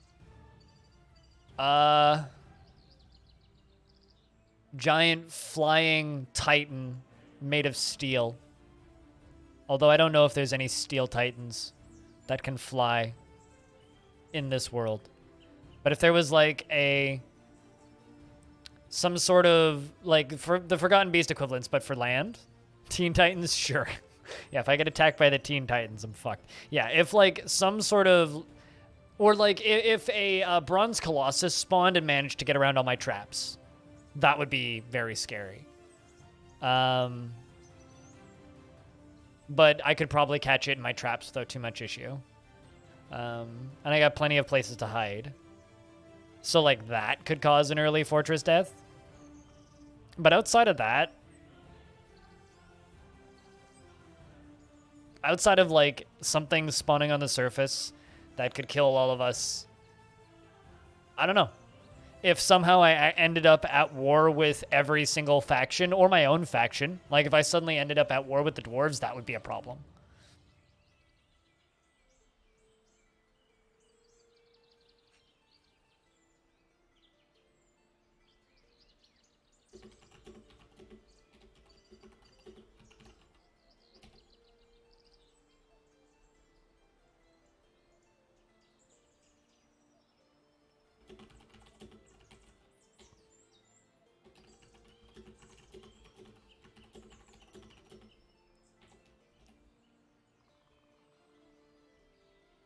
Have I seen werebeasts or vampires? The only vampire in this world right now, and I know that for fact because I actually poked the legends, is this one, who's in my walls.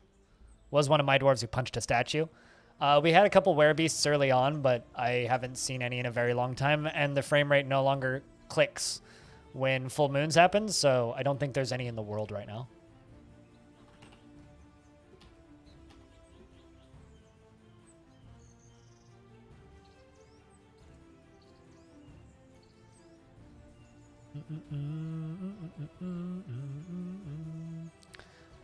Stockpile provisions in my vampire quarter? Way ahead of you. I have a bunker. Down here, I have this. This has enough beds to house all of my dwarves, enough forbidden food and drinks and meals and mead to supply us for over a year, a lever to close a drawbridge to the only entrance, as well as space to farm underground. So, and a functioning well that's full. So I literally have everything I need right here if emergency happens. And I also have a pre-designated bunker zone, which is just all of those. So in case of emergency, I turn on the bunker zone and we pull the lever. Also, both of these are artifact doors. So quite literally, worst case scenario, I push a button and we're good to go. And I built this like 100 and something years ago. We haven't needed it yet. Actually, that's not true. I did turn it on once when the last Minotaur arrived. So, yeah, in case of emergency, pull lever and hide in there. Or push a couple buttons and hide in there. And I will lose all of my animals, but...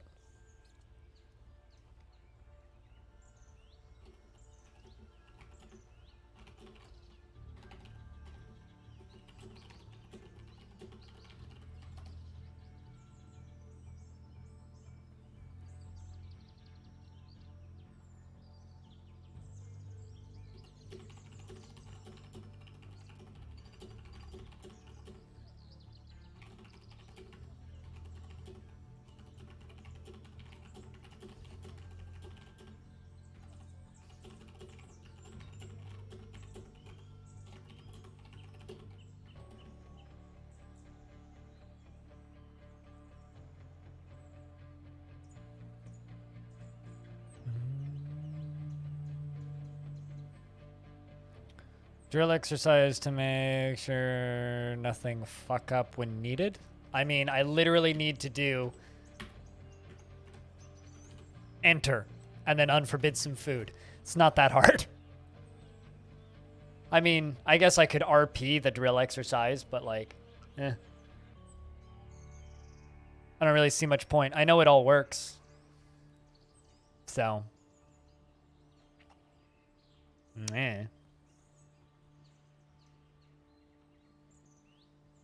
Maybe I should put a weapons stockpile in there, but outside of that, don't really need much.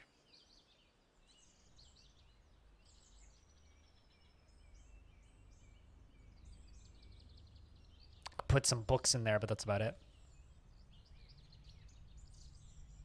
I have 2 squads filled that are completely decked out in steel gear. Yes, there are seeds down there. There's a full stockpile of seeds right next to the stockpile filled with food and booze. I have 2 full squads. Well, 1 full squad. I had 2 full squads. 1 full squad and 1 partial squad of legendary spear dwarves and axe dwarves. It was 2 full squads, and then my population went down to 30 from 50. Sky bunker? Why would I make a sky bunker when I have an underground bunker that's perfectly functional that I don't ever use? This wouldn't be very good as a sky bunker. Stuff could just like fly right in here. I mean, I've had Kias just fly in and just get murdered by my dwarves a couple of times. But yeah, no, literally everything we need underground is underground in case of emergency. It's designed so that like if we get attacked by a bronze colossus, I could dig down there, hide down there, prep a trap for it, let them in. I don't need a backup for my backup. I literally have a, like, optimal plan already. I don't need a backup for it. Backs up, apparently. You ended up on 67's Wikipedia page. Find anything fun? Yay, baby unicorns! Woo! The days of unicorn brain biscuits are returning once again. I have 3 save backups. I have one in on my Google Drive. I have one on my Dropbox and one on my computer. That's backed up. As far as the actual fort goes, I have a full set of gates. Okay. I have an alternate entrance for attackers filled with spikes and traps. I have a full set of traps and a second set of gates that I can close in times of great need, which will block off all of the walkways, so they'd have to climb down the inside of the walls, assuming they can't fly. I have multiple slammable, seal-offable points on the inside going towards the bunker and the bunker. So I think I've got more than 3 backups, actually. I don't have multiple bunkers. I only have 1 bunker, but I don't need multiple bunkers because nothing can come from the basement because everything in the basement is sealed unless I magically get attacked by like 15 gremlins that can phase through walls. So if gremlins discover the ability of temporal interdimensional shifting, we're fine. Unless that happens, we're fine.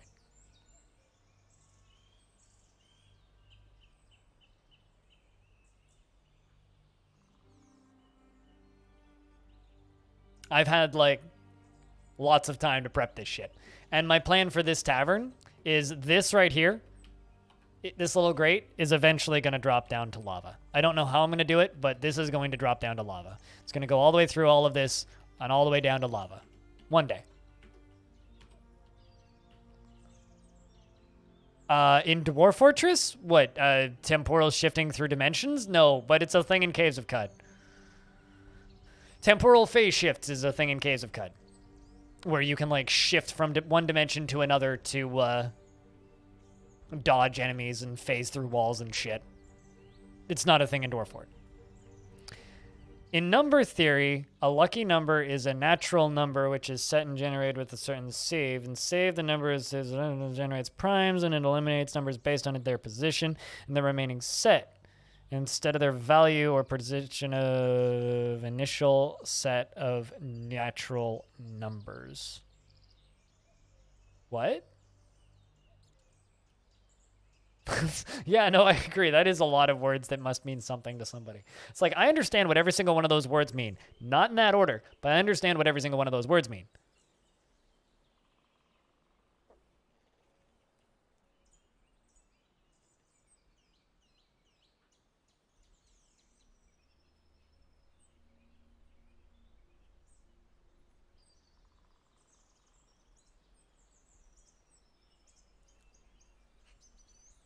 You don't know mathematician bollocks? Yeah, pretty much.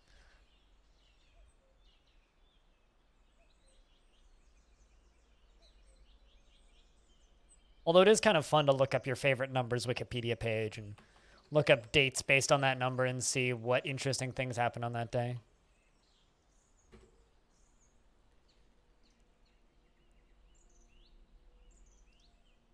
Oh, the number 23? I saw that at a friend's birthday party a number of years ago. Was that a horror movie? I don't remember that movie being scary. I saw it in theaters though, if that's the movie you're talking about. Although I don't remember much of that movie in general. I don't really remember liking it though. It was marked as a horror movie? I mean, so's Shaun of the Dead, but like I don't know.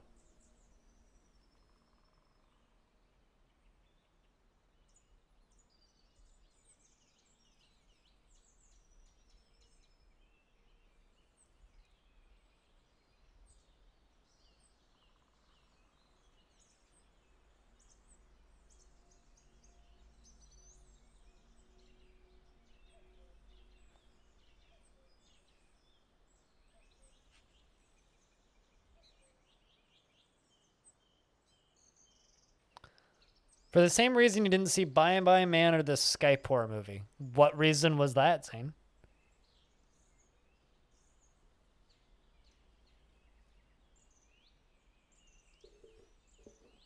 Seemed too silly? I mean, I watched Cam recently and enjoyed it, and that is a very silly premise.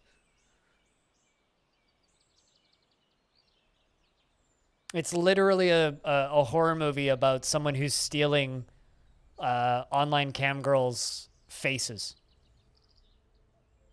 And that was a pretty good movie. That was a pretty entertaining movie. Like, it wasn't incredible. Like, I'm not going to say it should win awards or anything, but, like, this is a pretty okay movie. Zemalf, thanks for the raid. Hello. Welcome, Raiders. What were you playing? I don't believe I know your name. I'm going to stalk your channel.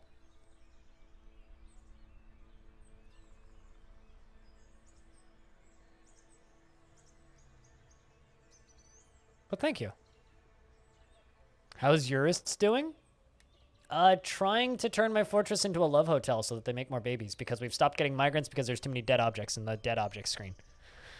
So literally just waiting for them to get married and make children. That's how the Jurists are doing. So great. Also Invisible Ink. That's a good game. That game used to be my rarest achievement on Steam until I played Ultimate Fishing Simulator. Too many dead objects, yes. So supposedly, if this screen gets above 3,000, you stop getting migrants. We're at 5,422. 5,422. We're a couple above. But anyway, what brings you into this part of the world? Into this part of the world, Zemalf? What do we owe this pleasure of a grand raid? Raids are a very rare thing for this channel. So it's like this weird, like, kind of cool event when it happens. Yeah, just a few thousand over the limit for raiders. My mom keeps texting me. Okay, so my fucking, my phone provider sends me a text and my phone marked it as spam.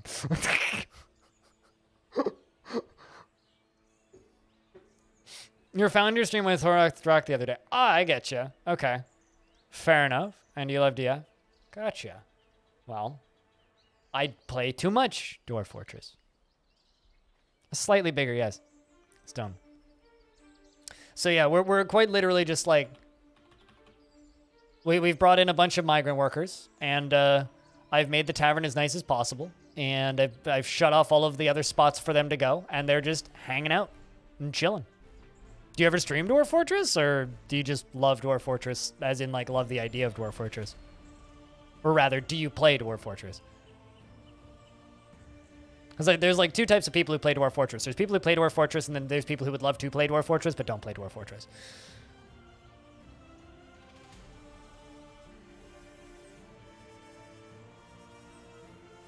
It's very funny. Well, it's funny because my phone provider is very spammy. They like, you can't stop them from doing this. Part of, like, being part of Virgin Mobile is they will just send you deals for shit. It's one of the things that they do as a company. It's like, here's exclusive access to buy tickets to see Billie Eilish for $100 off. It's like, who cares? I don't. And, like, they've literally never sent me an offer that I'd be interested in, like, the entire 5 years I've been with them. But they're cheaper than other phone providers and have good service in this area, so I use them. But they very much, like, are annoying as shit in that regard, so it's very funny that my phone flagged it as spam. You play it every now and again. Last time you streamed it was back in June. Gotcha. Made tutorials in 2012 for YouTube. Really? Are you one of those people that has, like, tutorials with billions of views that still get billions of views that are super outdated? If so, I hate you. Because people come in and are like, why doesn't this work? Because it hasn't worked in, like, 10 years. Stop watching Captain Duck tutorials. They're great, but, like, please, stop it. It's why I actively tell people, please don't watch tutorials, because most of them are out of date. There's lots of respect for people who make super detailed tutorials, but they're also out of date now. But yeah, neat. Yeah, it's still a $500 ticket, Hobo. I'd rather go see fucking Rage Against the Machine for that much. Surprisingly, a large amount of them still work, yes, but there are some specific ones that trip a lot of people up. Like, that Currency doesn't still work, for example. Or like, mostly old bugs. The one that still trips up a lot of people is like carp murdering people. I get lots of questions about thermonuclear catsplosions. People seem to think that like elves won't trade for leather, which they certainly do. They don't trade for leather in a wood bin, but you know, yeah, just random small things. Or like noise pollution. Noise pollution is a really big one. A lot of people seem to think that noise pollution is a major thing that you need to deal with and be conscious of and think about a lot when designing your fortress. Not true. Noise pollution's been almost completely abolished and nerfed out of existence.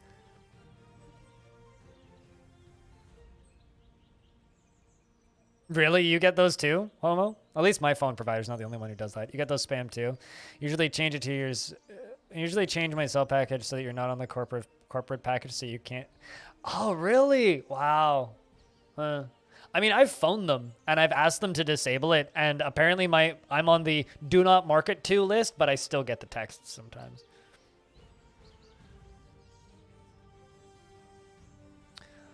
So for a while there was one version of the game, Blue, where if you had more than a dozen cats, the rate at which cats breed was busted. So it would essentially make them breed so fast that your game would crash. So cats would just go and just like cover the whole map. Like you just hit like critical mass of cats where your entire base would just like immediately fill up with cats at a point, right? And a thermonuclear cat explosion was somebody modded cat's blood to be the same temperature as lava. So that when that happened, instead of them just going and covering the entire map, they went and set the whole map on fire and exploded.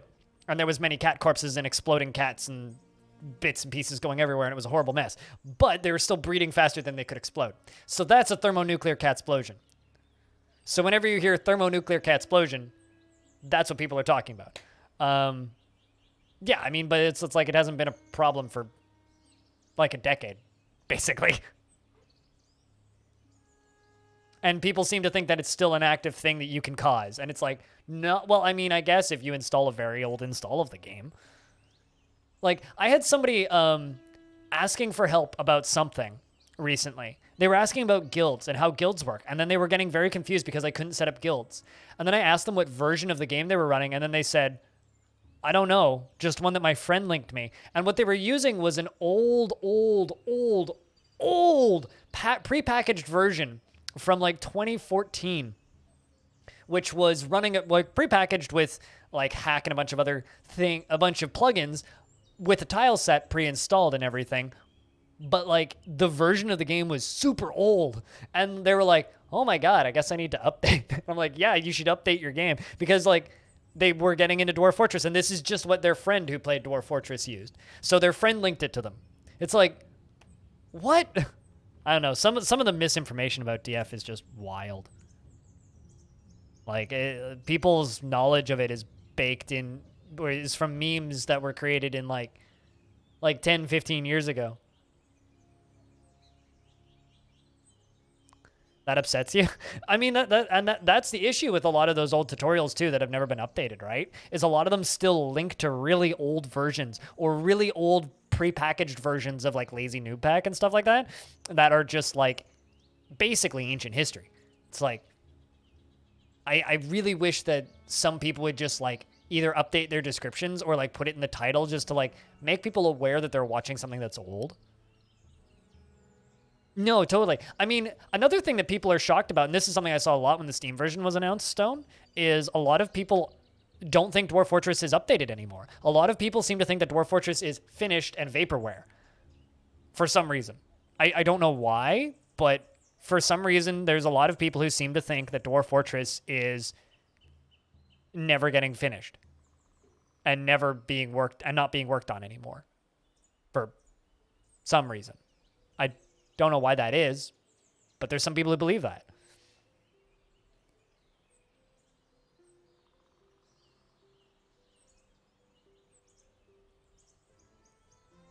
And it's just plain wild to me that that's a thing that people actually think. But, you know, people also believe that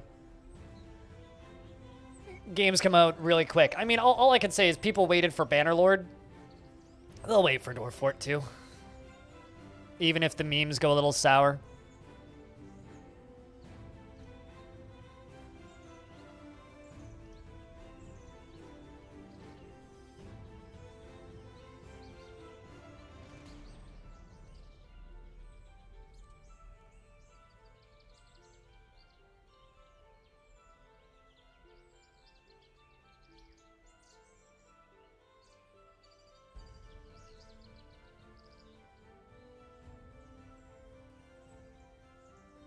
Yeah, and Bannerlord sold it. Like, hold on. Like, let's look this up. How many reviews does Bannerlord have? Bannerlord music in the background, sorry. 122,000 reviews for Bannerlord. So on average, 5 to 7% of the people who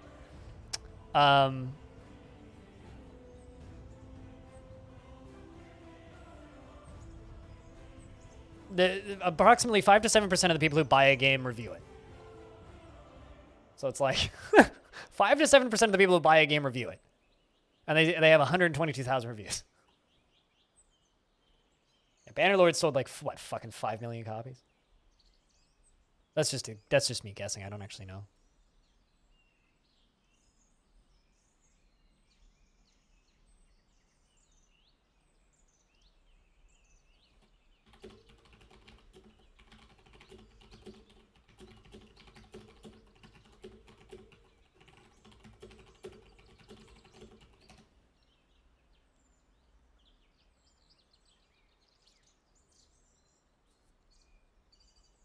If you're not close to the DF roguelike scene, I think that Dwarf Fortress is just a game with drunk cats. I'm sure people don't look too much. Yeah, I mean, people read the memes, and then they see one screenshot of what a vanilla install looks like, and then they nope the fuck out and never go back. That's basically it. Like, that's like most people's knowledge about DF.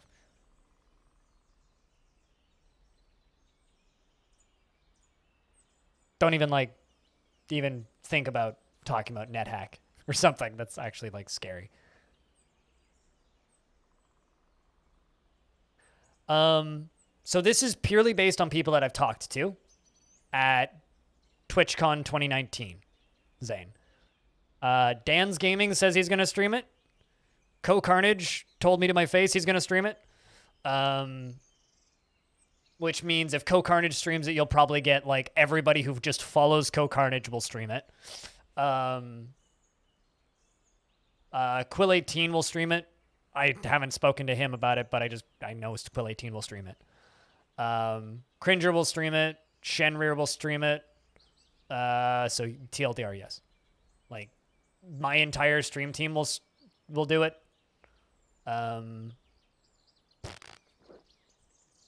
Yes. I mean, Co-Carnage is a big mainstream streamer. He's like the big mainstream streamer. He's like 30,000 views on anything. He's like, Co-Carnage is like the guy that popularized RimWorld streaming, which is weird to say, but it kind of is true. He's like the big one who would always jump onto RimWorld, and then everybody who like watches Co will bounce off of that. If you get Co-Carnage streaming a game, and you get Admiral Barra streaming a game, everybody will stream it. I don't know if like literally everyone will, but there will be at the very least a good 2 weeks where Dwarf Fortress probably has thousands of people watching. It's going to be a weird few weeks. And that'll probably get us past the 2010s memes. Hopefully. Hopefully. That'll get us past the 2010s memes. Like, I'd be willing to bet $1 that Lyric will stream it for a sub Sunday. You know? And that'll have 40,000 people watching.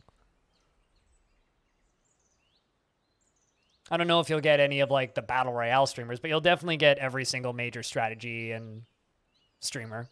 Or anybody who plays any kind of Paradox shit. You'll get all those people. You'll probably get like a Soviet Womble. I'd be willing to bet.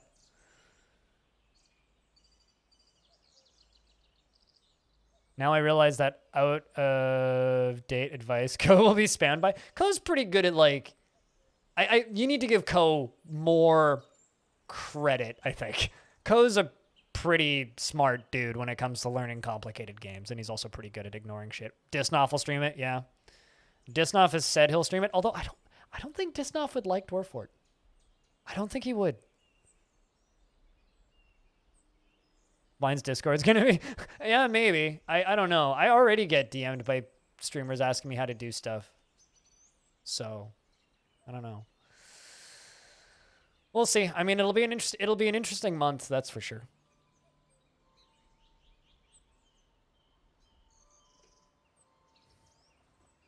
I don't think he'll be reading his chat too much. That's just an assumption. I don't think Ko will be reading his chat much that week.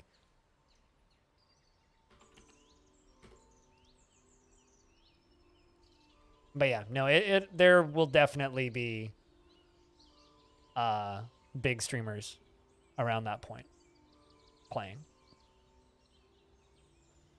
I don't know how long they'll stick around. And the interesting thing is going to be whether or not it builds its own little community. I mean, like, heck, right now, how many people are streaming Dwarf Fortress right now? I looked earlier today and there was a few, so I just want to like make sure that I'm still staying accurate things. It's 1, 2, 3, 4, 5, 6 people, including the 24/7 bot, streaming Dwarf Fortress, right? Like, 2-3 years ago when I started streaming Dwarf Fortress very consistently, it was like me, Cupo, and Blue Zest, and RNG. That was it. There was like maybe 4 of us. I've seen 12 during peak hours during the day. I've seen 12 people streaming DF a couple of times. Oh, fucking Joel will probably stream Dwarf Fortress. Although he'll probably play Classic. Which would be fun.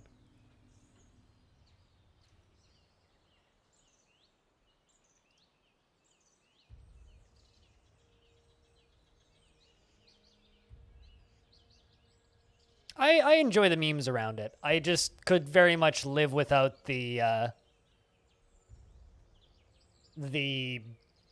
memes about hating elves for the sake of it. I could live without that. But outside of that, I'm okay with the memes around Dwarf Fortress generally.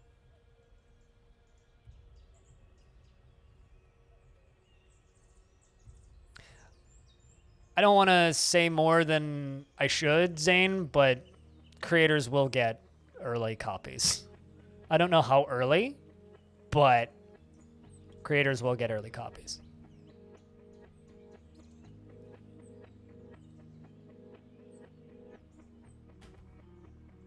Especially from what Kit Fox has told me.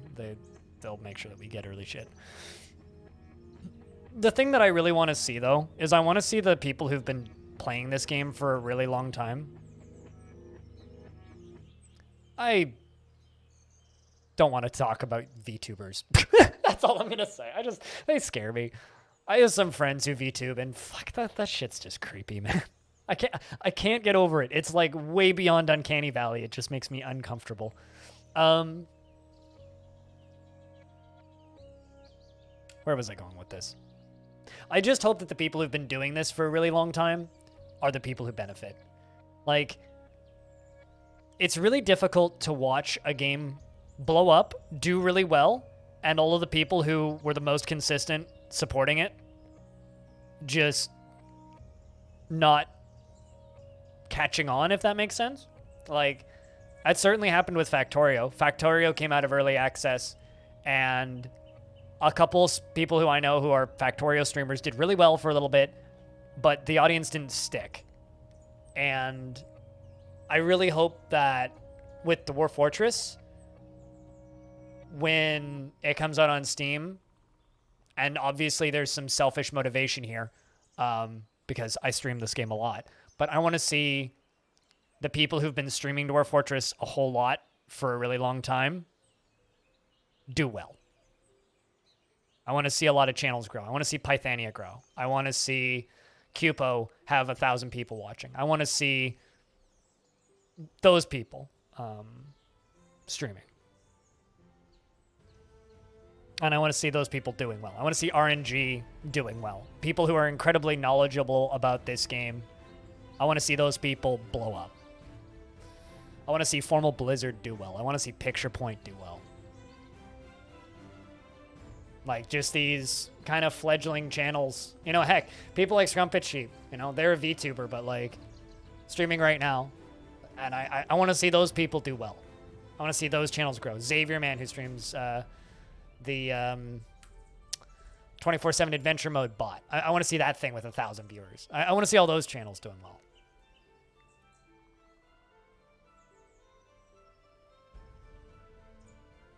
Totally. Bunch of frocks. Absolutely, but it's still hard to see. As a creator, it's hard for me to see my friends put shit tons of work into something, blow up for a very brief period of time, and then it just down to nothing, right? Like, it was really cool when RimWorld came out of early access, and when RimWorld launched on Steam, because a lot of channels blew up and stayed big from that. Like, there was a lot of YouTube channels that did really well. There was a lot of Twitch channels that did really well. There was people who did okay and kind of hung on, myself included, a couple of my team members.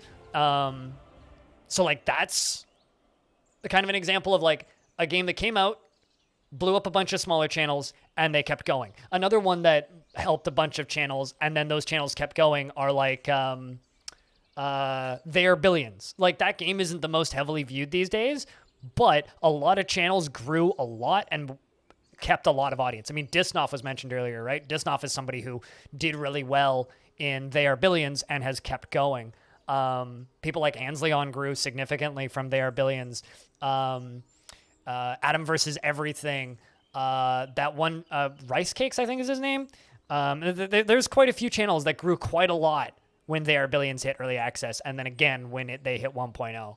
And I want to see that happen to Dwarf Fortress. I want to see all of the, like, I want to see somebody like Captain Duck or Das Tactic come and stream Dwarf Fortress and just have thousands of viewers. You know, like these old people who've been around for a really long time, that have been supporting this game for a really long time, do well.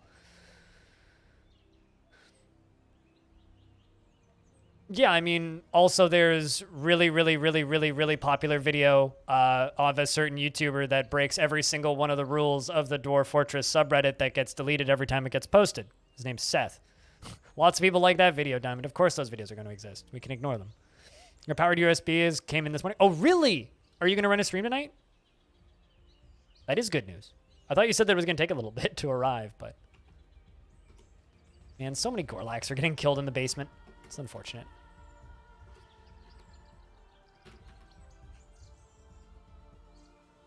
Well, give me a shout. Oh, you canceled the order? Oh, the first one arrived? The one that never showed up?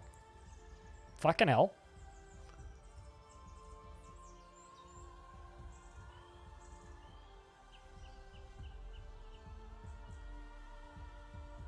Question mark? Okay, I've lost the...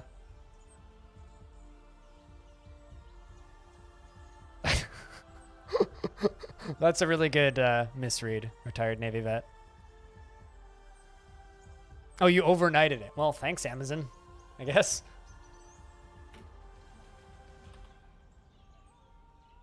Longdeath is becoming a love hotel. I need my dwarves to make babies.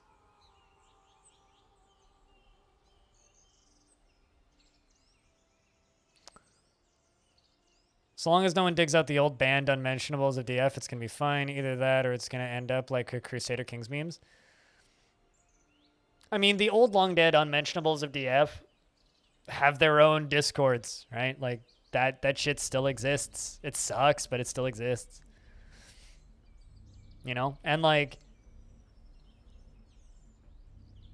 I am very public about disliking Seth and his sense of humor and the way he talks and runs his audience. I'm very public and open about disliking the guy. I respect the fact that he covers games that deserve it, but I hate what he does with his community, right? I get a couple of dozen comments a month just saying quotes from Seth videos on my YouTube videos, just unprompted, out of nowhere, at random, because that's just what his audience does. And unfortunately, when it comes to shit stains, it's really hard to clean them off. So every community is going to have a kind of a shitty underbelly that are just going to exist. It's just going to be there. It's kind of hard to make it go away completely. He recently was surprised that he apparently has a master's in immunology and is very surprised about it. I thought he's just a random shitlord. He's an intelligent shitlord. The worst kind of shitlord. Like, here's the thing, right? He's a smart dude. And I'm not gonna fucking deny that. Dude's, like, incredibly good at writing. I just hate his sense of humor.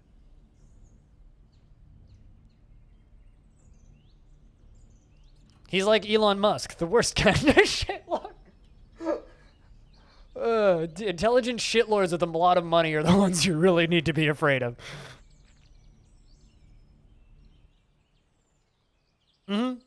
Yeah. You never heard of him except for here? You have to be in the right YouTube circles to hear of him. But that dude has the ability to just snap his fingers and make a game financially successful. It's like him and Mandalore are the two people on YouTube right now that can literally just do that.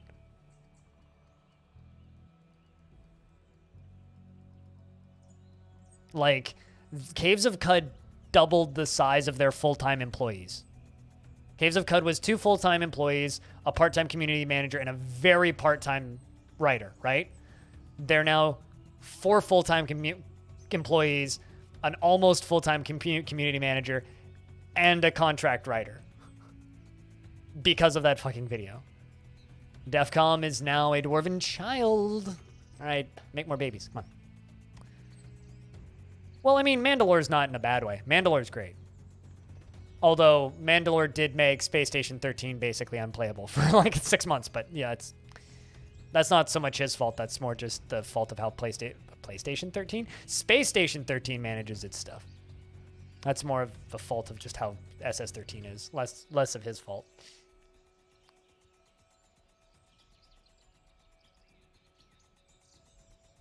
But I don't know. I don't know. Part of me kind of wishes I had that kind of power, and then the rest of me is very happy I don't have that kind of power. I just hope that me as I hate this term, influencer, is able to make games like Jupiter Hell successful in the future. Like, if I ever get big enough that I could just be like, yo, this random roguelike that has 18 reviews, go buy 10,000 copies of it. If I ever get to that level of power, that's more than I could ever want or ask for. It's just being able to support random games like that I really like. So not really relevant to you? Fair enough, yeah. I mean, there's something to be said for nostalgia reviews, right? There's something to be said for nostalgia reviews.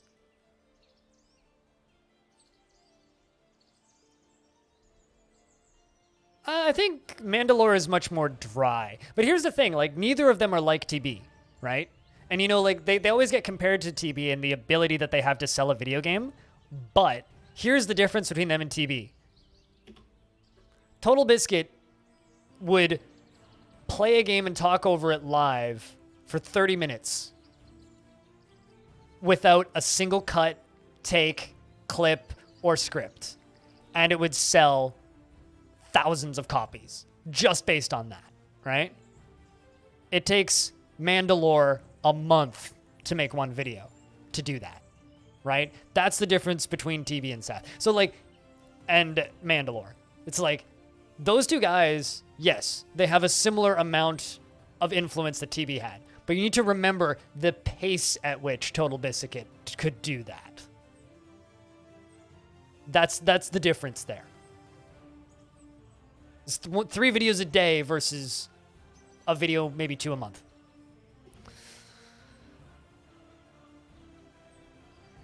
Yeah, no combined, they don't have as much clout or as much influence as TB. I think they have more well, actually, they don't even have more subscribers, technically, because TB had, what, 2 million, which was, like, nothing these days, but for his heyday, it was a lot. Anyway. It's a really weird comparison to make, but...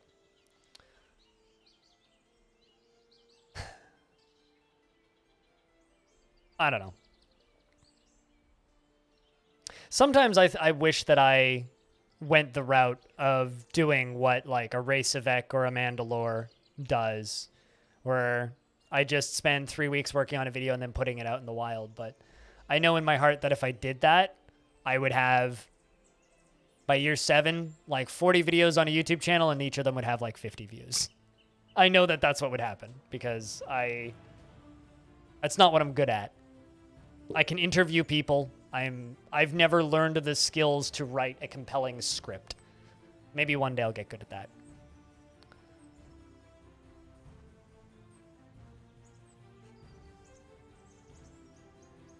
It makes you sad? Yeah. I just wish I would get more random comments on my YouTube videos saying that people should go watch Krug Smash. You know what's really funny is every single one of my edited videos has a link saying you should watch Krug Smash, like in the bottom. Every single one of my edited videos, just period. Anything that's related to Dwarf Fortress has a watch Krug Smash. Purely because I use his tile set, and I feel like I owe him that, and I basically told him, like, yo, if I'm using your tile set, I'm going to promote you in some way, even if it's just small. But it's really funny when people in my comments ask me, have you heard of Krug Smash? You should watch his videos. Blind. Like, adding me. It's very funny to me. Because I get that sometimes. It's like, wow, y'all are dense. Okay. Cheers, Darren. It's springtime. I wonder if we just lost anybody. We had 30 dwarves, I think? Either 29 or 30. Bring out your dead! And that's what I'm bad at, is translating my speech to writing. Like, everything I've ever done that's like an edited video is like ad-libbed.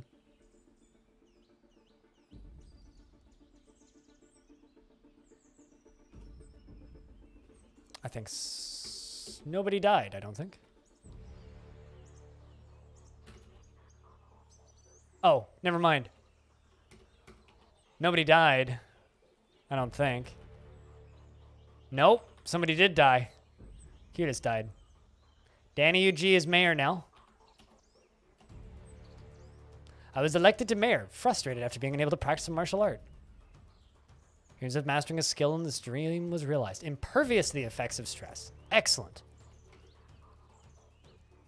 Stone Shard vid? Yeah, that was all ad-libbed. I didn't script any of that. Nothing in that video was scripted. That was all ad-libbed.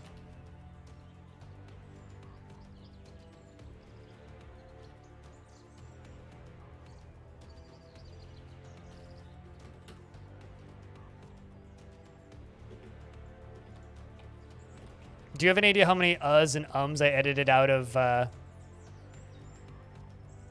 the Jupiter Hell interview? Like, not even trying to knock Epion or anything, but like, do you have any idea how many uhs and ums I edited out of that? Oh my god, Cutest died while eating dinner, and nobody's found out yet. Fuck. Just gonna go station my military in here. Guys, come on. Also, one of my dingoes died. Sad days.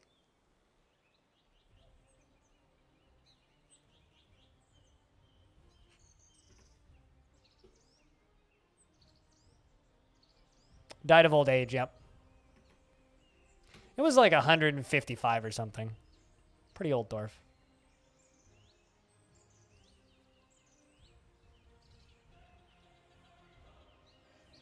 It happens to those people whose minds run at like 1,000,000 miles an hour. No, totally. Like, interviewing Epion is great because you just give him a prompt and he just talks for like 15, 20 minutes straight without me having to say anything. And he just keeps himself going. It's great. It's really easy to interview people like that.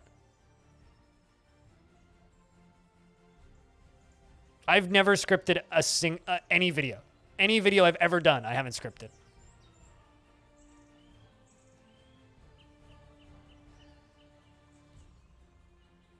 I don't even believe, like, I'm pretty sure the Stone Shard vid was like 2 takes too. Like I've done, and like the Blaze Ball video that I did. Blaze Ball is why I love Dwarf Fortress, or Dwarf Fortress is why I love Blaze Ball. That video, that video was 1 take. I literally just sat down and fucking recorded that baked one night and finished it like 4 hours later. I was really high and I just made that video and posted it and went to bed. Like, that's how I make videos. This is why my videos get like 1,000 views instead of 500,000 views, is because I get stoned and then manically throw together a video, and then the next day there's a video on my YouTube channel.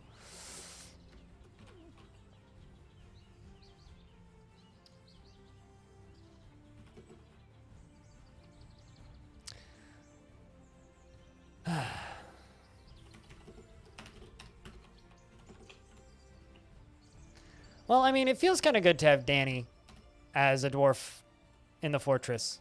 Because Danny's been around for a very long time. Been here since the year 115. Do I grow my own stones? Are you asking if I grow my own plants? No, I don't. I'd like to.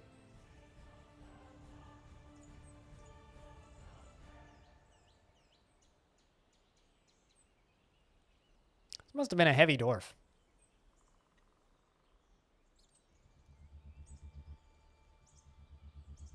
I had a comment on a relatively recent Longdeath episode, which was, so you like baking, eh?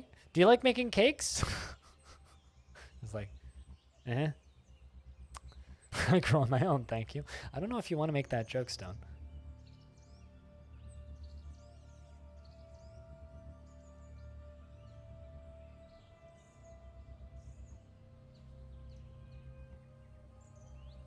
I love baking too, yes. Speaking of baking, I've got a thing to send you that I have in the mail, Ryan.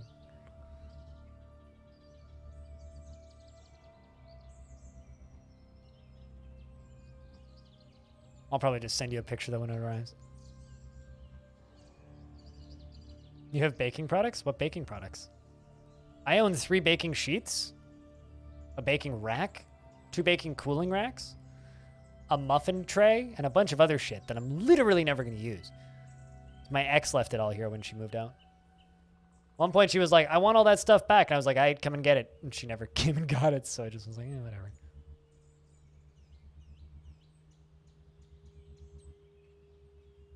I just told you about my baking products. Axon. When people think it's all funny and shit that I own stuff for weed, I just simply respond with, all right, how many beer glasses do you own? How many wine glasses do you own?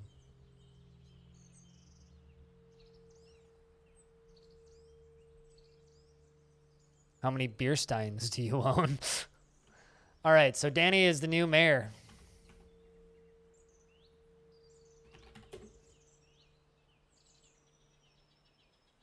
Mm-hmm. And your point is what, Goffer?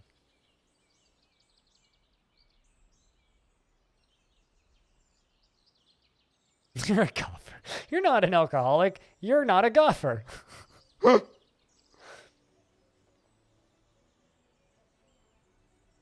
Who says I'm denying anything? Maybe. I'm mostly referring to like my parents who own like 10 beer steins, like a dozen wine glasses, and a bunch of other random shit. I'm just living in denial. I am a denial. Statue is what I wanted to do.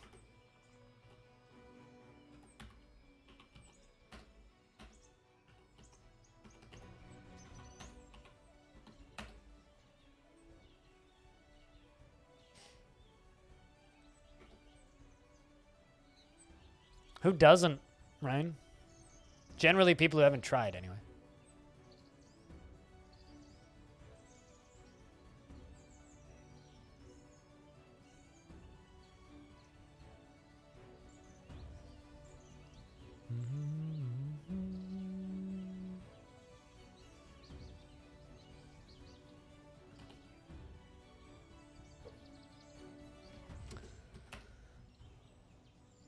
People can just be so angry and I don't understand it. Says the dwarf who killed a dwarf. For being angry.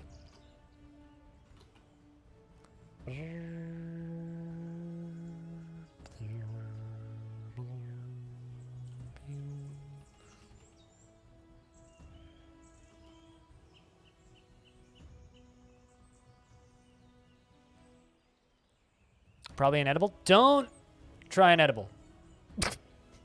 Don't do it. Don't do it. Don't do it. Smoke it. Or vaporize it. Don't try an edible. That's like saying, I've never had any sort of alcoholic beverage, okay? That's like saying, I've never had an alcoholic beverage. So my first one I want to try is the strongest vodka I can possibly find and enough to potentially kill me because it looks like water. Thus, it's probably totally drinkable, right? Don't try an edible. Don't do it. Significantly more potent.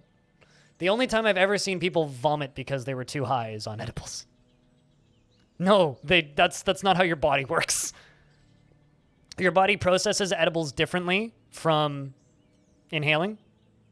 If it goes in, if it stays in your system for way longer, it's way more potent. Do not start with edibles. Do not start with edibles. Just don't do it. just don't do it.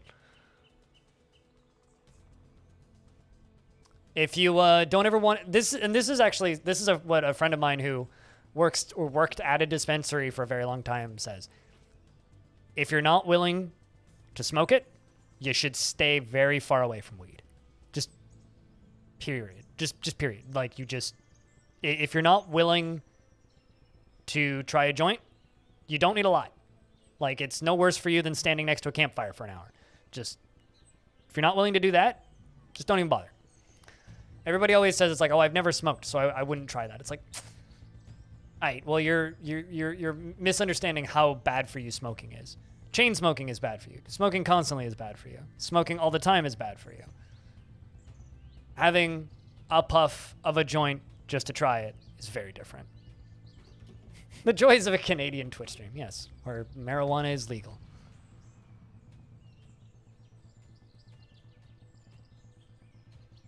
That's not even the problem. The problem is when it does hit you and it's super fucking strong, hobo. That's the problem. That's the real issue. It's like, I can handle quite a bit of kick, but I have to hold back on edibles because edibles are too much most of the time.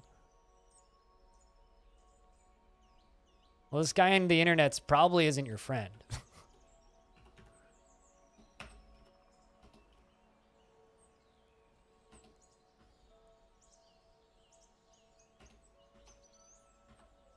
Let's just stick to the gems.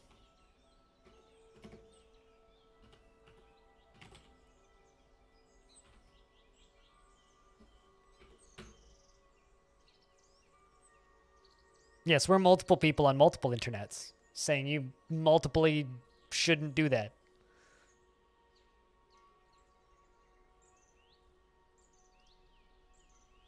Basically, it's like the problem with there's actually a pretty good documentary, I think, in the Rotten series on Netflix. It's like an hour-long little mini-sode where they talk about artisan edibles in Amsterdam.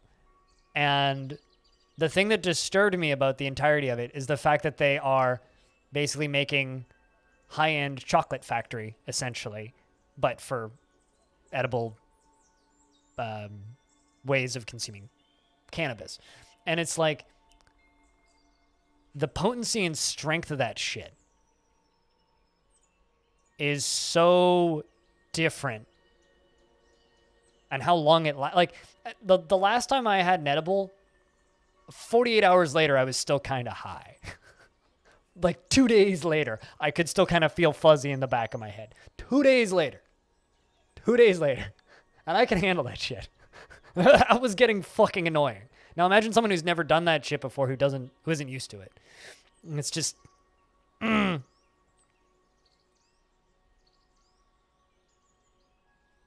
making it intentionally weak. Yeah, but at that point, like, making canna butter, you're making your whole house smell like cannabis anyway because you have to bake the damn shit. Like, you have to cook it. So you're making your whole house smell green anyway. So at that point, why don't you just grab a joint and walk outside? Like, the best way to try weed is find a friend who knows that shit and then just split a joint. That's the best way to do it. And don't worry, smoking a joint once is not going to make you explode into lung cancer, like lots of people will tell you. A bull moose! They finally did it! I'm so happy. Hell yeah.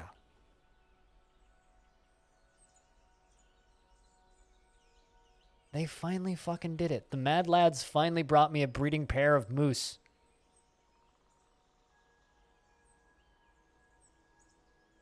Okay, what in here is wood? Apparently I just fucked it up and tried to trade them wood. I don't know what. One of these gems just must be encrusted with wood. So that's not wood, that's not wood. Those are all gems. Damn it! Never mind. I don't get it.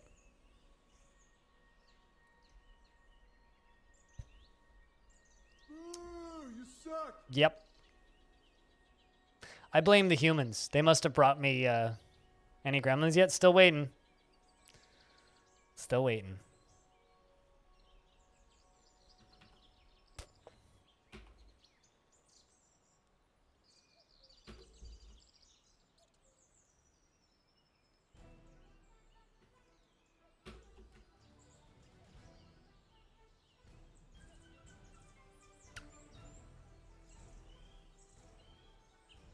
I'm frustrated.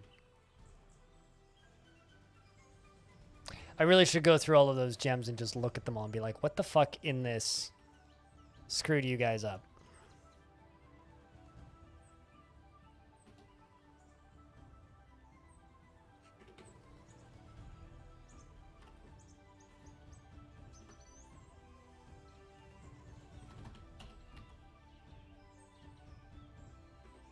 Yeah, it's got to be one of these gems.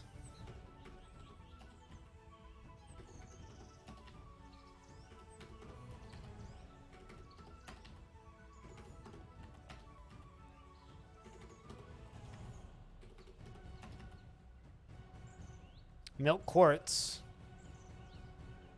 Killinite cabochons.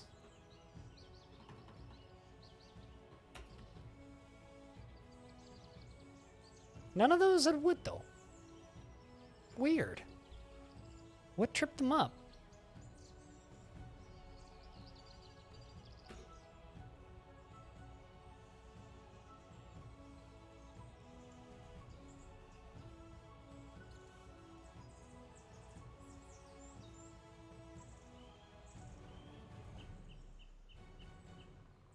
Weird. I don't know.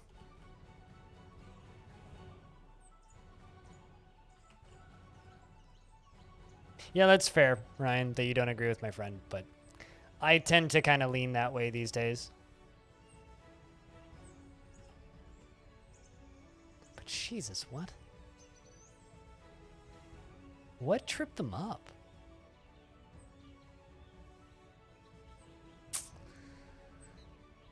Oh well, c'est la vie.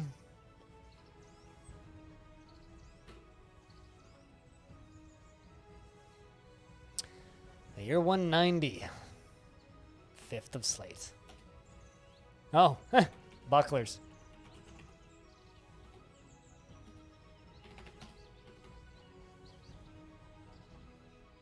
Okay, but that's a specific use. That's a specific situation, right? If you have asthma, okay. But there's a difference between having asthma and just not wanting to smoke, which is fair. If you don't want to smoke, then don't smoke. Don't worry about it.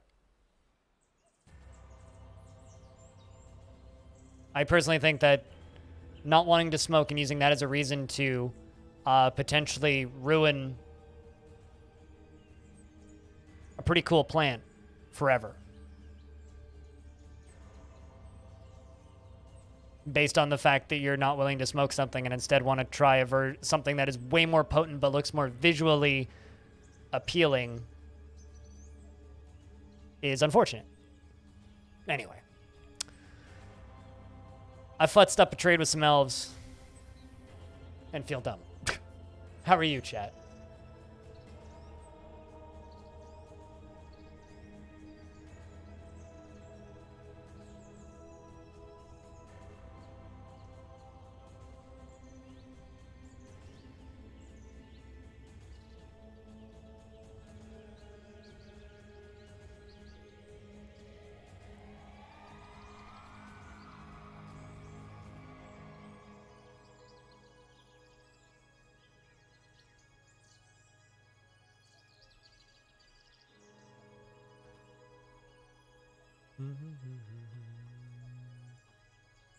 I'm wondering if any of these guys are fighting with each other.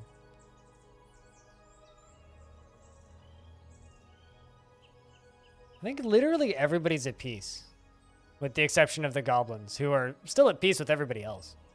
Which is kind of funny. Like, they're only at war with us.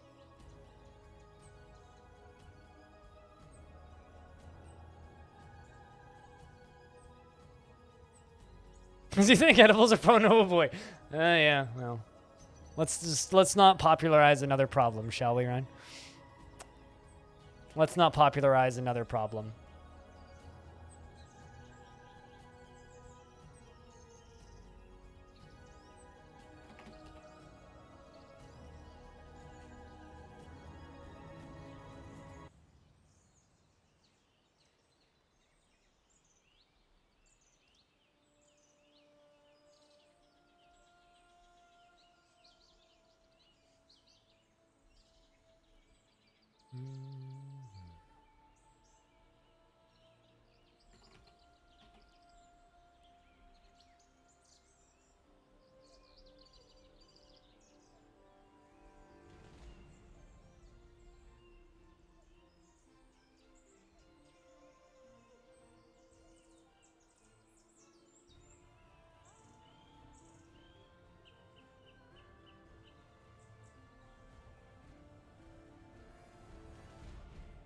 Also, Ryan, I'm sending you a thing.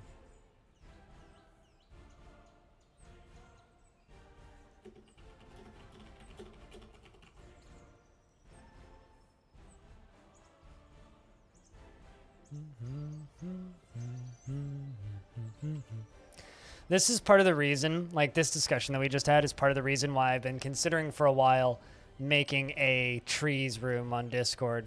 I just don't know if that would be breaking any of Discord's terms and services, just because it is technically an illegal substance in some regions. So I haven't, but I've been thinking about it for a really long time. One of these days, I'll probably just make a separate Discord server for that shit.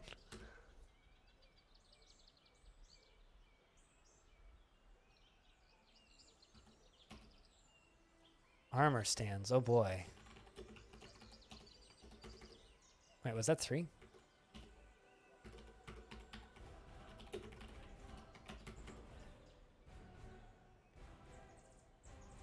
What have you missed? My mayor died, and then Ghost was elected, and then Ghost died. So now I've been through 2 mayors today. My mayor is now Danny, who's been in the fort for a while and is 130 years old. So potentially could be my mayor for a long time. We are simply just waiting for dwarves to make babies. I could, but they're pretty slow to respond.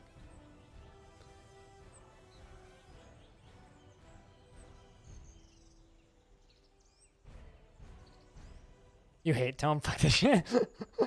That's my relationship with every roguelike I've ever played. Never mind, I hate this shit. Fuck this shit. Yes, we are trading with the Mountain Home again. Hey Hank, what's up? We are back to trading with the Mountain Home.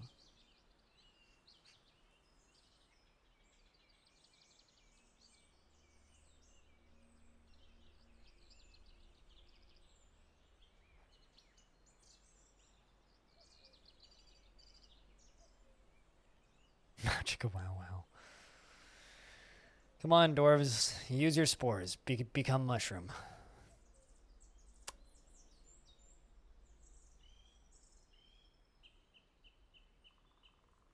Although we've done pretty good today. We've had three new babies today. Harvey Suede, Blue Water, and Def Cup. So I'm done with Tome for the next 30 minutes. At least. Maybe 25.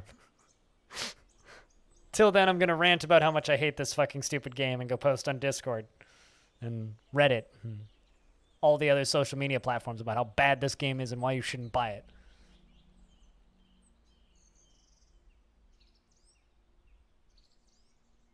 How's your dwarf? Did your second one die? I'm pretty sure Dragon Man 2 died. Because Dragon Man 2 was a migrant, right? Or was a merchant.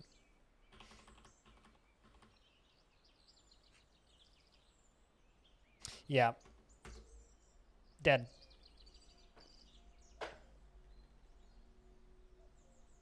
Dead.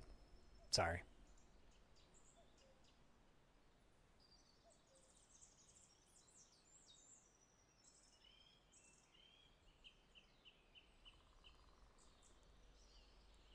Should you curse me or thank me for showing me Tome? Yes. How old is your dwarf? Where'd the squid go? There you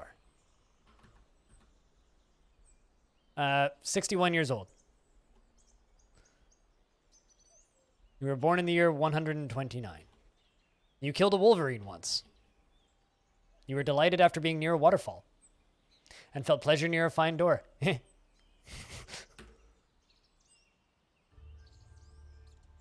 I'm very mature.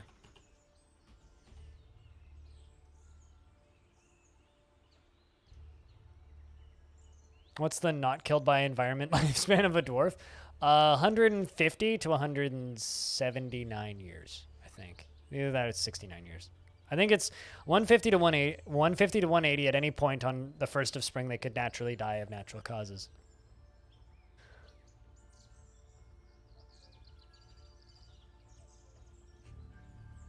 So if you have a dwarf that dies on the first of spring, they died of natural causes. Yeah.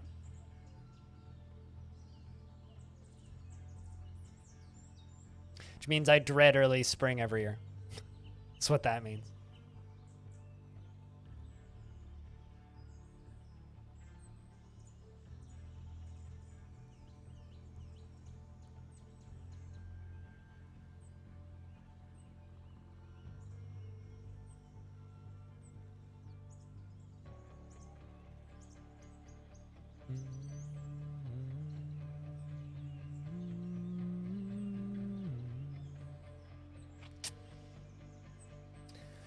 All right, so I've been streaming for 7 hours, which is a good amount of time for Longdeath.